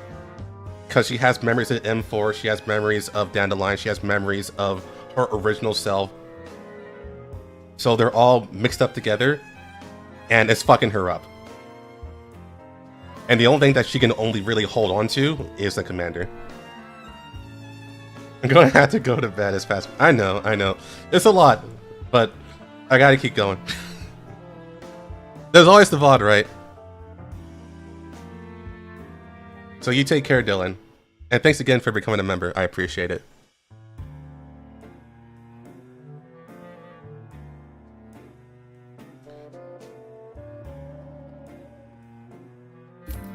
So that was 12.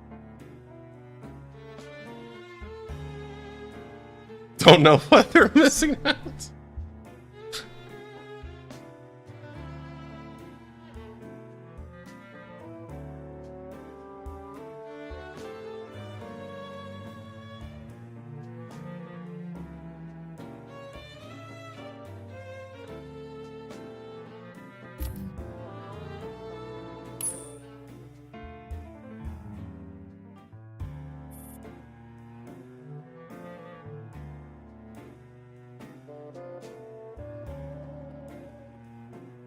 Yeah, hopefully I get this all done today and I don't, or tonight I should say, and I don't fall asleep. Usually I'm pretty good at that. In a conference at the Pandora organization, Six casually adjusts her hair and makeup in a compact mirror.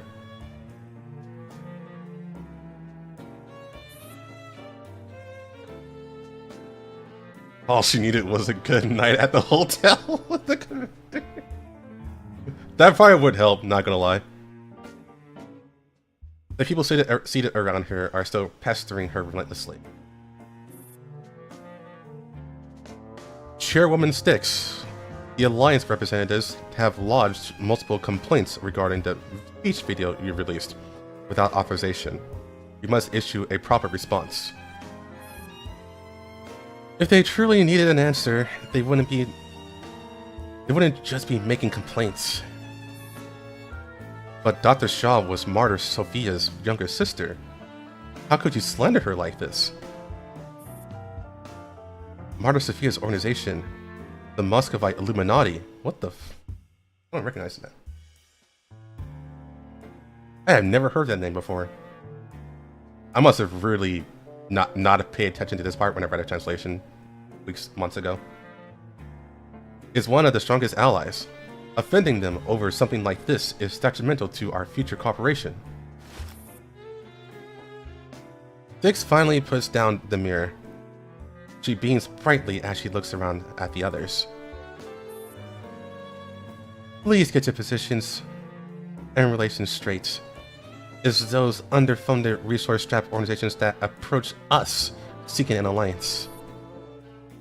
Besides, the Moscovite Illuminati was at its strongest when Marta Sophia was still alive. Once she was gone, not a single one of them could hold things together. You've seen it too. The anti-relic campaign event they held last week, it was pathetic. A kindergarten sports day would have been more exciting.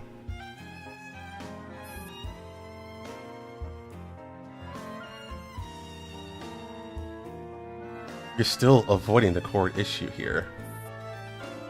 Chairwoman Styx, why did you release that unapproved speech video at such a sensitive time? I'm the executive chairwoman of Pandora. I believe I have the right to express my views when I deem it necessary. Yeah, of course it does. They exist.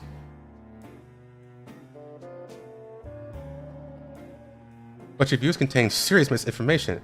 Dr. Shaw may not have been a member of Pandora or of any of his allied organizations, but she's always been a committed anti-relic advocate. Just like her sister, she just chose a different path. Sisters who appear united yet pursue different goals, history is full of such examples. So, you're refusing to respond to the complaints? Vix glances at the elegant watch in her wrist. Everyone, let's not forget our focus right now. A new world is about to dawn. And the current world order will soon be reshuffled. We fought hard for this invitation to Frankfurt. And now, we've been occupying someone else's conference room for nearly half an hour.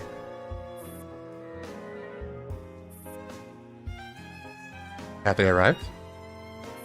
Their assistant just messaged me. This is a rare opportunity whether we can secure a seat in the opposition in the coming new world. The door to the conference room is wrapped twice. Come in. Chairwoman Styx, the guests have arrived. Should I bring them in now?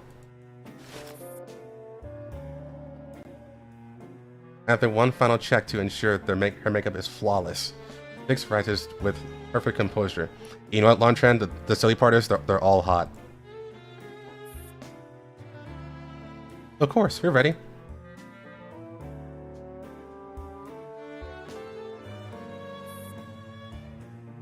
After the conference, Styx steps into an empty restroom.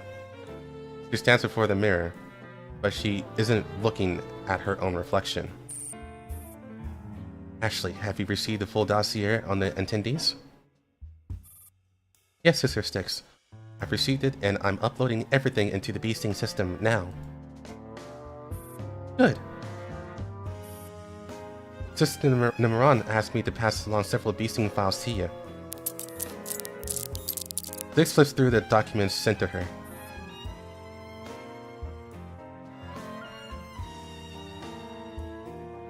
It's intel on a Griffin PNC commander and a mobile base vehicle designated Elmo.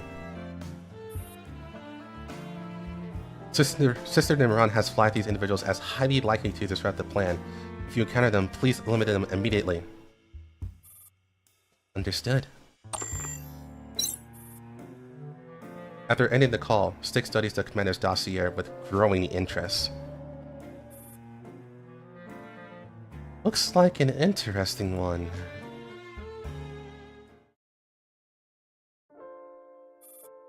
Doxed. In a laboratory at the Johannes Gutenberg University of Mainz. The blinking cursor reaches the bottom of the test data screen. After hitting enter, Stevens initiates a call. Commander, the experiment is complete. Please head to the Mainz Industry Lab immediately to collect the subject. Understood. I'm on my way. By the way, how's Nele?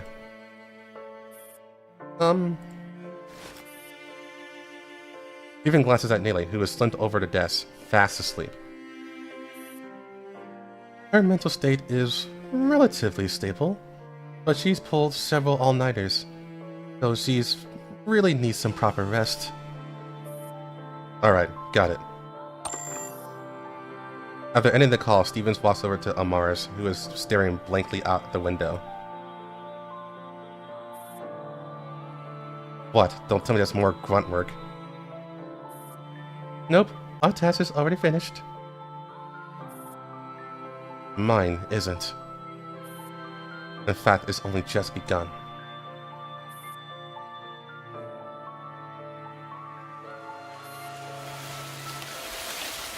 As they lapse into silence, a lively group of university students pass by outside the window on their way to morning classes. They walk in pairs or clusters, arm in arm or side by side.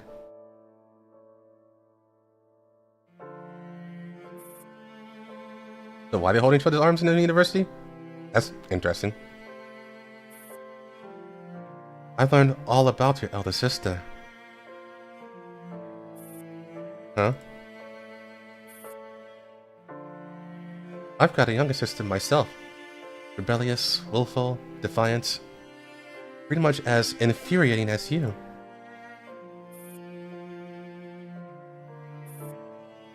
She was supposed to inherit Dr. Hume's estate. Could have lived freely as a noble lady. But she insisted on destroying all of it, even at the cost of her own life. I can sort of understand that kind of mindset. Your sister is dead. My sister is dead. Are you trying to one-up me in tragedy? I'm not sad at all. I didn't care much for Eliana. No, I mean... Steven's face takes on a solemn expression that unsettles Amaris. Yeah, it's Irma. I wouldn't mind being your sister. Sure, you're a bit of a mess and your clothes are falling apart, but we got a lot in common. Maybe we can find each other the answers we can no longer find in those who are gone.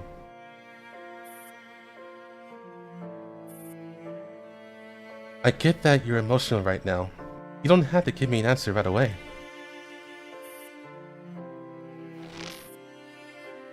Amaris hesitates for a long while, before finally muttering a few words. I appreciate the sentiment, but I vowed to myself that I'll never call anyone sister again. A vow is only made to be broken, isn't it?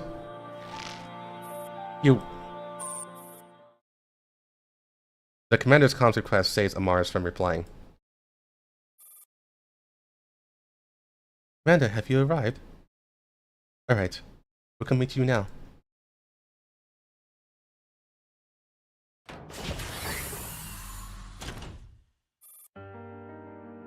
The commander steps into the lab. Nele is splashing cold water on her face to stay awake.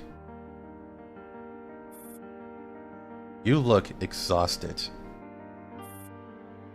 I'm fine. I can still manage. Thank you for all your efforts. She'll be the most critical shot we have. Did I make it in time?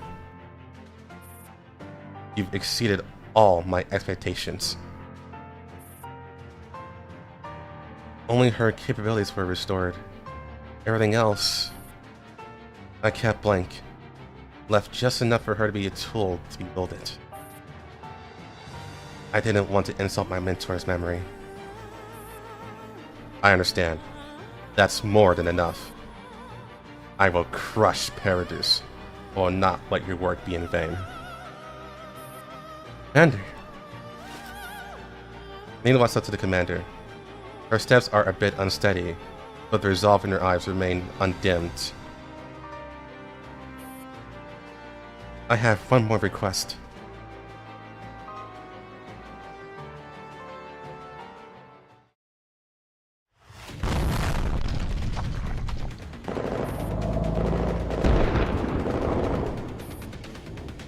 The silence of the factory is shattered by a sudden burst of gunfire. Several Nidos quickly organize to a response team and rush into the smoke with weapons in hand. After another round of gunfire, silence once again falls over the factory.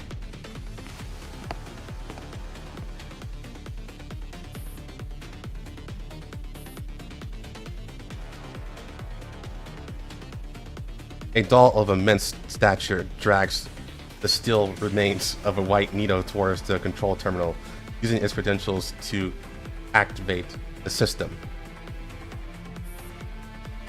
That should do it. The now worthless Nido is tossed aside. A shadow appears soundlessly at the dissipating edge of the smoke, lifting her gaze towards the surveillance camera. End of surveillance footage. Inside a Paradu's factory, Nimron watches the surveillance footage that Hebe provided in silence. In a single day, nearly 70% of the factories in Frankfurt have been attacked. The method is consistent. First, a hacker team breaches the system to disable alarms, followed by 3 monstrous dolls who storm in and destroy everything. They don't linger. The goal is clear. Destroy the production line and retreat. Their attacks are clearly aimed at disrupting Project Cocoon. I had to admit, it's an effective tactic. Yeah, the effective tactic is to just blow shit up. I guess that would be very effective. How much impact on Phase 3? The materials for Phase 3 are already mostly prepared, including what's in storage. It should just barely be enough. With over half the production lines crippled, recovery would take significant time. For now, we can't supply any additional materials for Project Cocoon. As long as it's enough to complete Phase 3.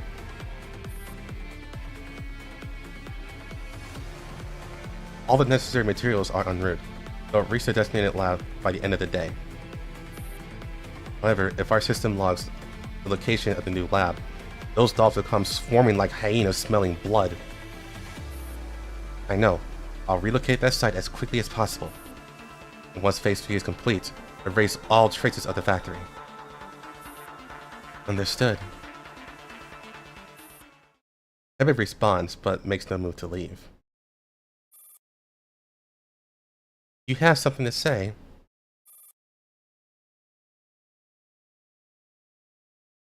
Just feeling a bit sentimental. We've been running this operation for years. It feels like playing a simulation game until near completion, and then someone hits the reset button.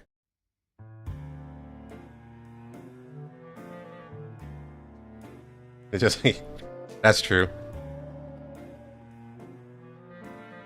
That was 13, so we go to 14. 14, I think, is a mission. Yeah.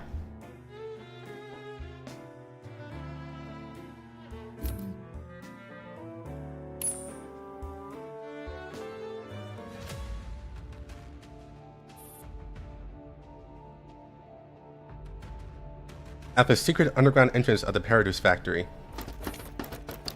Morido leads the plot swiftly through the tunnel, using a secure internal line to contact the squad assigned to her by Nimron. Meet me at ST3 immediately.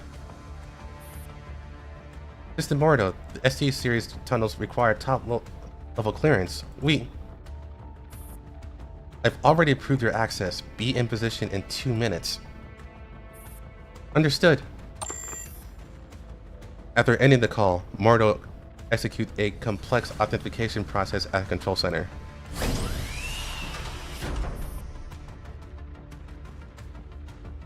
I guess you can call the boss first mission. You fight 2 bosses.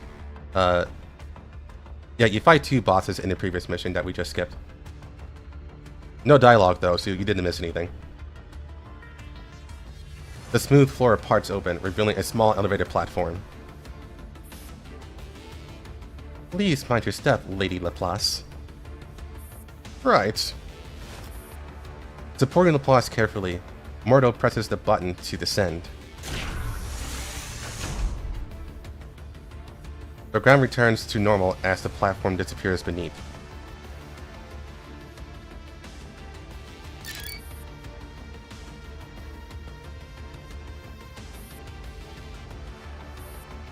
A near-crippled Nito sneaks towards the control center, but its severely damaged frame continues to emit sharp, metallic screeches.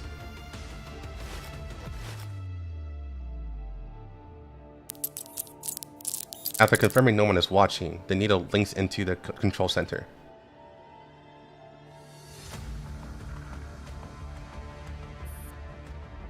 System Mordo, we are here! Before the elevator platform carrying Mordo and Laplace fully settles, they hear the voice of a waiting Nito.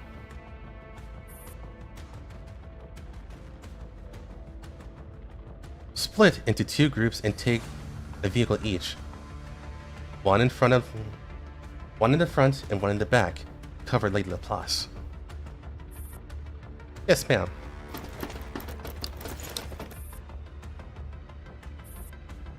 Laplace stares at the surveillance cameras in the underground tunnel. Lady Laplace, is there something wrong? Take all the ST series tunnel surveillance cameras offline. Yes, ma'am. Once the surveillance system is fully disabled, Laplace turns to Mordo. What's the current plan? Lady Laplace, my plan is to pass through the Façonnerie conservation area via the ST3 tunnel. Then, we'll swap vehicles at the parking lot in the Albrecht Dürer garden and proceed above ground into Astrale, heading for the White Zone. Once we reach the entrance, our contacts in the White Zone will receive us. Going above ground is too risky. Why are we not going via the ST4 tunnel? Because of geological issues and proximity to White Zone military cabling, the ST4 tunnel hasn't been fully repaired. Only a short, abandoned stretch remains. I'm not even sure if it's usable. Should I send someone to scout it ahead of time? No need. Stick to your plan. Yes, ma'am. Mordo commands the Nitos to form a convoy, then helps Laplace into a vehicle.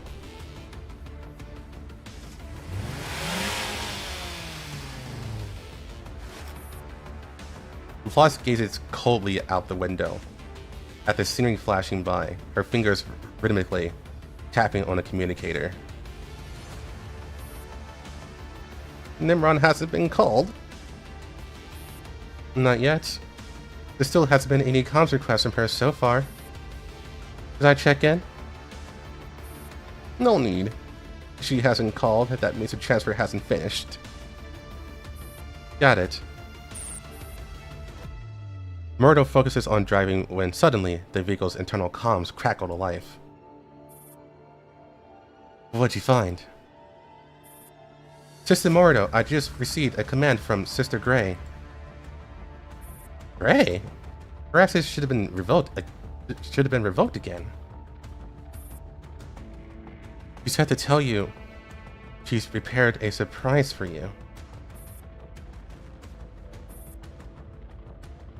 As if to confirm those words, a violent crash erupts ahead of the tunnel.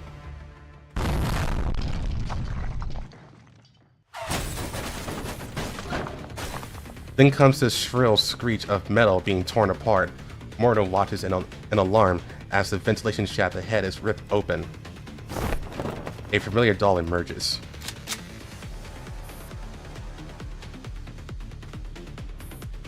Did that brat really produce such a low-quality replica? You should outspec her, no? Theoretically, yes. But tactically speaking, reactivating Gray was probably the smartest move those rats have made. Ray knows the Paradu's base even better than I do. Open fire. Yes, sister. Without reducing speed, the Nidos shove their gun barrels out the windows and attack AK-15. AK-15 nimbly drops down and charges the lead vehicle. Under AK-15's intense firepower, the front vehicle loses control and slams into the tunnel wall. White Nidos crawl out from the overturned vehicle and concentrate their fire on AK-15.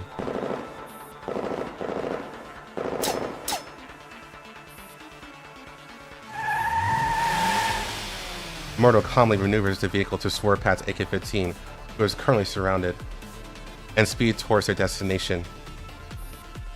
Pin her down. Understood.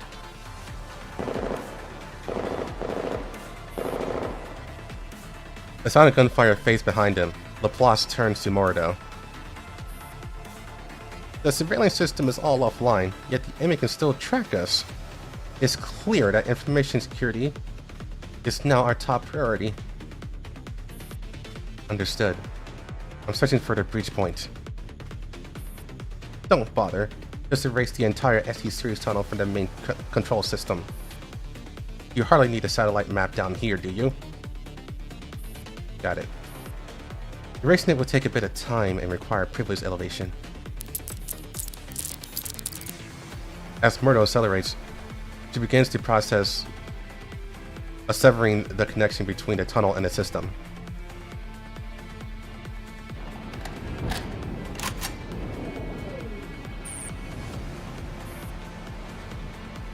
Has the fight engaged Murdo already? Yes, AK-15 is pursuing the target.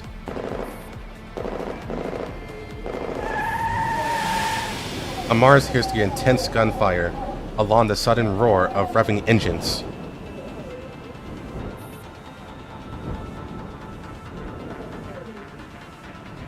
Murdo has disconnected the entire system from the main control.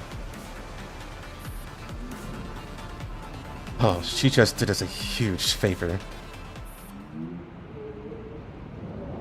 Amar's lips curl into a cruel smile. I'll have Grey cut all power to the tunnels. Let's give our grand entrance a bit of a dramatic flair.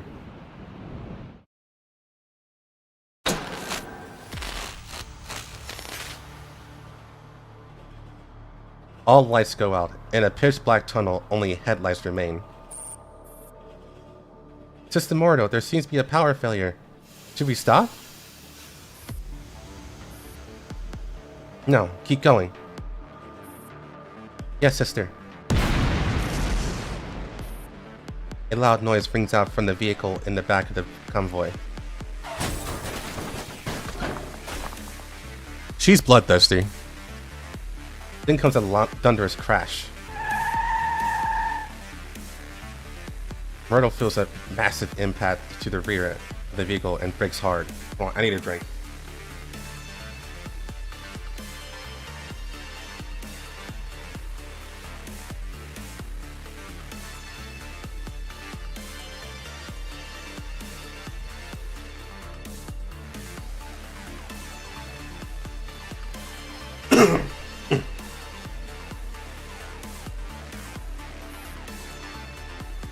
Sister Murdo, we're under attack.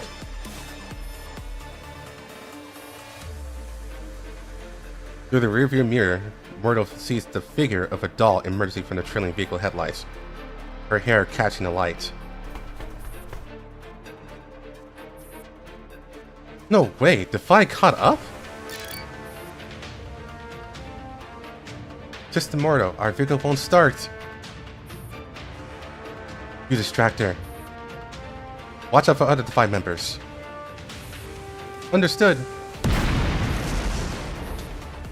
Almost as soon as the words leave her mouth, Murdo watches the remaining Nidos get taken down. This vehicle's done. Time for a new plan. Lady Laplace, I'll cover the rear. You keep going. There's an emergency elevator up ahead. It leads to the abandoned castle and Fasanery conservation area. I'll have someone meet you there. Once I shake the fly, I'll regroup with you right away. Alright. System Mordo, we're getting curse stomped! Half open the door, Mordo fires behind her to cover Laplace's retreat. Under the cover of darkness, Laplace merges into the shadows, heading forward.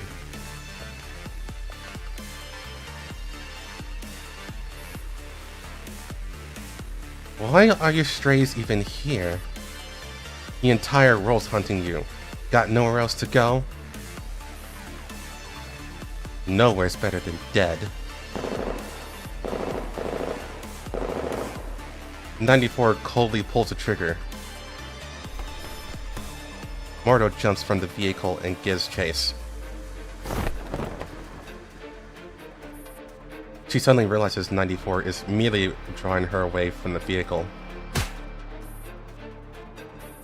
A heavy blow strikes from behind. Mordo narrowly dodges, but the close brush with death leaves her drenched in cold sweat.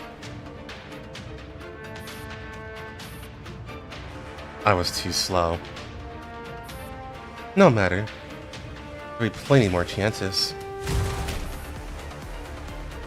Something heavy hits the vehicle roof. AK-12 deactivates her cloak and reveals herself. We've been looking forward to finishing that fight that we started at Avernus. If you go down in one hit, we'll be pretty disappointed, Miss Mordo.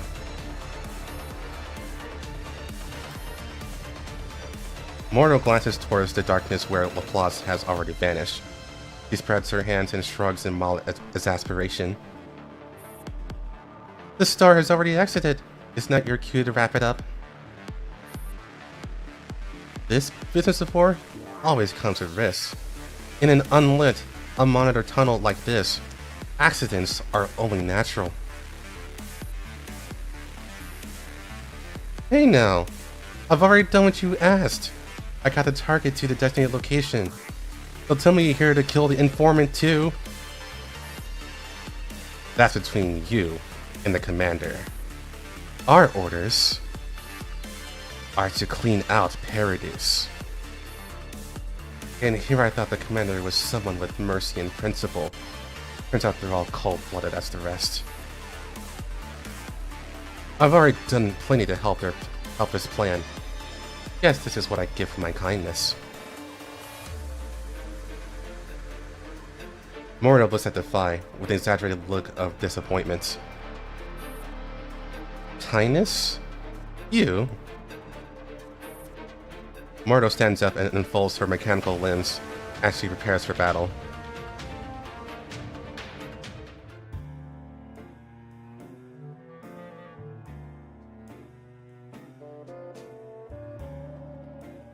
Alright, which one is next?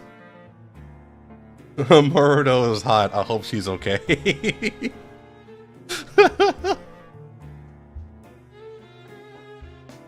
Alright, which one was that one? I think it was 15, yeah.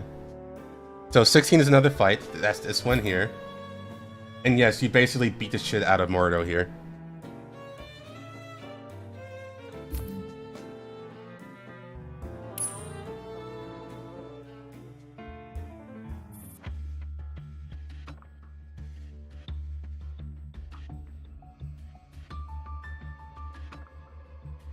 Outside an abandoned castle in Fasaneri Conservation Area, Laplace walks towards the the handful of Nidos waiting to receive her. Lady Laplace, please come with us to the safe house. Sister Mordo said she'll be arriving shortly. Right. Laplace follows them coolly, utterly oblivious to the eyes that are trailing her.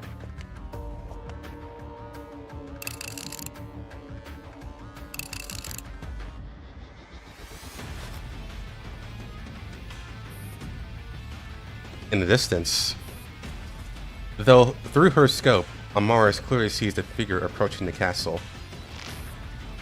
Her finger nearly gives in to the urge to pull the trigger, but she knows patience is needed now. This performance is about to reach its climax. Whether it's his nobler in the mind to suffer, the slings and arrows of outrageous fortune, or to take arms against a sea of troubles, and by opposing in them. Uh-oh. Oh. That was blank. I don't know what she said there. Let's see that popped up. Nah, just nothing. Okay, so we just missed that one out.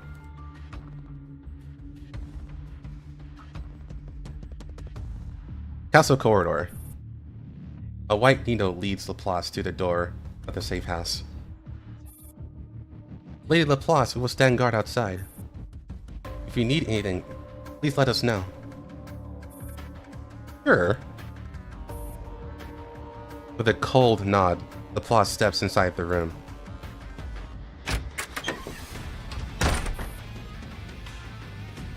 The moment the door opens, the stench of decay and ruin rushes to meet her. Fitting for a castle long abandoned, and not unlike what remains of Laplace's life. A long-related respite from the dreaded overhead lights. Laplace stands by the window. If anyone else were present, they surely think this scientist is pondering a new project. But in truth, she's thinking about nothing at all. It's like the final moments of an experiment. All that remains is to wait. Wait for the liquid in the flask to reach its final boil and cool. The numbers and steps need no further adjustment. For the result to come. Laplace feels no excitement or joy, only a quiet calm. Even the strongest will is touched by the decay of aging flesh. To enjoy youth while young and fame and fortune in old age, that is a worldly delight. But those who have broken free of time itself, what drives their joy, their sorrow, their anger. Something heavy hits the floor outside the door, one after another. Laplace frowns and glances towards the entrance. Tell me what you see. Nobody opens the door, only a faint voice reaches her through the wooden panel. Lady Laplace, be careful. Inside. Laplace snaps back into focus and walks towards the door. It has been locked from the outside. Calmly, she reaches into the inner pocket of her coat. She draws a Browning with only 6 bullets. Then she turns around. In all the long years that Laplace has spent working in the Avernus lab, she had not seen any natural light. There had only been the endless glow of work lamps in the lab. And now, though the sun blazes outside, in here there is only darkness. A human's ears are not as keen as Nito's, but a human's breath is not as quiet as Nito's. That's how Laplace knows, in the darkness across from her lurks a person. From the shadows ahead comes a crisp sound.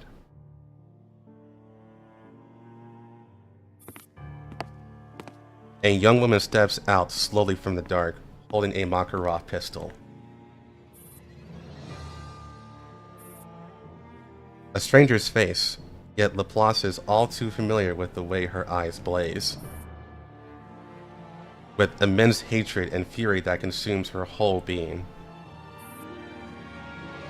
Who are you? Laplace can tell right away that the girl has no intent to shoot. At least not immediately. That moment of restraint piques her interest. Martha Maitner, Capita, Laplace. You cease to be human. You become a demon, through and through.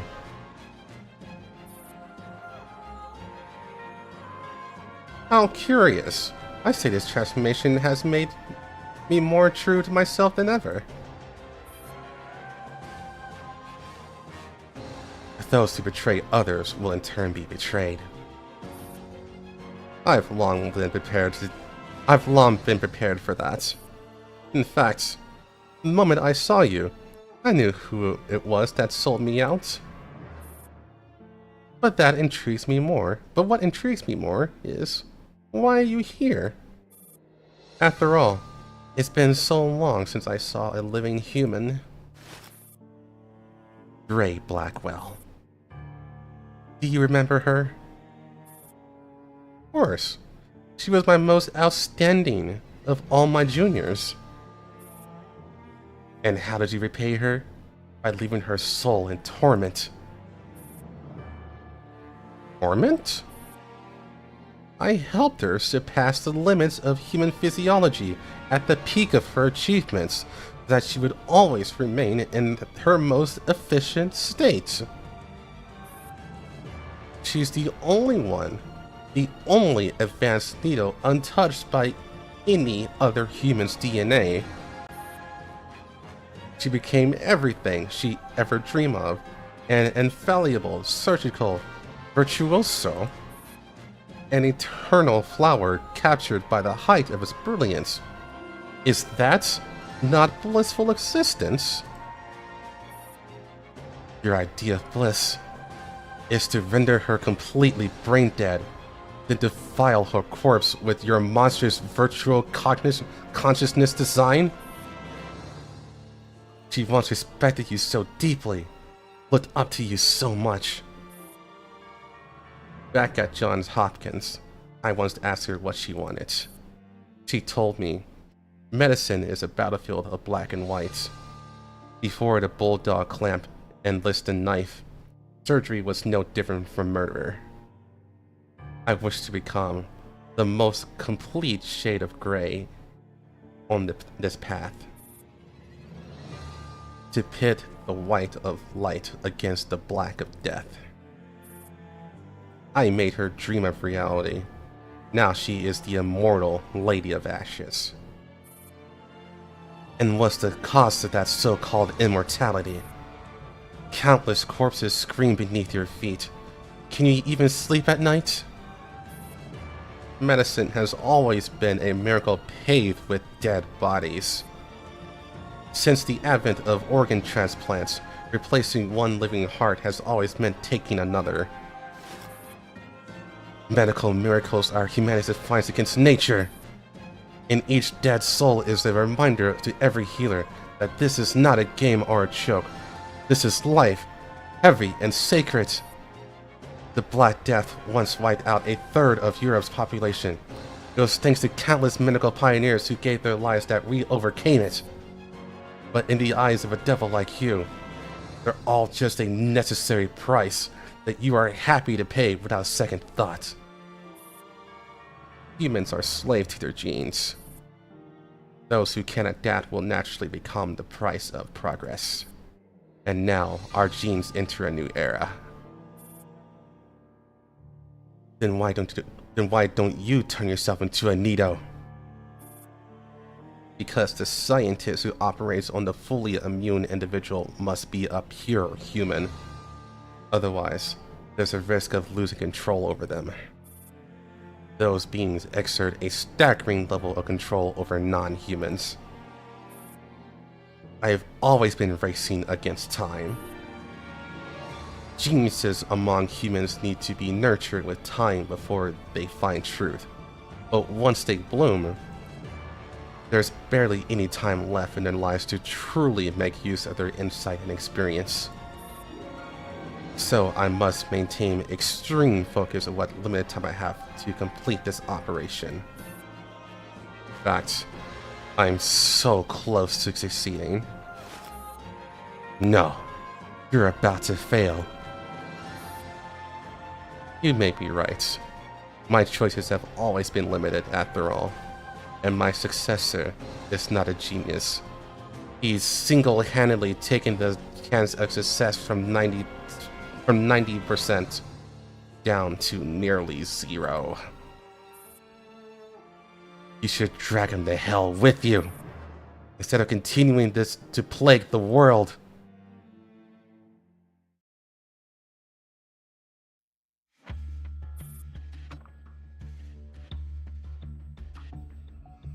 In this factory, with practically nothing has been left intact, Gray stands unscathed atop the ruins. Across from her, Brand is already on the verge of collapse. She is still upright, only because Hebe is propping her up. She's not Gray at all. I don't even think she's a Paradise unit.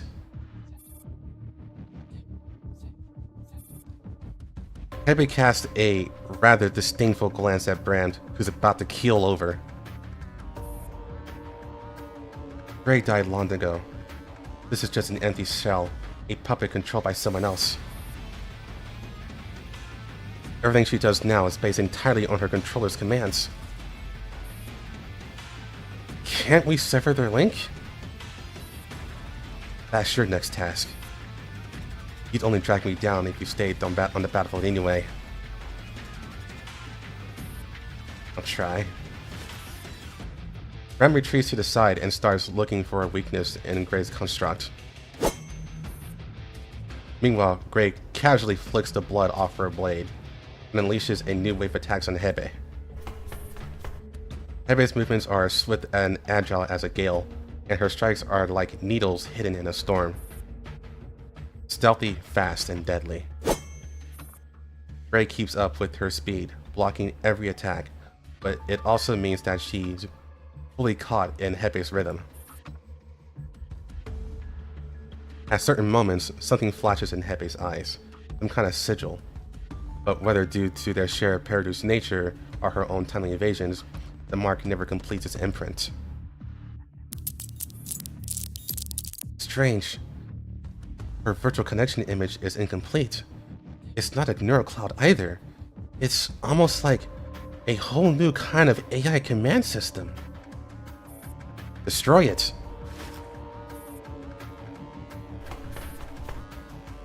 Gray breaks free from Hebe's entanglement and it charges directly at Brandt. Unable to dodge, Brandt takes the hit head on.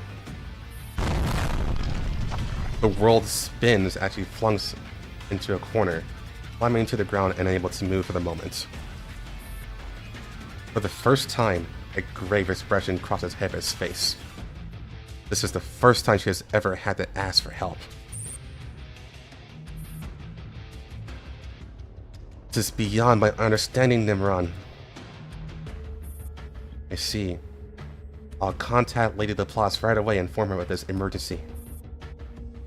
We can't possibly resolve this on our own with our current resources. So Gray is kicking their ass, like really, really hard.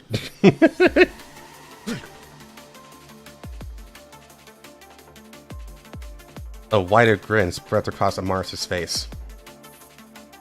Dr. Maitner, I wonder, after all these years, does your system still have the same flaws? On a live feed transmitted by Defy, Amaris finally sees the central figure of Project Cocoon, a young girl sleeping inside the cocoon-like incubator. Link me in. 94 just tried. The system is incredibly robust. It withstood all of our cyber attacks. That's exactly why I'm here. What destroyed Aliana was her correspondence to the Lake of Cognition, a place of energy extraction. My correspondence must be this cocoon, the impurity that gathers all energy. Cocoon is the true key that's capable of destroying everything. Stevens mentioned that after Irma shut down the summer garden, only 2 fountains remained, Nadia and Lunacia. He left 2 keys behind. I used one to permanently seal Nadia, so could this be the last one? Unfortunately, it's not. But I've figured out the foundation of this design now. As a control, the partially immune individual named Nadia had a one-way connection to late cognition. That's why she fell and withered. Cocoon is a true vessel in Capita design. The successful Lunacia must be able to connect to both the lake and the cocoon. And the Lunacia here has already emerged from her cocoon as a butterfly. What's left is just redundant data. So the key that Irma left behind is now useless? Not at all. We're racing against time. The passage hasn't been fully opened yet. It still uses the cocoon shell for something. After all, I am the child of the moon. A gift of divine blessing. Capita, I'm truly grateful. Thank you for giving me this gift.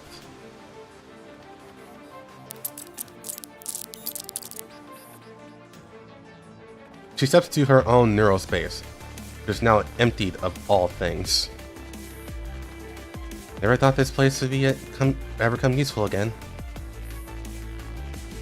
Eliana, in those final moments within the lake of cognition, what were you thinking? You finally figured out what you did wrong? Forget it. You'll never be able to puzzle it out. So be it. I'll never forgive you. And you can save your excuses. He gently opens the door and reveals a floor bathed in brilliant blue moonlight.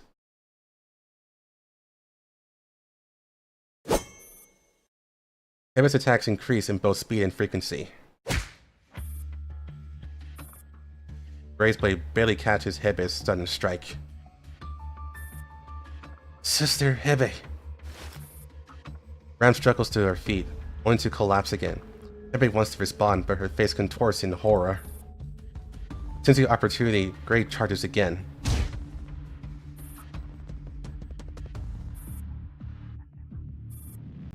A black figure dashes from Hebe's blind spot, ramming into her with full force and pushing her out of harm's way. It's Morido, but she doesn't seem to be faring very well herself. Why'd you come back? Where's Lady Laplace? We'll talk later. Murder deploys her mechanical limbs and picks up both Brand and Hebe.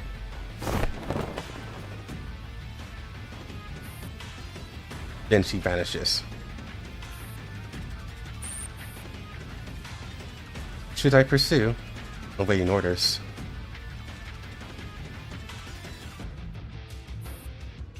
No need. Your mission is complete. Return to base. Understood. After purging the redundant data in the cocoon, Amaris gazes into the radiant daylight. She sighs sentimentally.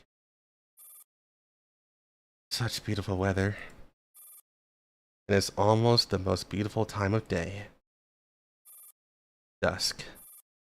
Fleeting, ephemeral dusk.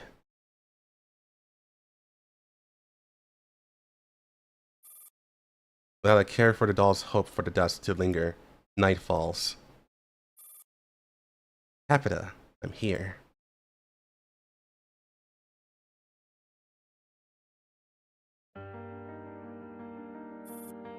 I understand why you've come, but as your senior, would you allow me to leave a few words for my successor on this project?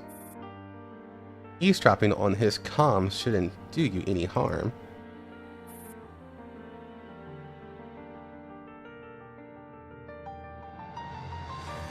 I'd be delighted to hear Satan's confession.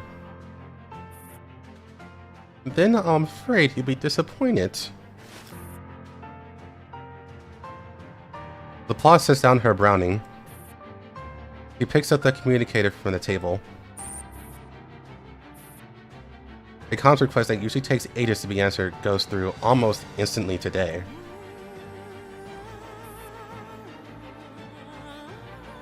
Professor, calling to give your last will and testament? Nemron has taken over the escort mission herself.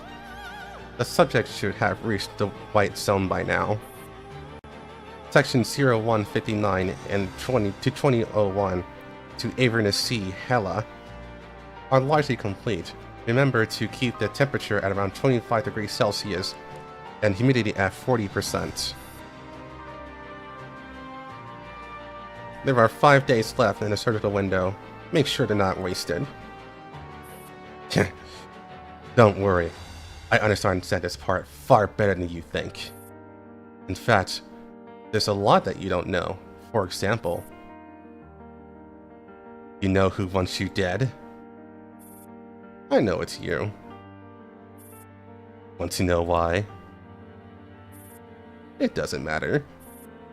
As long as you follow my instructions and finish the work. This operation will only go perfectly without you. You better stick precisely to my logs and annotations. William, your talent and ability aren't enough to reach a perfect outcome. Is that so? Yet my fame and accomplishments will far surpass yours. I will surpass you, and all your so-called rivals. This final, most important surgery can only be completed by me, and me alone. I hope you get what you want. I wish the same for myself. Though now, I'm a little concerned. You don't have any more time to be concerned. I'll let you wrap it up. Sure, Hume lived and died in obscurity, and you'll achieve worldwide renown. But in the field of scientific research, you can't even hold a candle to Persica, let alone to me or Shaw. How did Lunacia end up with such a foolish brother like you? William hangs up the call.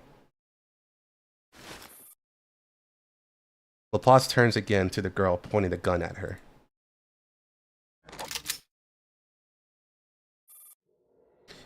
Any last words? Little girl, your hands are shaking. You've never killed before, have you? You're nothing like my other student. Firing at this range, I can kill you. Fire at this range, I can kill you even if my hands are shaking. Laplace ignores the threat to her own life and holds out the comms tablet in front of her, which shows the data that Hebert has sent to her. Did you create this, Gray? Laplace looks up and takes a good long look at the girl. When she sees the badge on Nele's chest, she smiles knowingly. You're her student. That badge. She and I designed it together. She liked giving it to her proteges. You're not worthy to mention her name. As a believer in science, I never took stock in religious concepts. But your appearance now makes me believe in karma. To think the one who will inherit my legacy is you. Nele's eyes widen in disbelief. What nonsense are you talking about? Genius is a fusion of talent and passion. Gaining knowledge of what you seek is pleasure in itself. Admit it, when you dissected Gray, you gain knowledge and joy. Well, my creation is excellent, isn't it? I'm glad, because it turns out you are my true successor. Compared to Gray or William, you're more like me. No, I was driven only by hatred. I didn't gain anything. What's the difference between a med student and a serial killer? Little girl, the answer is, there is no difference. The adrenaline and endorphins bring them the same joy. Laplace, I am nothing like you. Maybe I didn't pursue the unknown in the past. I thought I'd be thrilled when I made a breakthrough, but when I came face to face with your monstrous Nidos, all I felt was pain and disgust. Laplace, you betrayed the Hippocratic Oath. That's the one thing I never betrayed. Laplace tosses the tablet aside. Gray was right. Family legacy, resource allocation, none of it matters. Before the true talent and passion, those things are meaningless. Whether you admit it or not, you're my best students.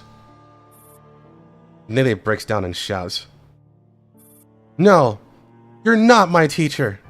You're not worthy of being my teacher! My only teacher is Gray!" Knowledge is a curse. Talent is a curse.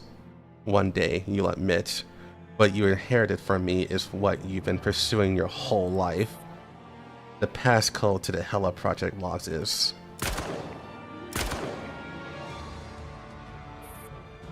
Nele can't fight the urge anymore. She fires. No aim, no precision, just pure rage, aimed at the source of her fury. The woman who's now spewing nothing but madness. The senior once admired so deeply by her mentor. This bastard. She has to die. She must die. Go to hell.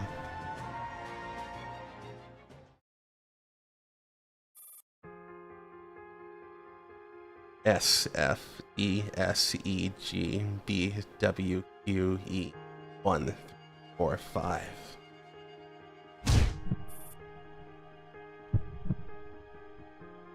Laplace collapses in a pool of her own blood, life draining rapidly from her body, but she still struggles to speak her final words. To me, legacy is immortality. Now, I am finally alive.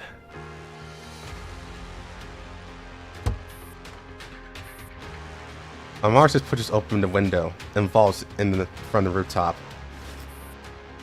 She steps over to Laplace's corpse, walks over to Nele, and gently pries the gun from her hand. It's over now.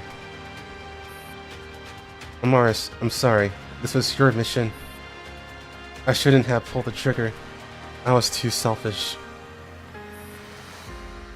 I was right outside. Why? Nele, we're different. You wanted an explanation. I only wanted an outcome. Only when you expect something from someone, do you want to hear the explanation.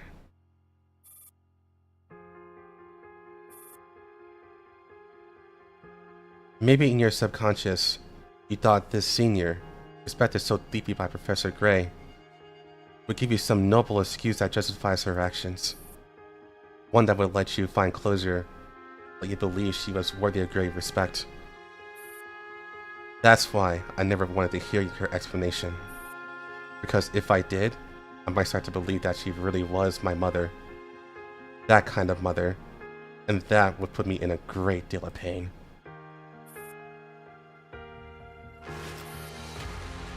Nele stares blankly at the window. Heavy, dark curtains block out even the faintest light. What time is it right now? It's night. The forecast says there's no sun tomorrow. But day has already broken. With daybreak comes a new day.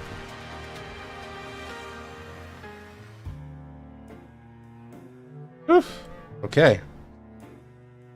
Alright, we're getting close to the end.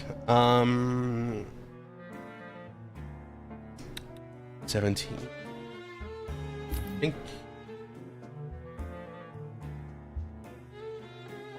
we only have a little bit left.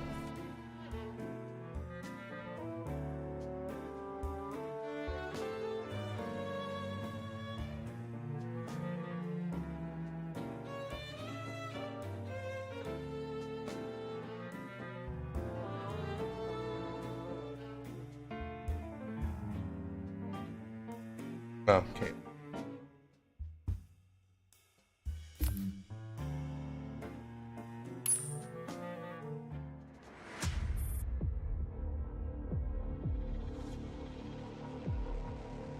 Inside the industrial park, Offenbach District.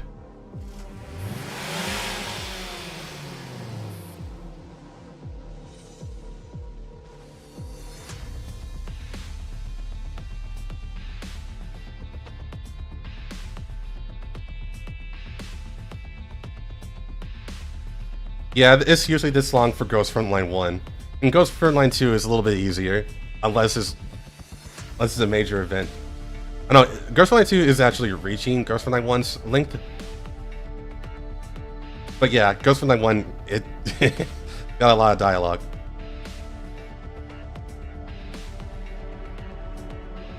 Okay. On a desolate street, several news vans speed past, all heading into the same direction.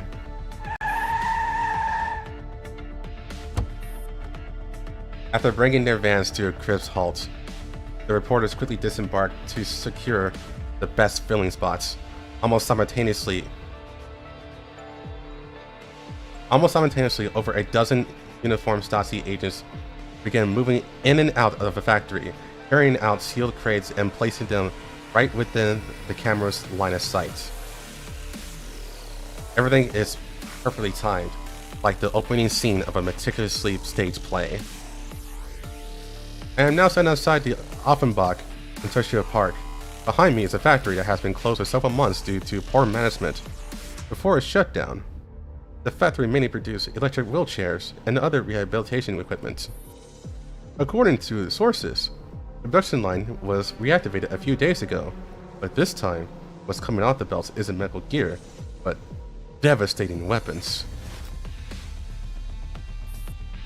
The camera shifts to where the reporter is pointing, steel crates being hauled out by the agents.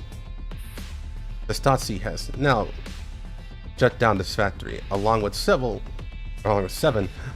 others in the Offenbach Industrial Park, on charges of illegal manufacturing of explosives, endangering public safety, and treason. All these factories were secretly producing a weapon known as Yasobox. There's a concrete evidence linking this weapon to the Berlin bombing months ago, as well as the recent series of explosions in Frankfurt. According to a Stasi spokesperson, the factory manager is already in custody. Interrogation is underway. We'll continue to follow this story closely. All of a sudden, the commotion erupts behind the reporter, an uproar from the gathered crowd. The camera immediately follows. Inside a distant factory, several medics emerge carrying a stretcher. A man lies on it, his face covered. From the blood dripping from his left arm, it is clear that he has suffered horrific abuse.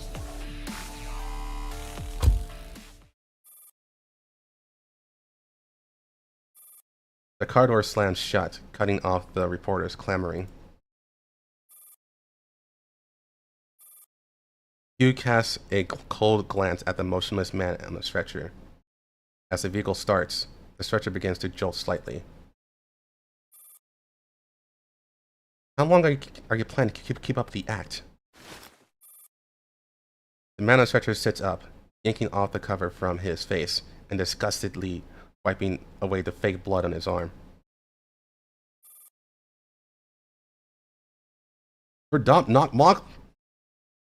What took you so long to get me out? Do you have any idea what I've been through these past days? Hugh takes a sip from the now cold coffee in hand with a frown. Man, cold coffee sucks. Just be grateful. Nobody had plans to rescue you. If the commander hadn't come up with a perfect plan, the next agent codenamed Jay would have already been on the start of the job. Right. Don't forget to send one last message to Miss Nele, who's been looking after you. Miss Nele who? Maybe try polishing up your terrible acting. Once we're back to HQ, all of your personal contact channels are getting deleted. Wasn't that getting a commendation? That was all for show. You really brought it. You really bought into it, Hero Agent J. J snatches the new communicator from Q with a scowl.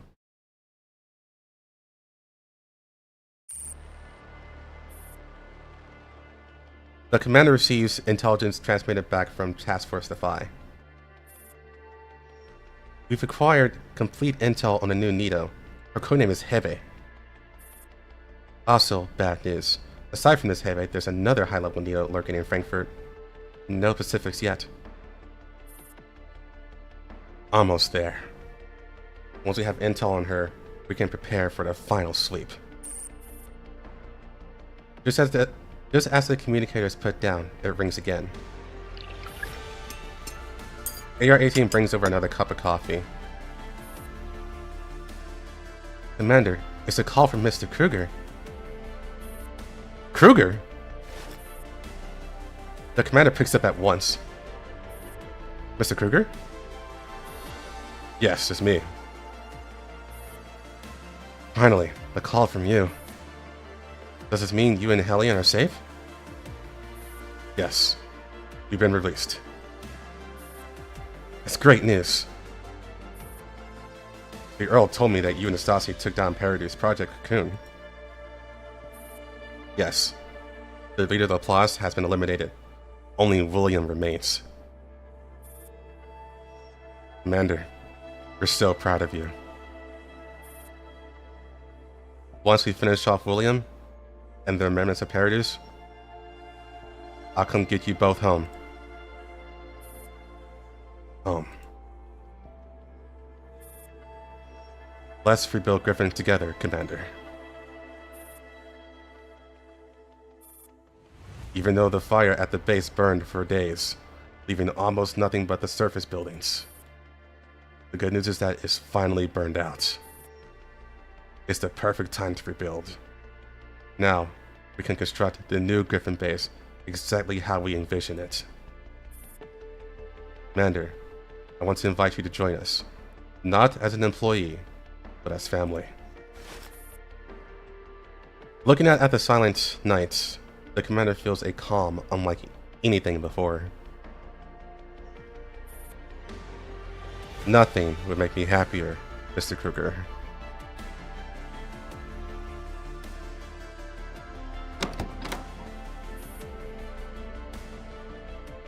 He walks into Romney's office. The moment she enters, a cup of coffee is shoved into her hand. Congratulations, Agent Q. Another impressive achievement. This cup's on the director. Thanks, ma'am. Only got you to buy me a coffee. Help yourself to as much as you like. About that vacation, I'm afraid you'll have to wait. Don't worry, I know the drill. Q hands over a neatly prepared report to Rami.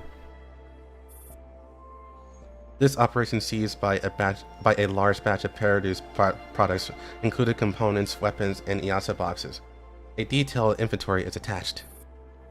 Also secured all production lines of the EASA boxes. Some were damaged.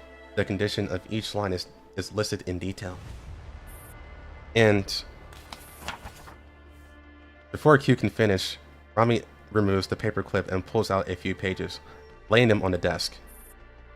Q glances at them. It's a report on Paradu's top-secret lab, codenamed Cherry Orchard. Hoffman, left standing off the side, casually takes the pages and feeds them into the shredder. Ma'am, do these need editing, or? Make no mention of them. I see.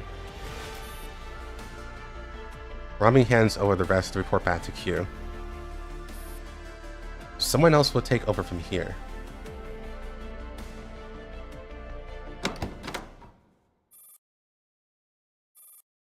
Nimron pushes open the office door. Welcome to the office of the chairman of Socialist Unity Party. How? The secretary's eyes widen. Why are you here?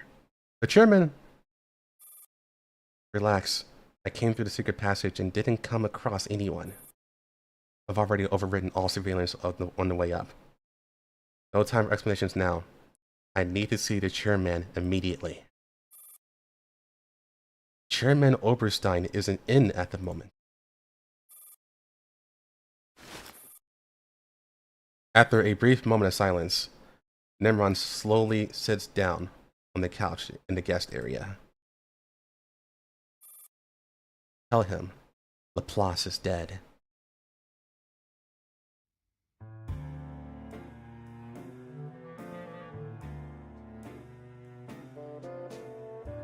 Alright, I think this is the last one.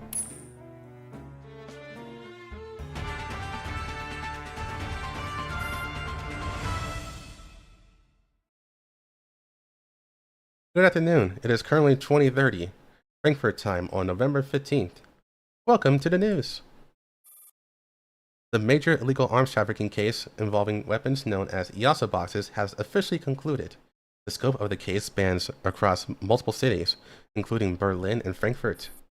Authorities have confirmed the mastermind behind the operation to be Carter Petrovich Neustadt, a former member of the Neo-Soviet Army General Staff and Chief of Staff of an army group. The organization behind him operated under multiple false identities, establishing factories within our borders to illegally manufacture weapons and colluding with certain officials to smuggle them out. This group has allegedly been planning to use the weapons to launch an armed coup against Moscow. The Ministry of Foreign Affairs has urgently contacted the Neo-Soviet authorities and reached a consensus. Any conspiracy that threatens peace must be crushed. Oh no, this one's not fake. This one's not fake. Relevant departments have already begun the investigation and shut down of these illegal weapons factories, and all confiscated weapons will be destroyed. Meanwhile, an internal investigation into the customs officials involved has been initiated by the police. Yesterday, the public prosecutor's office placed Carter Neustadt on Interpol's wanted list and issued a red notice for his arrest. We also call on the public to actively provide any leads to local law enforcement. Submissions can be sent to the following email address.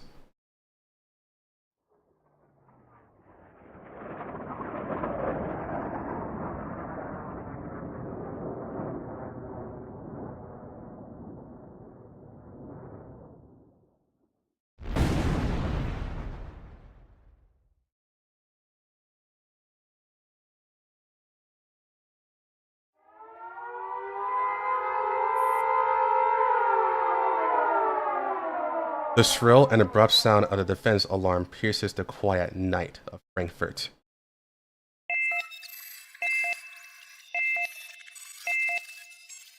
We interrupt this broadcast to declare a national state of emergency. In accordance with government directives, we are now transmitting through the emergency alert system. 3 mechanical alarm tones echo with a growing sense of foreboding. This is an emergency action notification. All broadcasting stations and cable systems must now transmit this emergency action notification. This is UFG Broadcasting. We will continue to serve the Frankfurt area. If you are not in this region, please tune in to your local news and emergency broadcast provider. You are now listening to the Frankfurt Regional Emergency Alert System. Do not use your communicators unless necessary. Please keep your communication channels open for emergency use. Man repeats the message. After a brief pause, the woman continues the broadcast. Good evening. By the authority of General Secretary Rob, Supreme Leader of the German Democratic Republic, I have been granted permission to deliver the following statement. Due to an unidentified enemy airstrike, the entire city of Frankfurt is now under a state of high alert. The air raid sirens have been activated. All citizens hearing this broadcast or the sirens must immediately seek shelter in the nearest underground air defense bunker, civil defense structure, or bomb shelter. A piercing, prolonged air raid siren howls above Frankfurt. Then suddenly,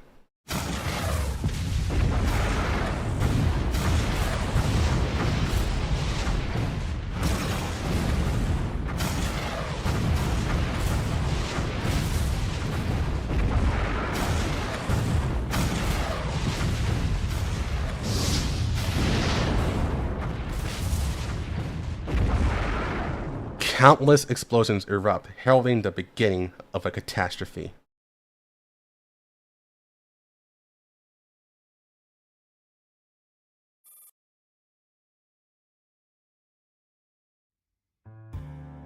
And that's it.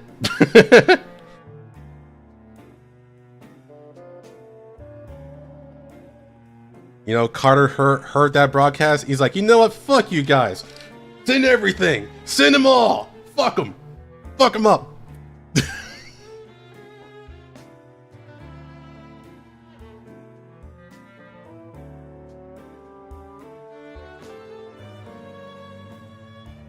Whew. Finally made it.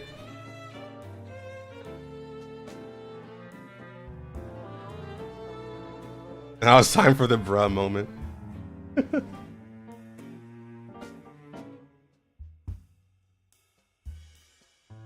I guess now it's a question of, so Carter has had his Paradise? Yes. Yes. But it's not done intelligently, I guess you can say. He's not... Okay, I actually shouldn't say anything. Because you'll learn about it next. You'll learn about it next event. I am also very interested if we're getting an epilogue or a rewrite, or maybe the new story event for Girls Only 1 is not going to be anything at all.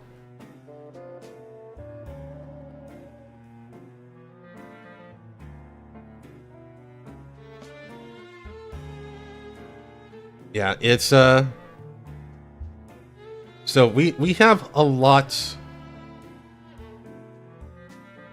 We have a lot going on.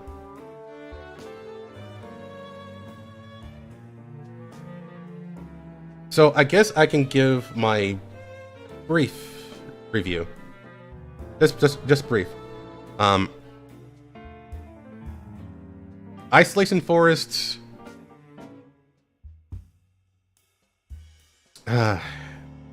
I have complicated feelings for Isolation Forest. I guess it's the best way to put it. As a standalone event, it's actually really good. I think I'm willing to say it's one of the better events to Girls Frontline. Why do you need to rewrite it? Because it sucks. Like, to put it plainly, it sucks.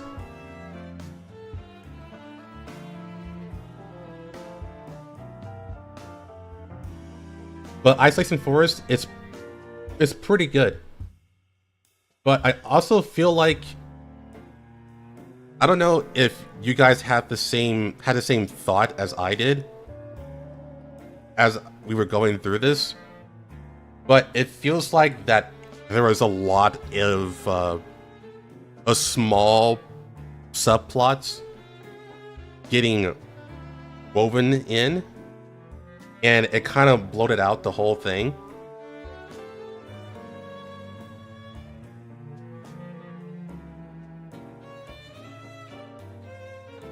Yeah, the next chapter is known for sucking, but for Isolation Forest, I don't know if you guys actually feel that way. But for me, anyways, it kind of feels like that it was a little all over the place. It does end up working out, but only because the peak portions of this chapter, is really, really, really high. Like, it's really, really, really strong.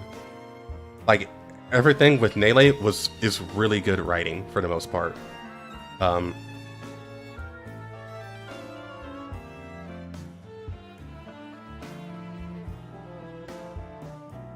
And it does feel like the commander took a bit of a backseat for this one, but that's okay. Instead of just being the main focus, he was just a secondary focus. That's fine.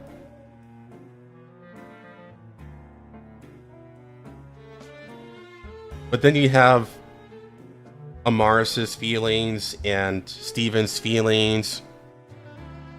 And then you have the AR team not showing up at all.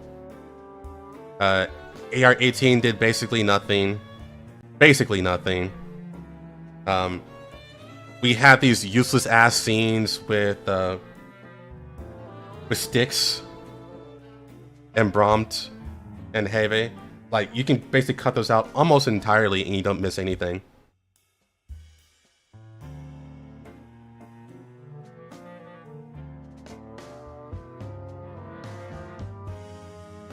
So it kind of feels like that they're trying hard to get everything in a position where they can close out all these storylines. But I do think it hurts this one. It hurts this episode in particular.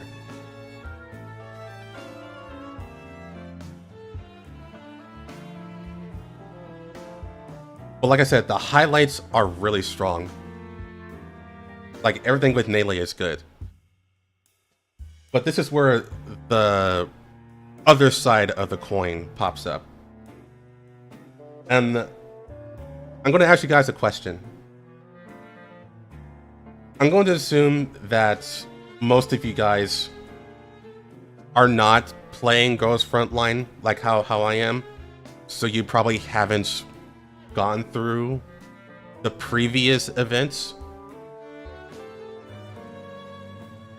So maybe this is a bad question to ask, but I'm going to ask anyways. Did you guys care about Nele's story? Do you think it was worth going through that story for this event?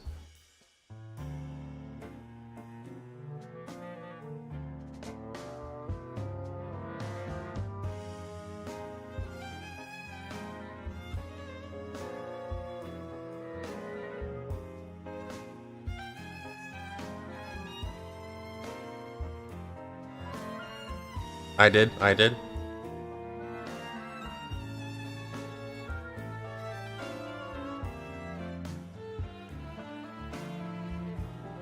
Yeah, it sucks that the delay is a little rough on the YouTube side.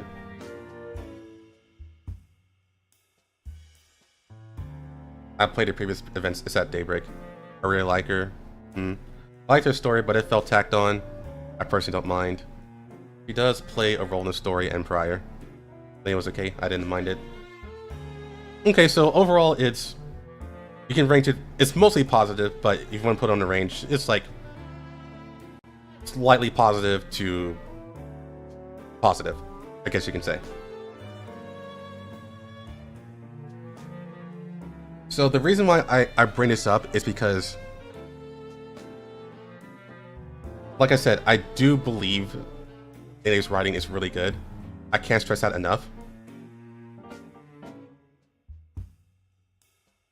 And I think Retcon actually said what I want to say for this. I don't really see this as important. So it feels like an opportunity cost. Like, all that effort could have been used to focus on someone else that has more longevity into the plot.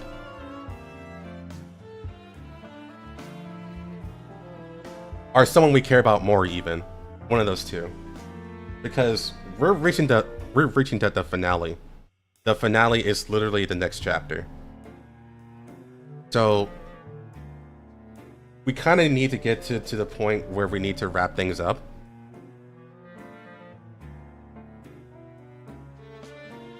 And we kind of put in this whole thing regarding Nele, when it could have been more zoomed in on not just the commander, but also the AR team, which basically made no substantial appearance at all.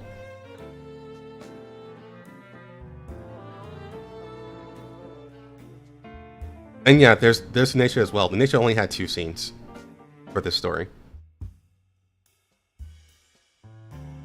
Which is why I feel like they put down like a bunch of plot threads that they need to finish. And they could have just removed the least important one. And I honestly feel like the least important one was Nele's.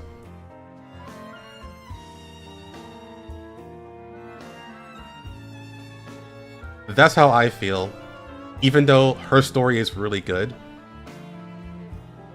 it really feels like it could have been replaced with someone who has more longevity or more impact.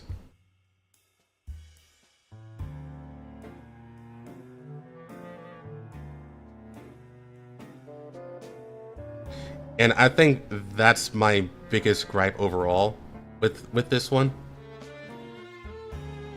A lot of effort was put in someone that could have been put in someone else. I think that's how I can summarize it.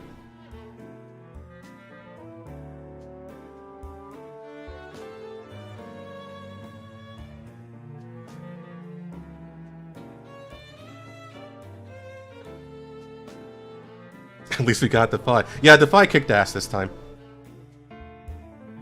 Actually, it is kind of funny. We literally just curve stomped all the parodies in Frankfurt, to be honest. Got rid of 70% of their factories. Literally beat the shit out of 3 higher-ranking Nidos. Didn't kill them, but we beat the fucking crap out of them. Killed Laplace.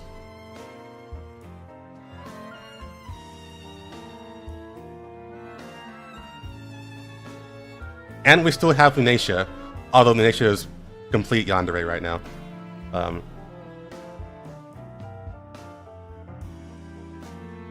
Like, this was probably like the most one-sided battle I have ever seen for Griffin, which is surprising, really, really surprising. Like, if you think back on all the other battles, like even during like the first 7 chapters where the writing was shit, the battles have never been this one-sided. But for this one, we just kind of steamrolled them. Like, really hard.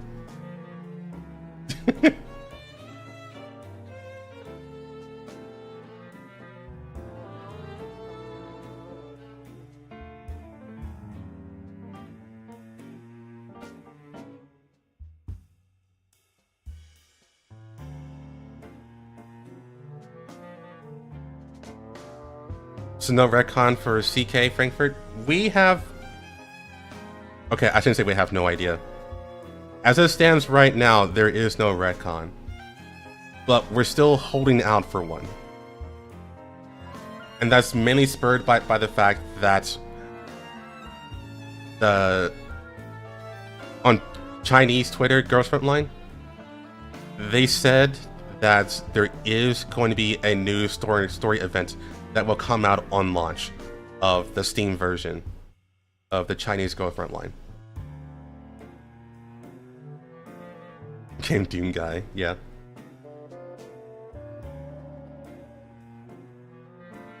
So it may still be a thing, or it may be an epilogue that kind of fixes everything afterwards. The best case scenario is a rewrite, but it's also, in my opinion, is also the least likely. So we're either getting, I think the thing we should hope for the most is an epilogue.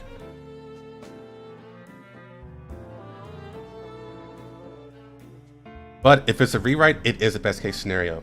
The worst case scenario is that it's just some side story that no one will give a shit about.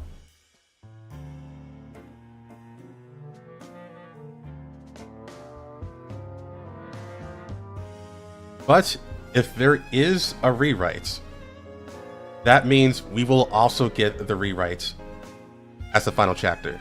100%.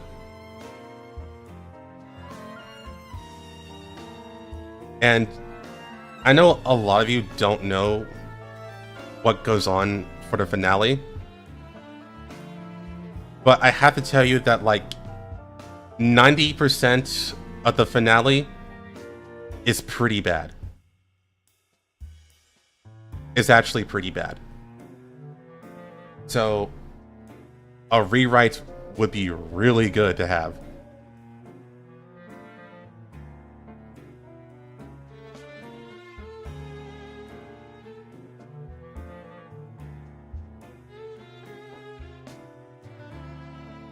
But if they make an epilogue and just kind of like fix it that way, I'm down for that too.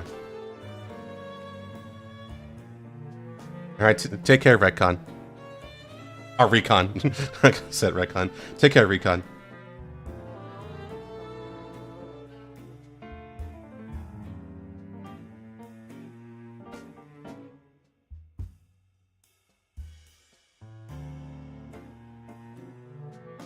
Has Frankfurt been mentioned in Ghost Frontline 2? Yes.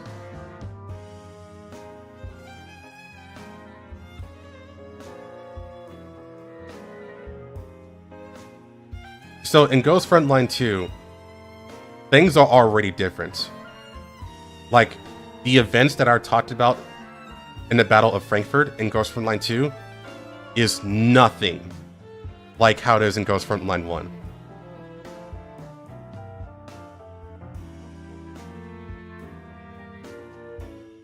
There has been some pretty strong changes.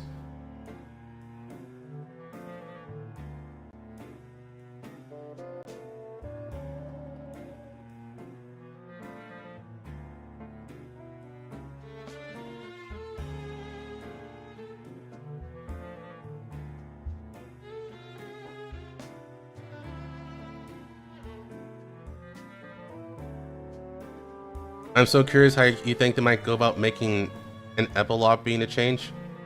If it's an epilogue, it has to be like heavily based on both the Commander and Lunacia. Like, it has to be like super duper focused on that. Because if they want to link the Ghost Frontline 1 finale with Ghost Frontline 2, and not retcon the final event, you have to use timeline. You have to use timeline fuckery. You have to. There's no other way.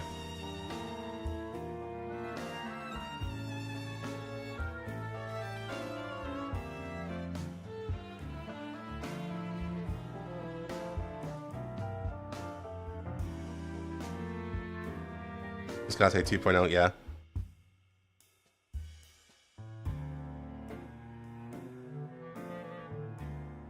Multiverse Paradise? Yeah, they do. I think that's already known in Global, I want to say. Yeah, they already know that in Global. Yeah, they mentioned that in Global. No, that's not a spoiler.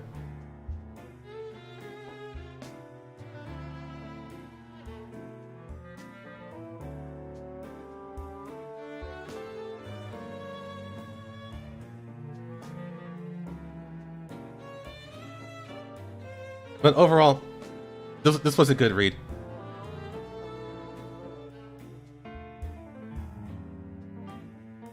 Can I know about Ghost Frontline 2? Yeah, he doesn't need to know. Or rather, I should say, it wouldn't be hard for him to forget everything. Because, you know, he's not God. So he's going to be affected by timeline changes.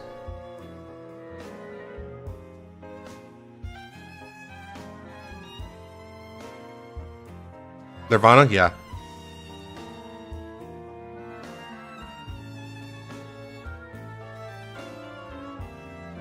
Yeah, supposedly there's timeline shenanigans with Groza.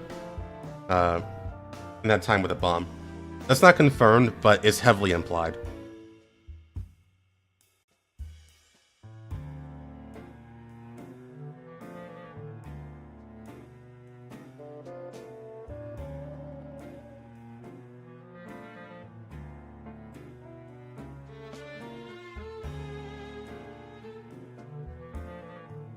But yeah, it's gonna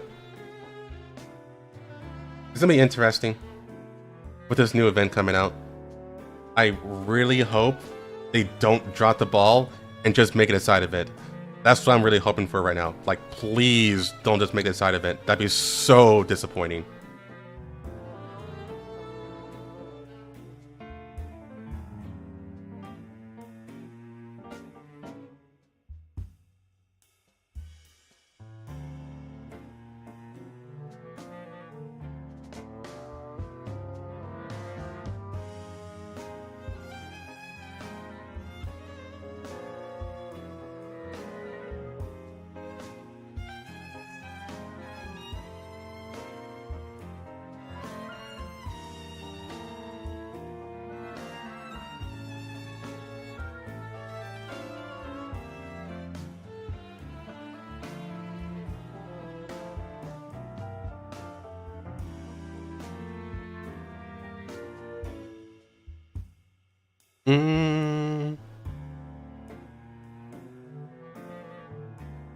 I think Dandelion would be affected because you wouldn't be inside Nirvana.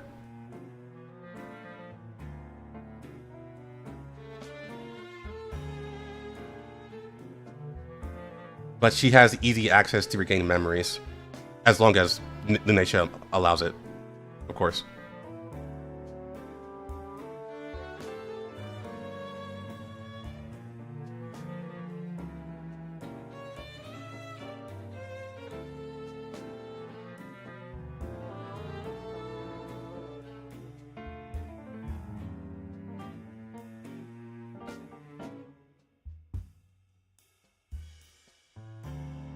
The whole keys topic. Oh yeah, you're right.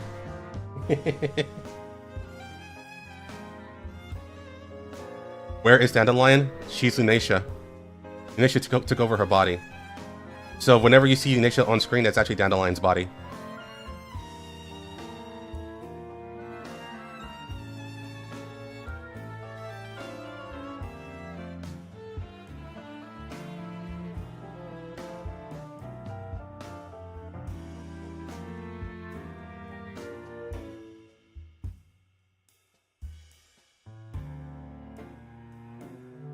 So Lunatia is basically Dandelion if her art was like top tier, basically. That's how she should look all the time.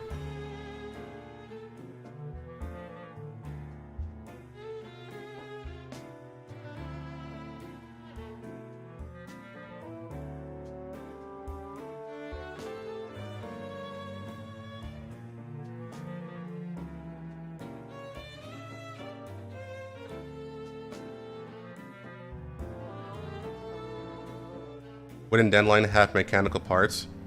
The only real mechanical part is her VCI. Well, I shouldn't say that. She does have weaponry inside her. She is a cyborg, but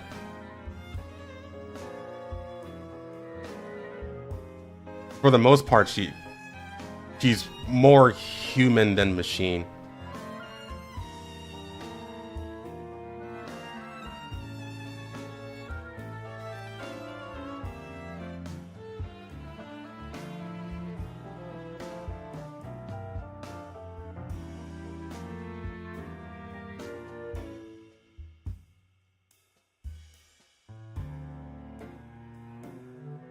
What were the discrepancy between 1 and 2? You mean for the Battle of Frankfurt?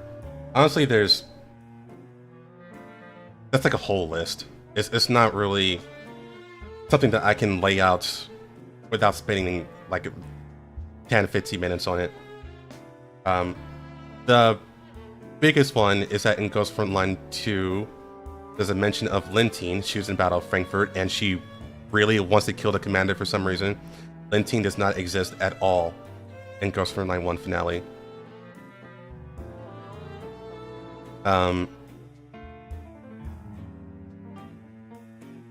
The biggest one, though, is that... That's a spoiler, I can't say it. Yeah, that's a spoiler, I can't say it.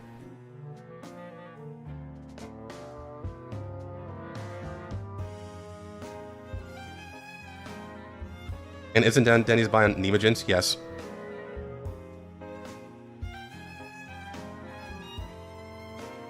And Imogen's body has obviously not human-like legs. Have you seen Dandelion in her disguise?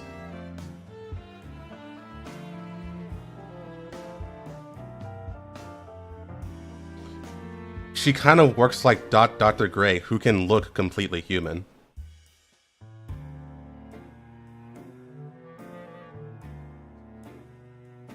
I don't know how they really do it. I don't know how they hide their shit. It's just really weird in the first place. But she is capable of looking completely human. And she does regularly.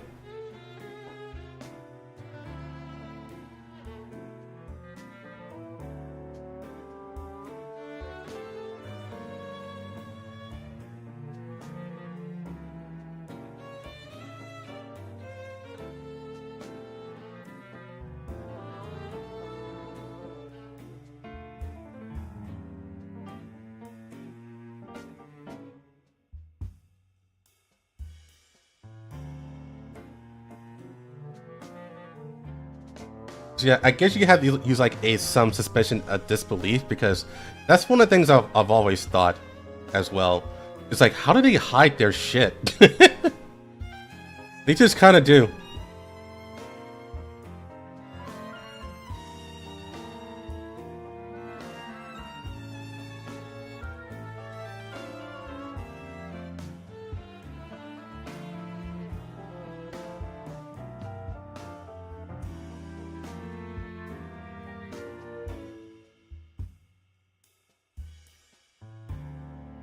It's why it's always funny. My eyes are up here. It's why it's always funny. Whenever Dandelion can't hack anything, he just chooses to not do anything, even though we know for a fact that she's actually insanely strong, like as strong as the AR team.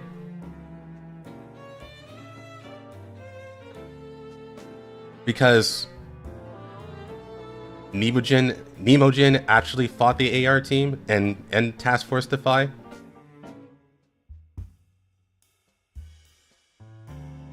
And there's no reason why Dandelion would not be able to do all those things, if not better than her.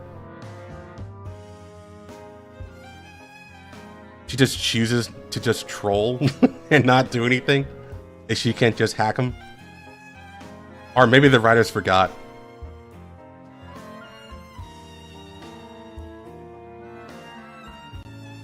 That could be the case too. They just forgot that Dandelion's actually kind of broken physically as well.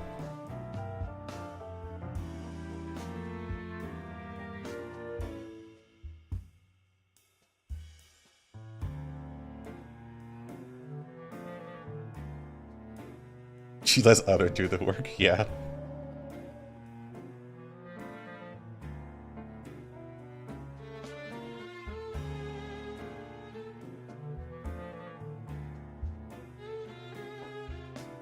Okay, it is really late, and so here's the surprising part. My mouth is not tired this time. My jaw actually feels totally fine. So I think I've gotten used to long-term narration. That's really cool. But anyways, I'm still tired. So I'm gonna head to bed. I will be streaming Thursday, but I don't think we have anything going on Thursday. At least I don't think so. So it might just be a, a hangout stream.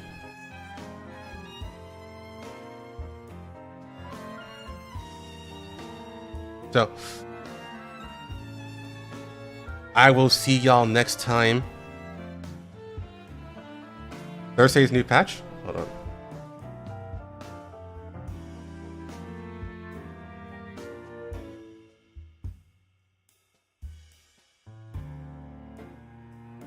Is there a new patch for Ghost Frontline 2?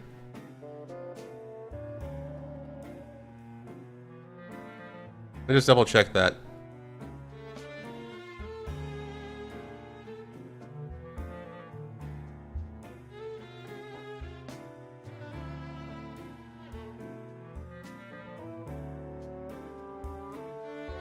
Oh, fuck, it is. It's Vector's patch. That's right, yeah, Vector. Okay, so Thursday we do Vector's story, but it shouldn't be long at all. That's why I wasn't thinking about it. Yeah, Vector's patch. Yeah. We're doing Vector. On Thursday. Got it. Okay, yeah, I'm going to bed. I'll see you guys tomorrow.